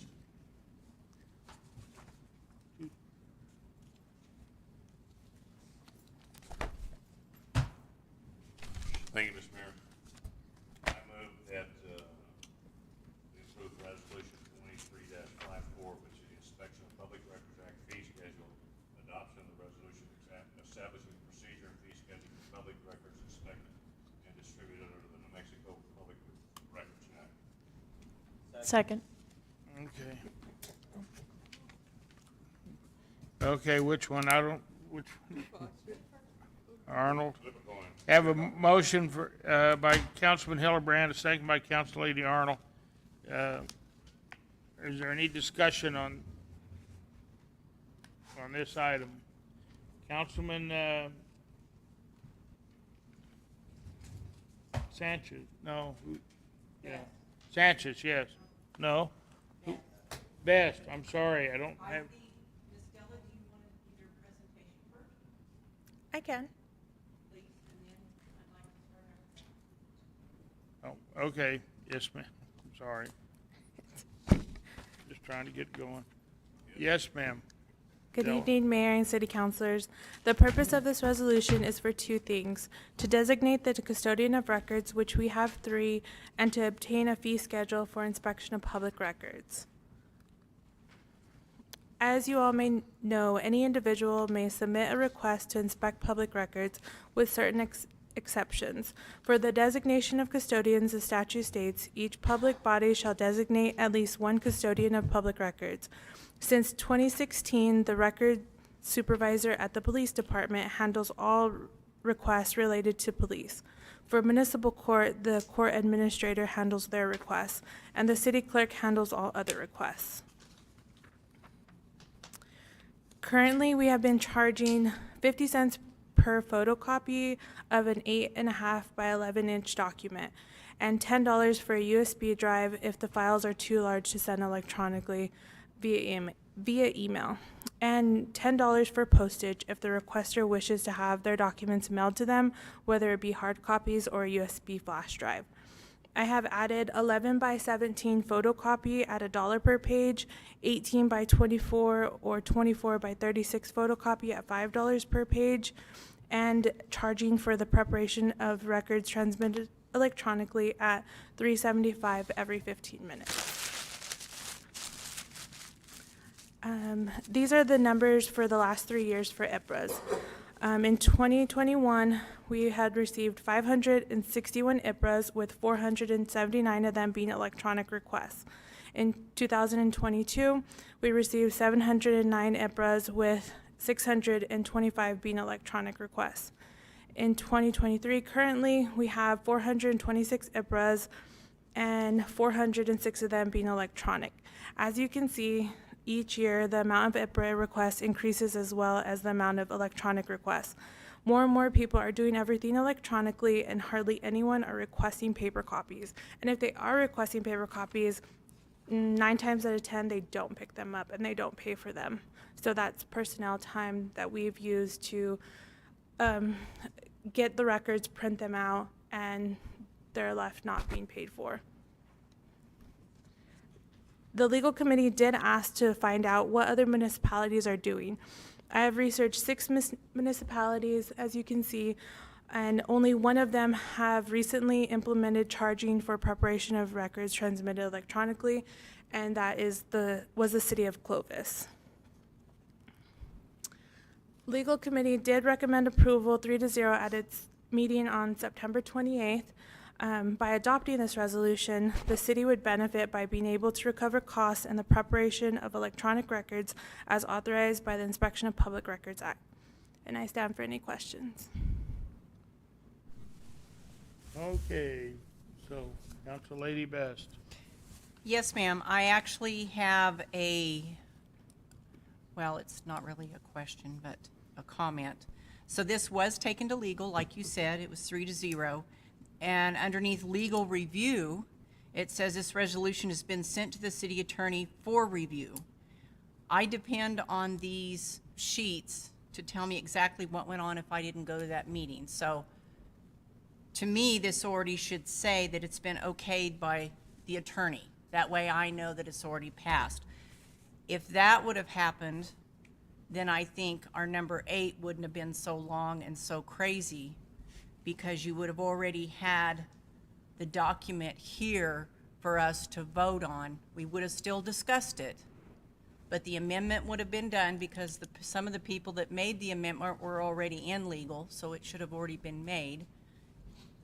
But I agree, IPRA needs to be moved up. I'm just using this as an example. When it comes to me, it needs to say that the attorney's already looked at it, it's already okay, not that it's there for review, in my personal opinion. Thank you. Thank you. Next, we have Council Lady Moore. I have a question. Why couldn't it be a flat fee for electronics instead of every 15 minutes? Why couldn't it just be a flat, I don't know, I'm just using the number, $5 fee? Why the $3.75 every 15 minutes, this, that, and the, you could tell me it takes 15 minutes, it took you 1. You know, I'm just asking why that. So in order to, Counselor, in order to stay in compliance with the law, so I can read you what the statute currently says.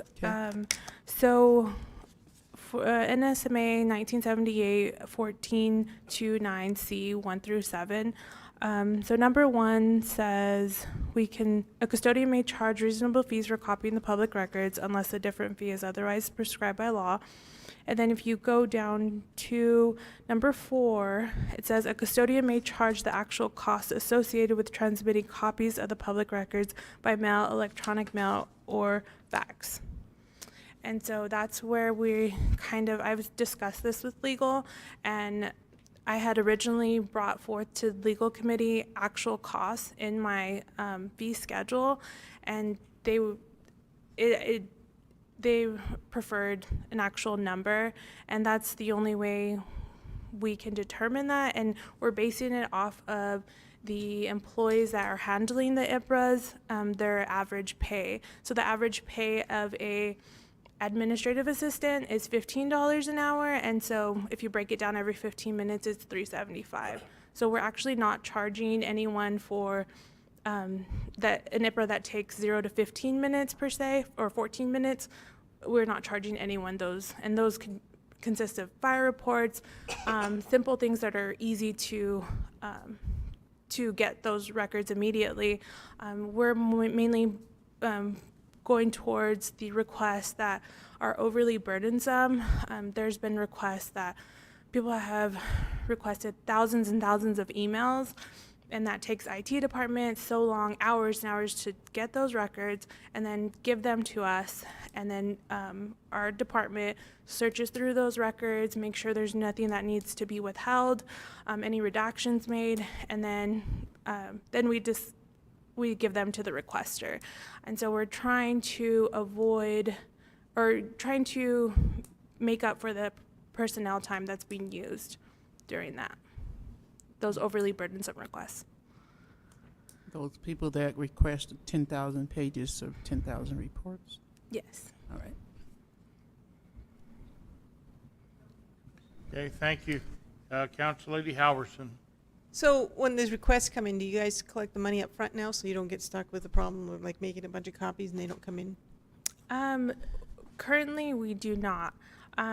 If this does pass, we are actually in the process of getting a new system for IPRAs. We are looking into next request, and so it'll be a centralized system, and everyone will be requesting the records through that system. It'll be a great thing as long as we can get that to go through. Because it makes sense to collect up front, especially because you get burned. So, and when you get your new system, are people going to be able to pay electronically then? Yes. They can do, okay. Yes. Okay, very good. Thank you. Any further comments? Seeing none, if the clerk would call the roll. Counselor Sanchez, Yes. Counselor Arnold, Yes. Counselor Moore, Counselor Oropesa, Yes. Counselor Corn, Yes. Counselor Foster, Yes. Counselor Best, Counselor Heldenbrand, Aye. Counselor Halverson. Yes. Motion passes 8-1. Thank you. Okay, we have, so item, resolution 23-54 is duly passed. And next we go to item 32. Excuse me, 31. Ms. Dello, was that the first time you've presented before the council? You did very good. You did pretty good, yes. You didn't think I noticed. Okay, item 31, ordinance 23-13, approval for the city of Roswell to do a purchase and sale contract with Overland LLC, and approval to authorize and advertise for the public hearing to consider adopting the proposal of ordinance 23-13, an ordinance for the sale of real property. And this is the one we've been talking about earlier, the former site of a Blackton Museum and Garden. Todd, No, I gotta make a motion here first. Yeah, Mr. I'm sorry. Councilman Hildebrand. Thank you, Mr. Mayor. I move that we approve for the city of Roswell to enter into a purchase and sale contract with Overland Group LLC and approval to authorize and advertise for a public hearing to consider adopting the proposed ordinance 23-13, which is an ordinance for the sale of real property. You have a motion and a second? Second. By Council Lady Arnold. Okay, so now it's your turn. Thank you, Mayor, City Council. So, again, this is just to authorize for the public hearing and consider approval for the city to enter into the purchase and sale agreement with the Overland Group. The property that we've been talking about is located just south of the Wool Bowl and east of North Grand and just north of College, that little triangle right there across from Burrito Express, as shown in your Exhibit A. Couple of photos of the property there from the corner, looking northeast and looking north. The Overland Group has offered the city $135,036 for the 1.55 acre tract. City management has reviewed the site, and the city has no plans on developing that portion of land. The city attorney has reviewed the purchase and sale contract from the Overland Group, and this item was submitted to legal for review on September 5th, legal committee meeting and voting 4-0 to send to City Council. So since that time, there has also been some discussion about the property and its use for the Blackton Memorial Site. There was a resolution declaring a portion of that land back in 2006 for the Blackton site, but there was no further action taken on that. City management has recently been in talks with organizers of Blackton to discuss a more suitable tract of land. I haven't seen the plans for what was originally proposed, but in my discussions with city management, I was tasked with, can we maybe find a better spot? And so we're going to be working with the Blackton Group to find a more suitable spot. One spot that I did find, not really knowing yet what's going to be constructed or what Blackton Group wants or originally intended for. I did find what I would think would be a suitable spot for something. It's already a piece of property that the city maintains. It's got beautiful trees on it, walking path to the river, parking lot right next door, and a playground. So there's already a lot of people going into that area and utilizing that. But this particular portion there, there's really nothing there. There's no benches, tables. So anyway, I digress. The property appraisal was completed on September 13th, which gave us a more accurate number. It came in a lot higher than even what I had anticipated. So the Overland Group had adjusted their price to match the market value of $2 a square foot, which would make it at $87,120 an acre. Therefore, their proposal for the 1.55 acres is $135,036. So I stand for questions.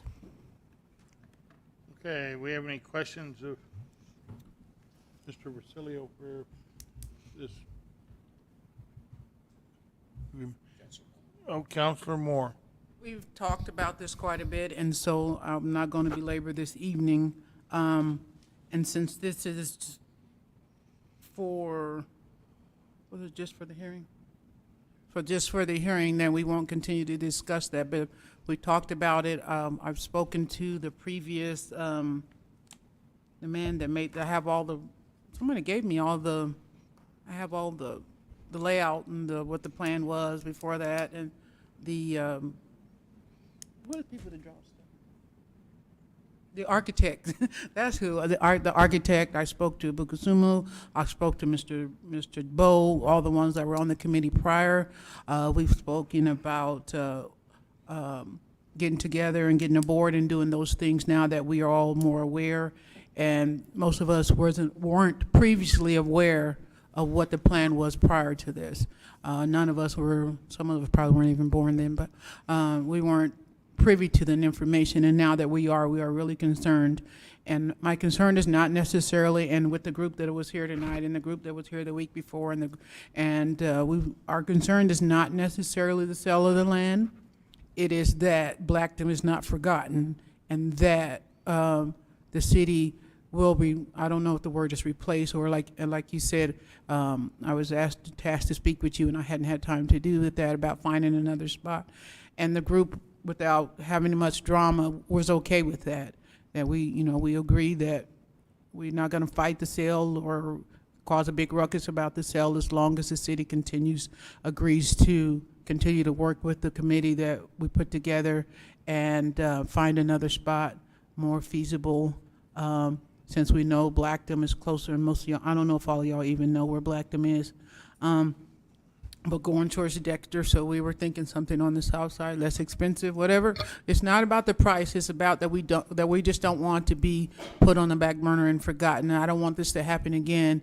20 years later, we're still saying, let's find a spot and those kind of things. And so once the committee is put together, then we will meet with, whoever we need to, the city manager and him, Mr.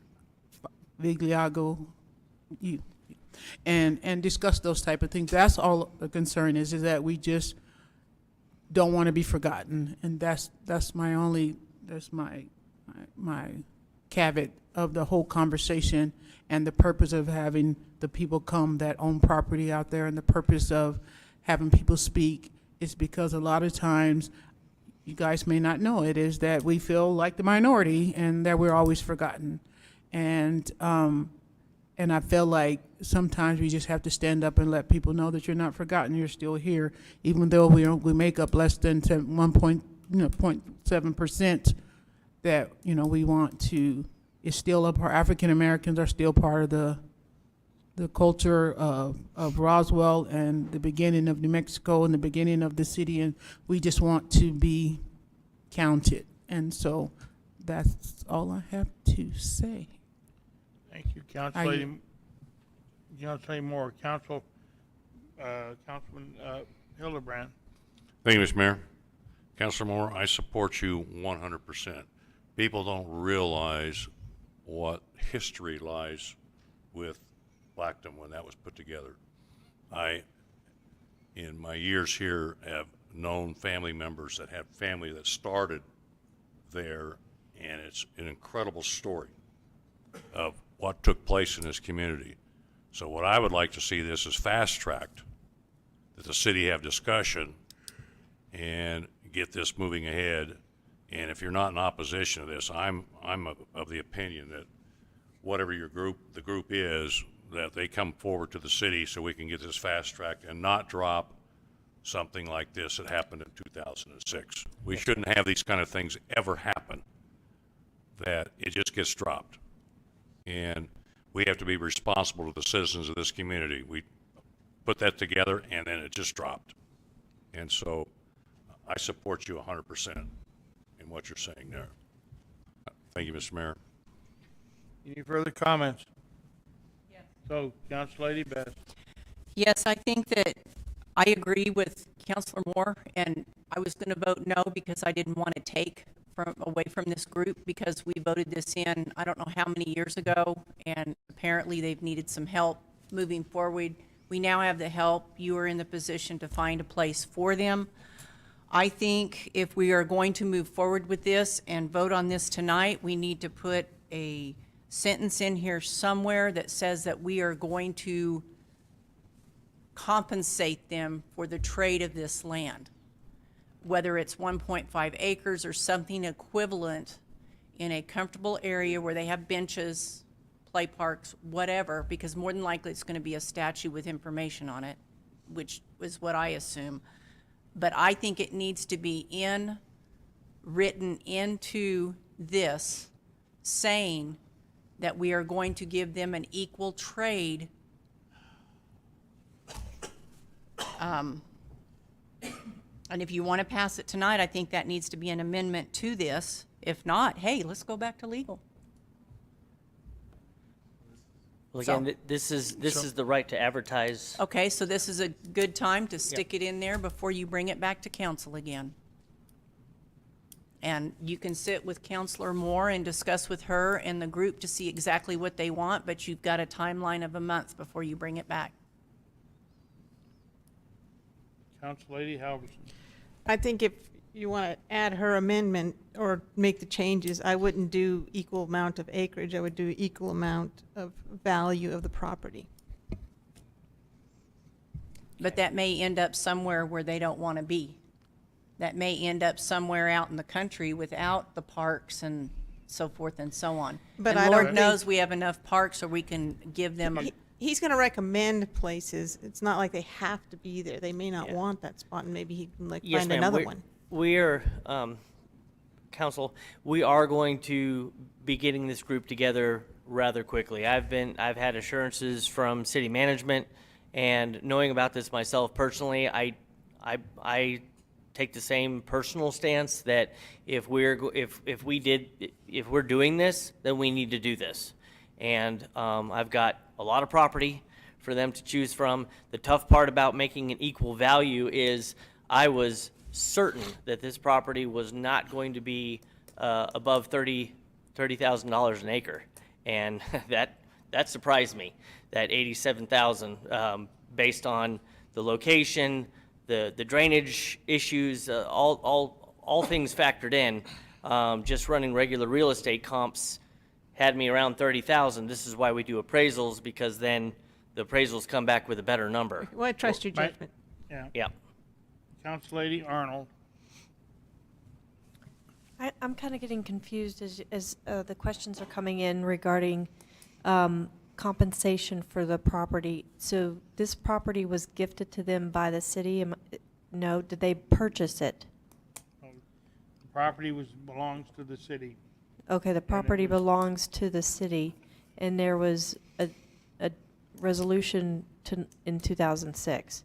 Because while I actually believe that they should be offered, and the verbiage should be added, that maybe something about finding them another spot, but I don't know about equal compensation, because I don't think that matches what we've done. My being involved in some of this back years ago, might I suggest that before we find a problem with something, the desire of this council is not to do any damage to Blackdom or the people that are here. It's to get a proper place to display Blackdom and the greatness of that, and Mr. Boyers and Mr. Keys. I don't think that in looking at this, it becomes very difficult. If the city owns the property, how do we give them money to a specific group, necessarily, when we don't even know what it is? When Mr. Abukusumo and the whole black community that got together to do this, they had a lot of time. They planned all this. And so it might make more sense if we just, I don't think anybody here, this property doesn't belong to them. They never finished up on their set of goals. And the money reverted back to the state that was appropriated for this. So what we need to do is let them get their group together and find out what we want, and come back, and if they can get together and get something going quickly, then we can come back and change it, put a ICIP letter or request in to add that to our list for capital outlay projects to be considered by the legislature. And then we have, I don't think there's anybody on this council that is after to do some harm to the black community and those that are here that remember Blackdom. I just don't think that was ever the intent of anybody in here. The project went away and no one brought it up. I think we even had very little discussion with anybody about really getting it going again, because a lot of the people who put it together aren't here anymore. So I think just let's let the system go, let them get together, get a group, and we can come back and request the state to put it on our ICIP plan. and get some money from the legislature, maybe we can get them. I mean, they have more money than Carter has pills. And so it wouldn't hurt for us to ask for that, to move it forward, if they can get it together that quick. I still think we need to put it in this ordinance that we will follow through with Blackdom and make sure that promise is there to these folks. I understand it's Roswell property, I get it. Excuse me, I made a mistake there. But they need to be reassured that somewhere in this town, the city of Roswell will find it for them to be comfortable on where they are. And I think it needs to be verbalized in this ordinance so they have something to go back to, so that promise is there for them. Councilman Foster. Thank you, Mayor. I came in really ready to vote against this, and I'm still not really sure I want to vote for it. But I still think there's room, and what Councilor Best says is not a bad idea, but I don't want us to create something through amendment on the spot of us sitting up here tonight. And we do have a month, since this is an advertisement. I do think that we should consider that when it comes back to us next month, hopefully have something worded that would be appropriate to add to it. But trying to do it on the spot tonight, not sure we're going to get the right wording. And so, like I said, I'm still not sure I'm going to vote for this even tonight. But if that's what I would think what we would need to do. I yield. Thank you. Okay. Any further discussion? Seeing none, then on. So wait a minute. Before we venture on, this is making it difficult for me. And I know it is for Ms. Moore, because there's no affirmation for these folks that they're going to be promised. So Roswell's going to go in, sell this property, whether it's advertised now or not. We don't know in a month if we're going to have the verbiage in here, because we don't have to have the verbiage now. I just want an okay that it's going to go in when I vote for this. If not, I'm going to vote no, and you're not going to get your hearing. So it needs to be, and there goes another business in town. So it needs to be told to me that I'm secure that these folks have some place to go, and they are promised something other than just a word floating around in the air on YouTube. It needs to be written so they are comfortable.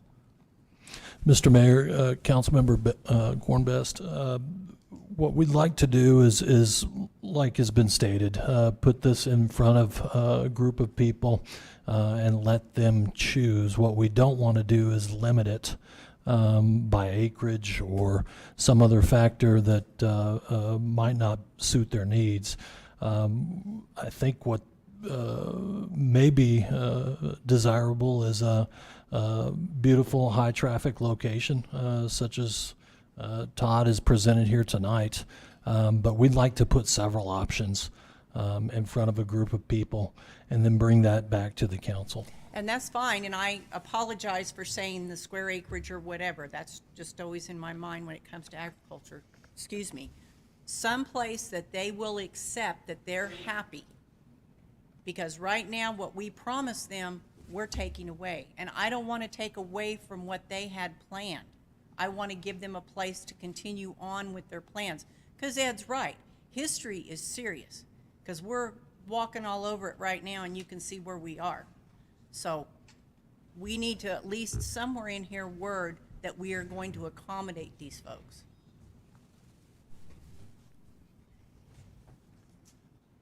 Yes, okay, we have council. And let's see, now we got Councilman Orpesa. Thank you, Mr. Mayor. I think we're going under the assumption that this is the only property that Overland Group is willing to buy. Is that correct? Right now, this is the only offer that we have from the Overland Group on property. Is there other property that they may be interested in and not even bother with Blackdom as far as that property is concerned? Possibly. I don't know. I don't know their. I don't know exactly what they want to build, or I can't answer that. Okay. Let's make it real easy. Why don't we just consider the Yucca Center property that is empty, has been there forever, since it was, I mean, I've got 96 properties that are vacant, or varying in size and location. My intent and my follow through on this is to assure the council that I will meet with this group with city management to pull the trigger and get something done on this, because I mean, 20 years it's sat here. Now it's on my desk, and I certainly don't want to be the guy that pushes this under the rug and forgets about it. I am a firm believer that if it's not in writing, it doesn't exist. So it would be a good idea to have something in writing to say that we're going to honor this. If we're taking one piece away, that we're going to work to find them something else. I don't know how exactly we get that done, but well, the fact that we're discussing it is already being written in the minutes, so it's already assumed that we are going to not forget about Blackthumb and offer them another, whether we put it in writing or we don't, it's already a. Okay. Okay, thank you. Yes, okay, next we have Council Lady Halverson. So I'm going to play devil's advocate here because I fully agree with everyone 100% that we need a memorial for Blackthumb. But what about the anti-donation? If we put it in writing that we want to give them property, is that an anti-donation violation? Make them pay $1. So I guess I'll speak briefly if you allow it. These things are all great. I would love to get this ahead of council meetings because I can have things drafted for you. Second, the way I would execute this as a legal document is this ordinance is a standalone because it's required under state law for a transfer of property. What would accompany it next month would be a new resolution designating a spot after the parties have been able to meet and choose what it is. Finally, there needs to be a budget amendment because this is new money in the budget. Depending on how the council would like to see it used, I've heard two good ideas that are one would be to fund part of Blackthumb through this, but it'd have to be a city park, and the other one is affordable housing. Thank you. Okay, next we have Council Lady Moore. I am not okay, as I said, I'm not opposed to, I'm not gonna say they're not married to that property, so that's not, it's not whether they want it or not, we're not married to that property. So that's not an issue. So I would rather we just go ahead and do what we're gonna do and move on. I, for one, Councilor Besser, will not let this go on, let them forget about this. If, I appreciate what you said, but I'm not going to, and the group that's here that showed up are not going to let it just drop. So I'm not necessarily married to have it written in stone. And evidently it was, I don't know what word to use, that they had it for Blackthumb prior to this, so it must have been okay. Or unless the law changed that they could donate, I don't know. But however it works, I just want us to move on with this and see what's going to happen. And then, like he said, whatever sentence we need to add to say that it will not be forgotten, or not, however you want to put it into the next resolution, that's fine. But I'm ready to let us, get on with this one. Thank you. Council Lady Bass. So if I'm here understanding what you said, is that this is a quit claim deed more or less from the city to this company. No. It'll go to the state, so forth or so on. I consider it a quit claim deed. How would you present this since you don't want to add anything to it, would you put a resolution or tag something onto it saying that we promise to honor these folks in some manner to their whatever? And I didn't hear anybody say about affordable housing and stuff with the money that comes in. I don't know where that came from, but okay, I'll go for it. Yes, as I stated earlier, a resolution would accompany this, so you would vote the ordinance and then the resolution. You could do it, well, technically you can't do it as a package, but one could follow the other. And the new resolution would read like the old one, but ideally with a plot of land and a little bit more can-do attitude so that we don't drop this for another 16 years. Okay, so I'm being promised here today that this resolution will accompany this next month. We don't have to have a separate hearing or anything. It will just tag right along with it.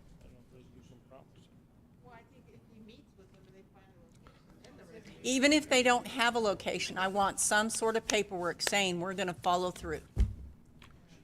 You know, Council Lady Best, you know, when I have a hard time understanding how that the word of all these councilmen tonight is not good enough for anybody to sit there and say that we're not going to forget this.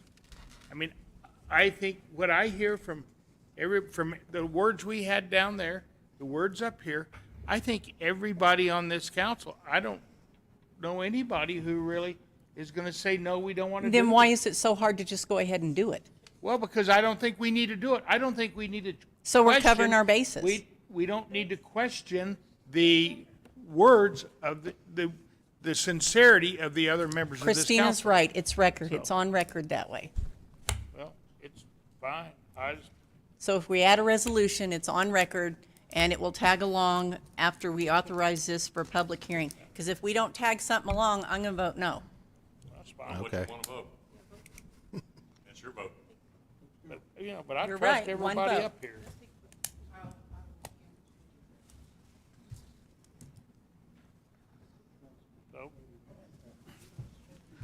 Okay, so we're on this. Mr. Mayor, I call for the question. Okay, we have a motion for the question and by Councilman Hildebrand, second by Councilor Lady Halverson. If all those in, well, do we need to have a voice vote? You want? All those in favor of calling for the question signify by saying aye. Aye. Opposed? Okay.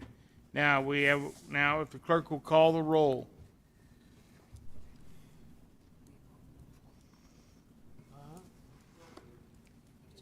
Counselor Sanchez, Aye. Counselor Arnold, Yes. Counselor Moore, Yes. Counselor Oropesa, Yes. Counselor Corn, Yes. Counselor Foster, No. Counselor Best, No. Counselor Hildenbrand, Aye. Counselor Halverson. Yes. I don't trust him. Motion passes 7-2. Thank you. Okay, next. Okay, next we go to item 32. Item 32 is an ordinance authorizing to advertise for a public hearing for ordinance 23-16, amending Chapter 2 of the Roswell City Code related to elected officer salaries. Councilman Hildebrand. Thank you, Mr. Mayor. I'm getting to that page again. Okay.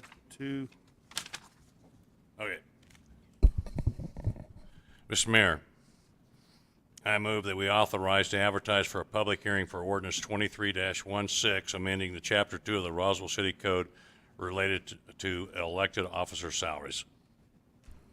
Okay, we have a motion by Councilman Hildebrand, a second by Councilman Corn. Okay. Let's see who's going to do this. This one is Mr. Itema for item 32. Mr. Mayor, members of the council, this one is pretty short, so I will just read the paragraph. This would amend the municipal code as such. If any elected officer is in arrears over 60 days to any department or instrumentality of the municipality for any service or transaction, the responsible department shall report the debt to the city's finance officer/treasurer, and the finance officer/treasurer shall cause the debt plus any applicable fines and fees to be paid from the elected officer's compensation at the next pay period. Thank you. Now, okay, is there anyone in the audience care to speak for this or against it? Okay, seeing none, okay. Got questions from member of the council. Next we have Council Lady Best. Yes. So I've read this, tried to understand this. This is a political ploy because all of us sitting up here are citizens of this city and we fall underneath the rules of the city. Like I said, it's a political ploy. This is not even in the person's name. Also, state law, this would be considered garnishing wages, if I'm correct. So this No, you are not. would be garnishing wages of an individual paycheck. So it would go to state law. It would take the city to send it to a judge. A judge would have to rule over another elected official, and apparently a judge is paid better than an elected official. So this is garnishing wages of an elected official or a business person. And it's not right. This was a political ploy when this popped up. It says, quote unquote, fees to be paid from the elected officer's compensation at the next pay period. Pay period means a paycheck. I've been getting one for close to 12 years now. I pay taxes on it. I pay para on it. It is a paycheck. If this passes, you are garnishing my wages. So I don't care how you look at this. This is garnishing wages, whether it's an ordinance or rule or whatever. And this was all a political ploy. Thank you. Okay, thank you. Next we have Council Lady Arnold. Okay, Mr. Eintema. So, I'm not really much interested on the emotion or the politics of it. I do have some serious issue with the merit of it. As I asked in legal, can you advise me of anyone in the history of the council that has ever actually violated this or caused a reason to write a law that I don't really believe we need? I politely demur, Counselor. I'm sorry? I politely demur the question. Okay. Well, and there is, the answer for me is 0. Okay, so also, when does this take effect? This would take effect at the next, so under state law, any changes to compensation for an elected official would occur January 1st. Okay. So, or the next seating of the council. Okay, so I happen to really support Councilman Hildebrandt's theory of not imposing something on someone who hasn't had the chance to vote for it. So if the next council, should we have new officials, they will not have had a say in this. And then finally, I'm actually offended by it because it actually questions my integrity, and I took an oath, so I don't really appreciate it. So that may be loud and clear that my vote is absolutely not.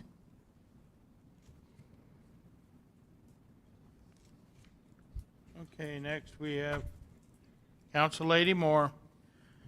And I guess I'm going to get on that boat because I am actually offended also. We are elected official. They don't check our bank statements and our bill paying things, and for some, you want to threaten, is it going to be for all employees, or why is it just us? Because we're elected, so it's going to be just us, because if I owe city $100 or I owe, I don't know who else it would be, the city, I guess that would be the only person I could owe. that you're going to spend the money to go, because you can't just do it without permission, so you seem like you would have to go through some type of process. So I totally, and I know, I'm not gonna, I'm not saying this is political. I know it's targeted at a certain person by all the big $1,000 flyers that I got in the mail. They could have paid people's bill for all the flyers that I got in the mail. So I think this is bull crap. I think it is unfair. I feel it's unethical. I feel it is I don't know if it is or not. It may be it must be legal if he wrote it. Or maybe he was forced to write it. I'm gonna use your words. Counsel, it is legally sufficient, that I can say. Legally, okay. I don't draft things that are legally insufficient. Okay, good. All right. But I am not okay with it. I think that is unfair. So if the y'all gonna take the city manager's money if he didn't pay his bill? I mean, I don't understand. And I think it's different. The council, we're not writing a check he can't spend the city's money without the rest of the council. So I don't understand I don't know why people are so concerned about that. And I don't know, but I just think this is way out of line. I think it is demeaning, derogatory to think that y'all want to take the little $268 from somebody to pay a bill. You may as well just take it away. I don't know if you think that's the problem. So if y'all take it away, then I don't pay the bill. This is too much. And I don't want to keep saying it's personal, but I feel like this one is personal. And if it was something that had some merit, it was something that based on more than one person, I might can see the person, but I can't support this, and y'all should be ashamed of yourself. Council Lady Arnold, or did you wanted to speak again, or was it just a machine deal? It showed up again. I didn't know. I'm sorry. Oh, that was Councilman Corn. Well, I know, but It's showing all the old. it shows all the old people. Okay. Councilman Corn, whoever else. I'm sorry. I can't. So you got technical difficulties over there, all Mr. Mayor? day. And they Oh, can okay. fix it as soon as we go All home. right. There's been a couple of questions asked, and I'm going to give Mr. Our attorney, our learned lawyer, an opportunity to answer the question. So you're fixing to answer a question about why it doesn't include our employees. Would you care to respond? Yes, so including employees was initially considered, but there's a uniqueness when it comes to council compensation. Council compensation is set by the governing body itself. It can only bind future governing bodies as a constitutional matter. City employees and their merit ordinance has been interpreted under state law to be a binding contract. So to do anything like this, the city could only do it moving forward with merit system employees. As far as the officers the clerk, the manager, deputy manager, myself, that would be a contract amendment, which it's up to your prerogative in the next negotiation cycle. Okay. Well, Mr. Mayor, Councilman Corn. we've got a serious problem.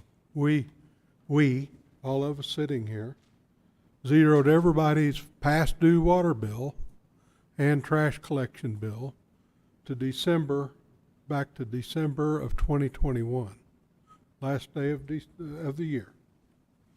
Since then, we got up to the highest number I heard was $1.6 million in people not paying their utility bills to the city. And since then, we have now got a collection agency. We're doing soft background checks to try to get the money that we need, because the enterprise funds are not healthy. And so if we're going to expect, in my mind, people to be able to show people how serious we are about collecting the bill that's owed the city of $1.4 million now, is the latest figure I've heard, then we need to step up to the plate. We need to be, this is transparent, this makes us accountable, sets us at a higher standard, and hopefully it'll send a message to the citizens that we're serious about collecting our bills that we send them. And that's what this is all about. You can spin it one way or another, but that's really what this is about. We've got financial problems, and we need to send a message loud and clear that we're going to hold ourselves accountable for taking care of our obligations of paying for our utilities that the city provides. That's what this is about, nothing more, nothing less. Okay. Now we have, I get this right again, Council Lady Moore. But if it's our personal utility, you would come after my personal, my work check, not my government, what's the compensation? So, because it's a personal bill that is owed. For those people, I get that, I'm going after your money, I'm not saying that. But I'm saying out of the compensation that the give us, why would you use that? Instead of, if it's a personal thing, then you go off the salary. You go garnish a check. Why do you want it out of that money? To me, that seems different. That seems pointed. Now, if you say I'm going to go just like I want to be like everybody else, if it's Mr. Bob's, then you're going to go garnish his check. You're going to go after that way. Now, I feel like it seems different. I understand your point, I really do, but I'm sure my little $80 is not going to break the bank, or whatever the bill is. So it's more than that. And I agree. You can say you're going to hold the elected officials to the same standard. You can say that without saying I'm going to take from the government the $268 that I give you I'm going to go and get her RID check. That's different because this is a personal check, and I think there's two different avenues there. I guess maybe I'm thinking of it wrong, but I feel like it's a personal bill, so it should be coming out of that, my money, and not the government, the money that the government. You can get both of them, I guess. If it's done wrong, you would still have access to my work check. So I just think this is sending a really weird message that y'all don't trust the elected officials that y'all have chosen to elect. And I'm done, I promise. Next, Councilor Foster. Thank you, Mayor. My question is, if it's a utility, if that's what you're talking about, then after 60 days, it's shut off, correct? Just like anybody else's? Counselors are held to the same standard, right? As everybody, we're citizens, and so we're citizens of Roswell just like everybody else, and so we're held to the same standard that after 60 days it's shut off. Now, what I'm questioning is, it's not just utilities here. So people who pay rent at hangars out at the base and have other accounts with the city, that's the same, would it be the same? Would it also be fines that if they're fines that, because personally I don't have an account with the city, but I know I don't have a utility bill with the city. I don't rent from the city, but we do have other counselors up here that do. And so that's my question. And how about past debts? Those are the other things. If we're just talking utilities, though, we're all held to the same standard, and our utilities are shut off after 60 days. So that's why I don't understand this, except for maybe it is a political ploy, and it does reek of that. I yield. Yes. Okay, next, Council Lady Best, and then. So I want to say during COVID, the council graciously stopped water bills for a while. I can't remember how long it was. Somebody can probably, shut-offs and for the whole city. So yes, we're gonna have a hard time collecting some of those back. Every citizen is the same. If I would've had a problem, I probably wouldn't have paid my bill because I would have had to go somewhere else because my job was at a halt and my world had stopped. Water is a necessity for this city. If your toilet doesn't flush and you can't get drinking water, you're in trouble. So the council graciously halted turning water off for a reason. They also graciously made payment plans for all these folks to catch up. So I don't see why that's an issue when we do have the rules of 60 days and your water shut off. I know a lot of people that go back out with their key and turn it back on even though it was shut off.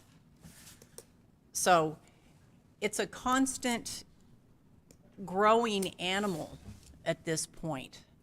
And again, I think it was a political ploy that this just happened to be thrown out there at the month it was. I actually know the gentleman that IPRA'd all the information, and he does not live in Roswell. Councilman Hildebrand. Thank you, Mr. Mayor. Councilor Foster, it says in here that it's for any service, so it's not just not water. That's what he's talking about here. I understand, but Okay. but it was stated utilities. Yeah, well, it's everything. I just want to make that clarification that it's everything here. And I'm indifferent on this, but what I am concerned is the $1.4 million, and that's a different issue, that people are not paying their dang water bill and haven't. And we as a council have to make up those funds somewhere else. It's going to come out of the roads. It's going to come out somewhere. And it also makes the water department or the water utility fund have to be supported by general funds. So we need to take that very serious. And I haven't seen an action out of this council except to say we're going to get a collection agency to take that serious. Not one action. I haven't seen anything from you councilors that says we're going to do this. Nothing. And that's what I think you need to start talking about and focusing on, is how we're going to create some financial responsibility in this city.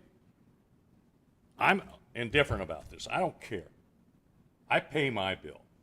I pay any bill that I get in. Next day, I'm writing a check because I budget myself. But to say this is a political ploy, I can't say whether it is or it isn't. And I don't think that's what this council should be talking about. We should be talking about the fiscal responsibility and the fiscal soundness of this community. That's what we should be talking about. I wasn't there when this occurred. I had to be out of town on a medical emergency. So for you to say that I participated in a political ploy is wrong. Yes, you did. Someone said that. And I did not participate in a political ploy, and you owe me an apology, which you never apologize for anything. You're right, I don't owe you an apology. No, you don't. Because it's the truth, and it hurts. It's not the truth from me. You're right, the city needs to come up with something, but this was not the time or the place or the position. I'm sorry, Counselor, but I still have the floor at this point in time. If you want to ask for the floor, you can ask for the chair to give you the floor. But what I'm saying is, we need to start taking some responsibility up here and how we're going to handle these situations when we owe it to the citizens of this community. They voted us in to be financially responsible and fiscal agents for them. And to be accused of this being a political ploy is highly offensive in my words. So I'm indifferent with this whole situation, and I'm going to abstain from voting on this because I'm indifferent. I don't care, one way or the other. But for this to be trashed around and talked about being a political ploy is absolutely incorrect because we're a non-political unit up here, and when you start behaving like that, I am disgusted. absolutely disgusted by those statements and will not sit here and be quiet and accept those as a personal attack on me as an individual and as a counselor representing people out of Ward 3 and people in this community. Thank you, Mr. Mayor. Thank you, Council Lady Arnold. I'm going to make this really quick because this is a waste of my time. But I actually was kind of questioning, okay, does this have merit? Until I started receiving nastygrams from Kevin Mumaw about my no vote, which tells me that the only time that Kevin Mumaw gets involved in anything is if he's trying to push a political agenda. I received 3 of these, and then I received an additional 4 calling out a certain person on this council. And so I don't really appreciate my position here and the integrity of it being challenged. I also don't like being bullied. So I didn't want to bring that up, but I have no choice but to believe that this is a political move because Kevin Mumaw only gets involved in campaigns. That's all he works on. He doesn't work for good policy. He doesn't work for good things, or he's just, yeah, and oh, she's correct. He lives in Texas. Okay. Okay, that's all. Don't see anyone else on the agenda. So let's, so on a motion by Councilman Hildebrand, seconded by Councilor Corn, the clerk will call the roll. Counselor Sanchez? No. Counselor Arnold? No. Counselor Moore? No. Counselor Oropesa? Yes. Counselor Corn? Yes. Counselor Foster? No. Counselor Best? No. Counselor Hildenbrand? Abstain. Counselor Halverson? Yes.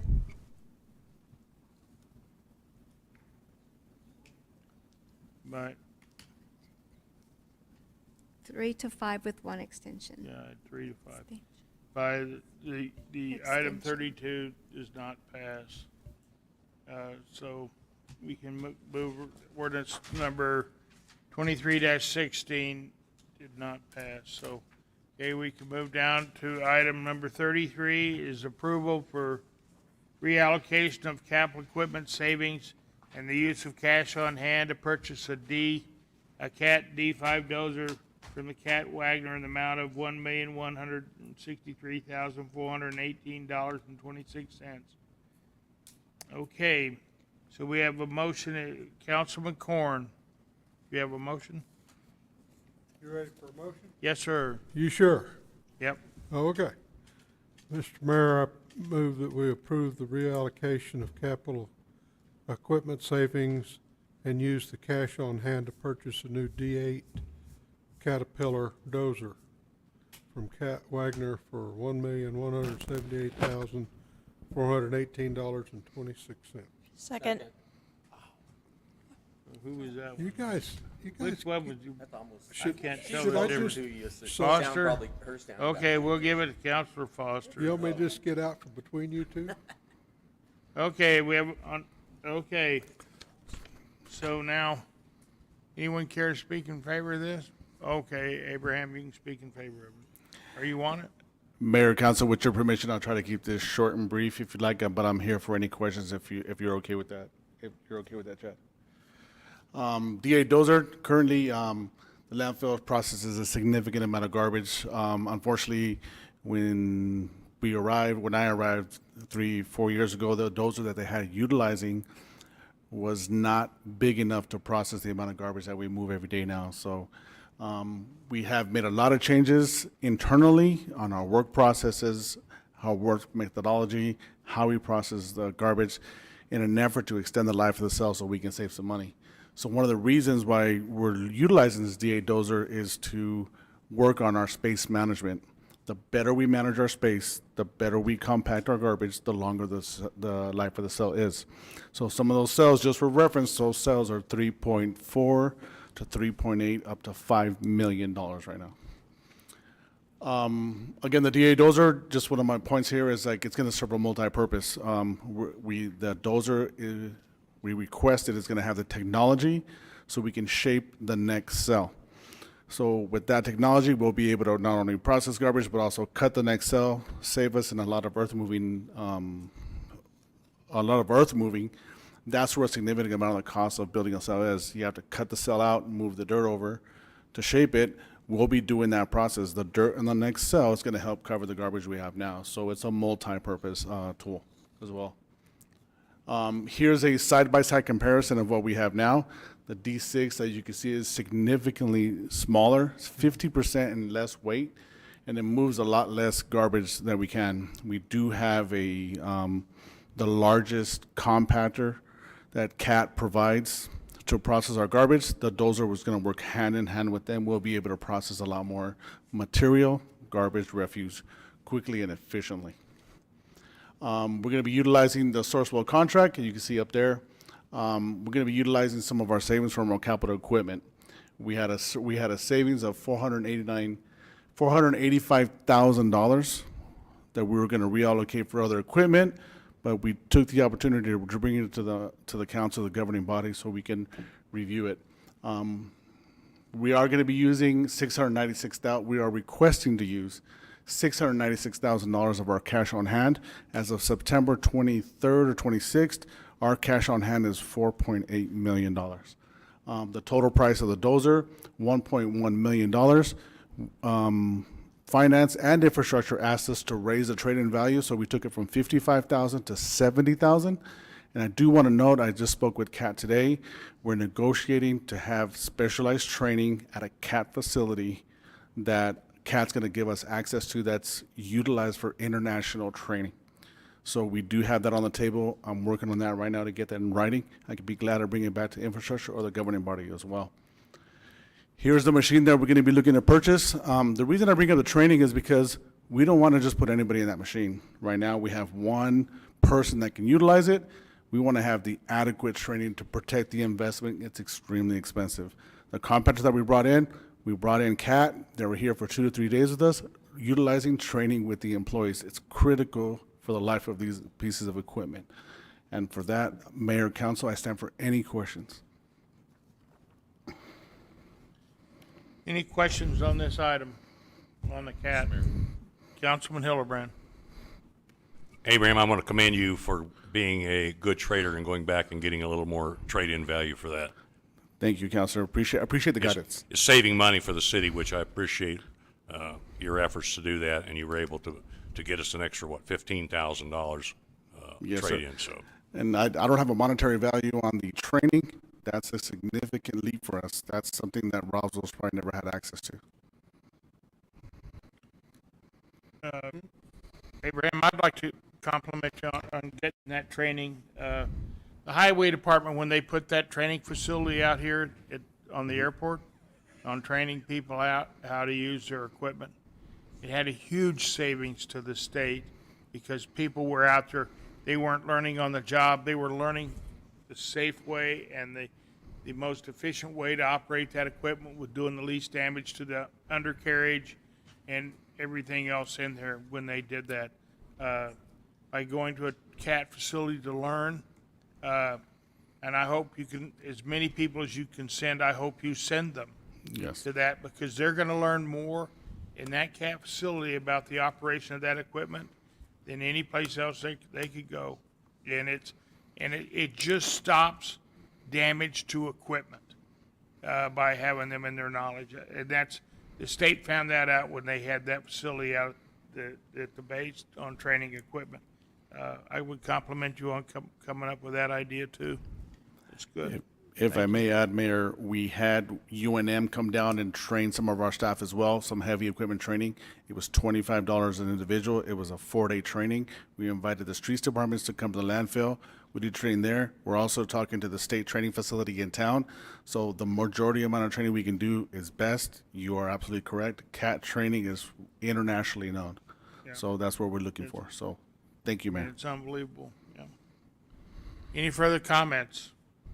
Seeing none, on a motion by Councilman Corn, seconded by Councilman Foster, all those in favor of approving the expenditure of $1,163,418.26 for the purchase of a new D8 cat, as signified by saying aye.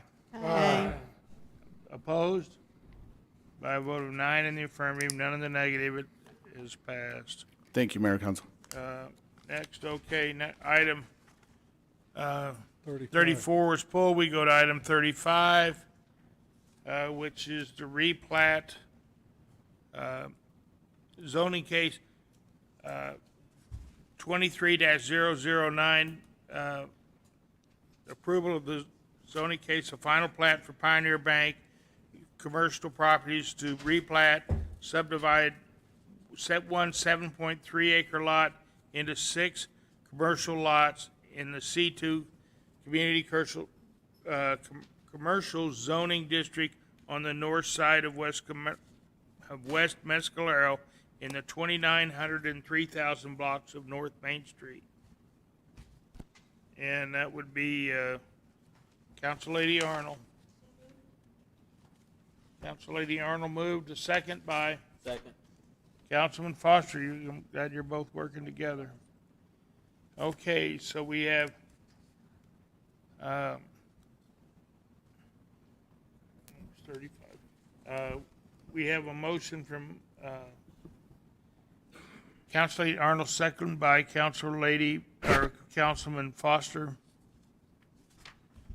Okay, is there any discussion? Who? Oh, I'm sorry. Yes, ma'am. Go ahead, Mary. Good evening, Mr. Mayor, councilors. This is zoning case 23-009 F plat, a request for a final plat to approve the Pioneer Bank commercial properties replat as a final plat to split one 7.3 acre lot that's zone C2 commercial into 6 commercial lots. It's on North Main in the 2,900 to 3,000 blocks, and it's just south of the Pioneer Bank and north of Mescalero. As you can see, it's zone C2. The surrounding properties on the north, east, and south are also zone C2 commercial. On the on the west is R3. And Via Veneto Drive, the property line is a shared property line with this property. There are single-family homes on Via Veneto Drive.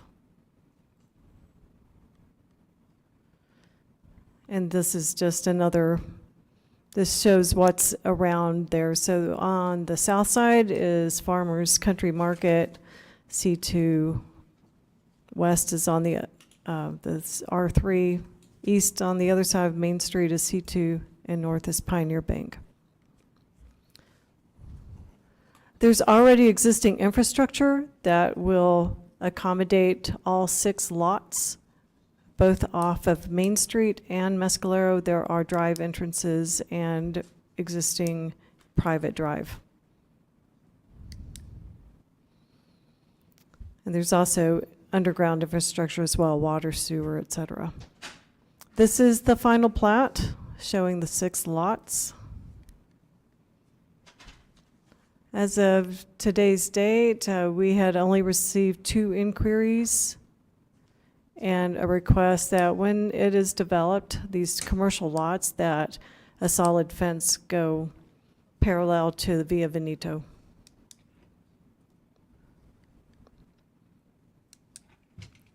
So the city council, well, staff recommends approval. Staff recommends that city council approve this final plat.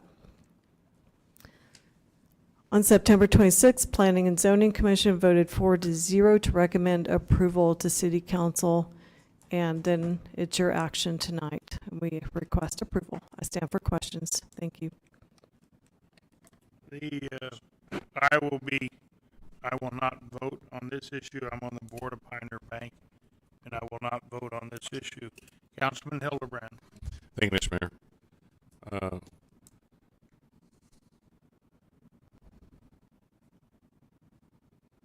You talked about the barrier fence that was requested.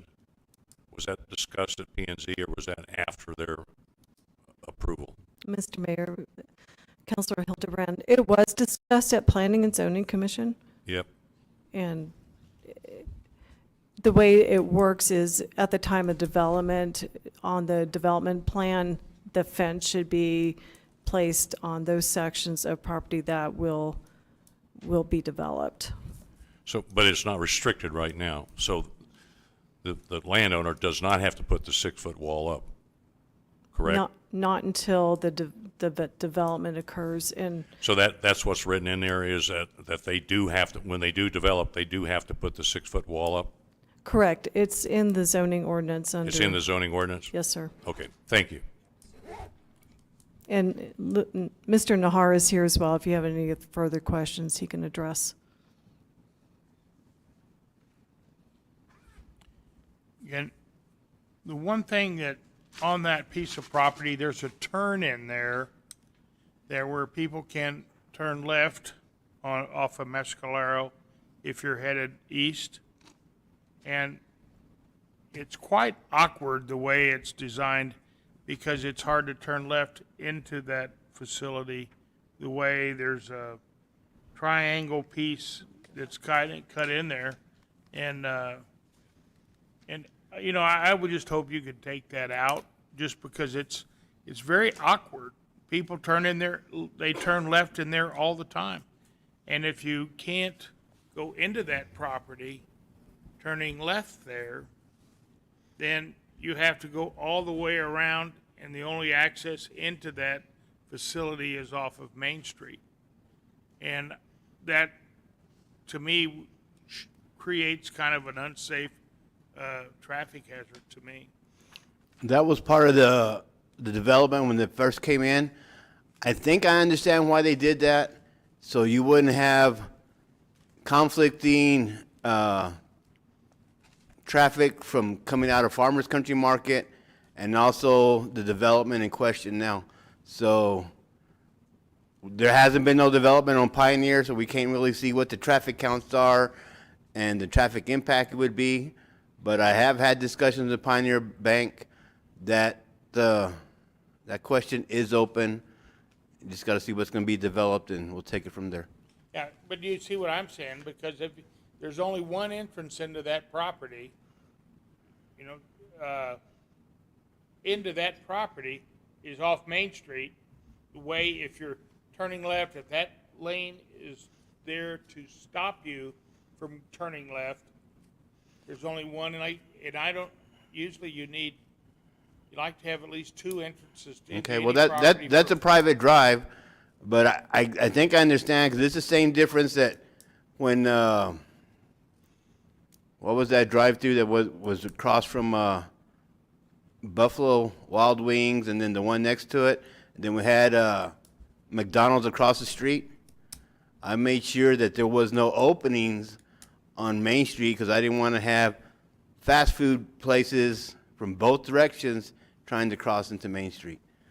So, but the question has been being reviewed by, or asked by Pioneer Bank.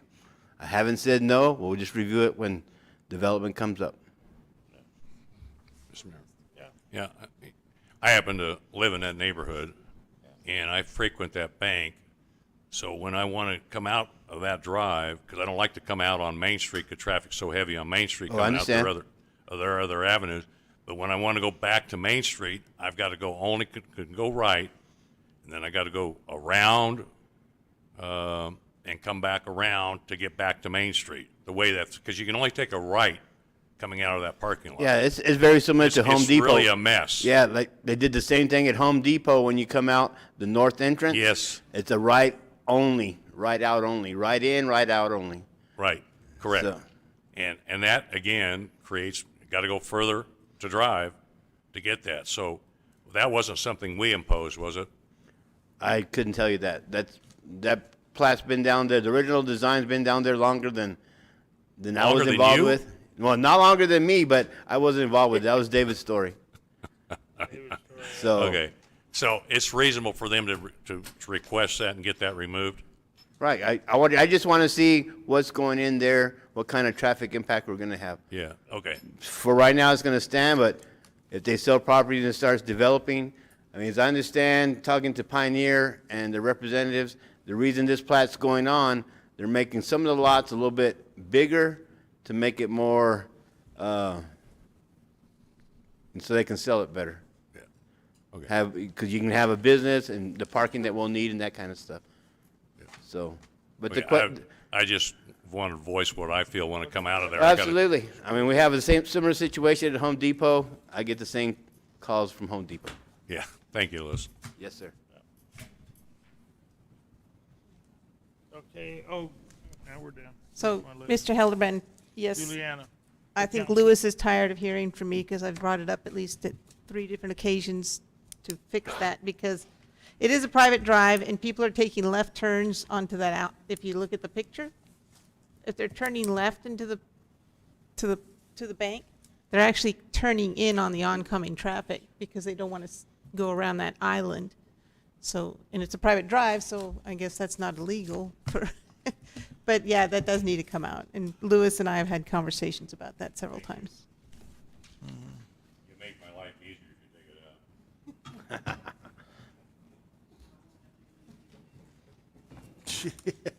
Well, it's not illegal, it's a private drive. Yeah, it's private, yeah. So, okay, any further comments? Okay, then. Okay, on a motion by Counselor Arnold and a second by Counselor Foster, I will have a voice vote. All those in favor of zoning case 23-009. Mr. Mayor, I will be abstaining. Okay, final plat for Pioneer Bank Properties to subdivide 7.3 acre lot into 6 commercial lots in the C2 commercial zoning district on the north side of West Mescalero on the 29 and 23rd, and the 3000 block of North Main. All those in favor signify by saying aye. Aye. Opposed? Please show myself and Council Lady Thank you, Counsel. Halverson abstaining. So by a vote of 7 in the affirmative, none in the negative, it's, and 2 abstaining. Next, we have item 36. This is for the approval of 2 individuals, or for a recommendation to the ETZ of Mr. John Erard to a position 2 on the board of the extraterritorial zoning board. And Councilor Arnold. Mr. Chair, I'd like to make a motion to approve Mayor Jennings' recommendation of the following appointment to the EZ Commission for position 2, John E. Erard, for a partial term October 12th, 2023 through March 31st, 2024. Second. We have a motion and a second by Council Lady Halverson.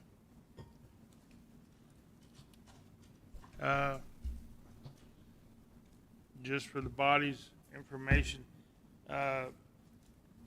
Erard was a student at the New Mexico Military Institute. It's where I first met Mr. Erard, and he was from Mexico at the time. He came back, he became a citizen of the United States, and he's worked all over, and he moved back because he loved Roswell, so that's how he got back here. And he's done a lot of work on the Institute new academy program that they have going there. He's raised some money and quite a bit on that, but I hadn't seen him really since I left the Institute till he came back. So if that makes any difference to anybody.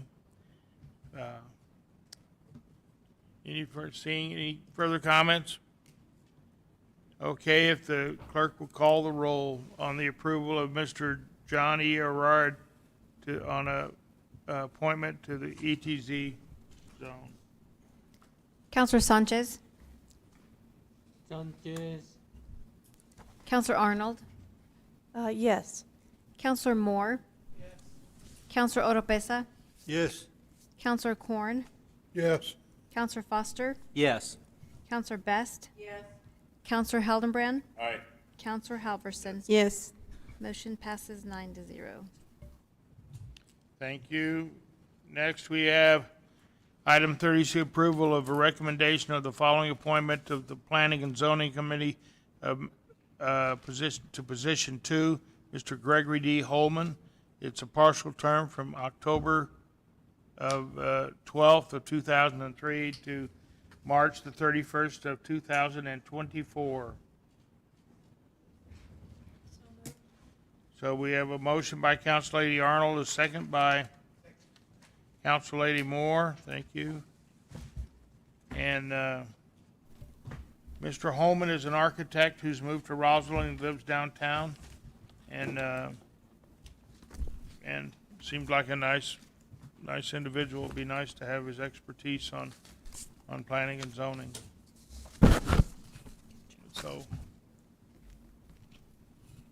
is there any further discussion? On a motion by Council Lady Arnold, second by Council Lady Moore, the clerk will call the roll. Counselor Sanchez?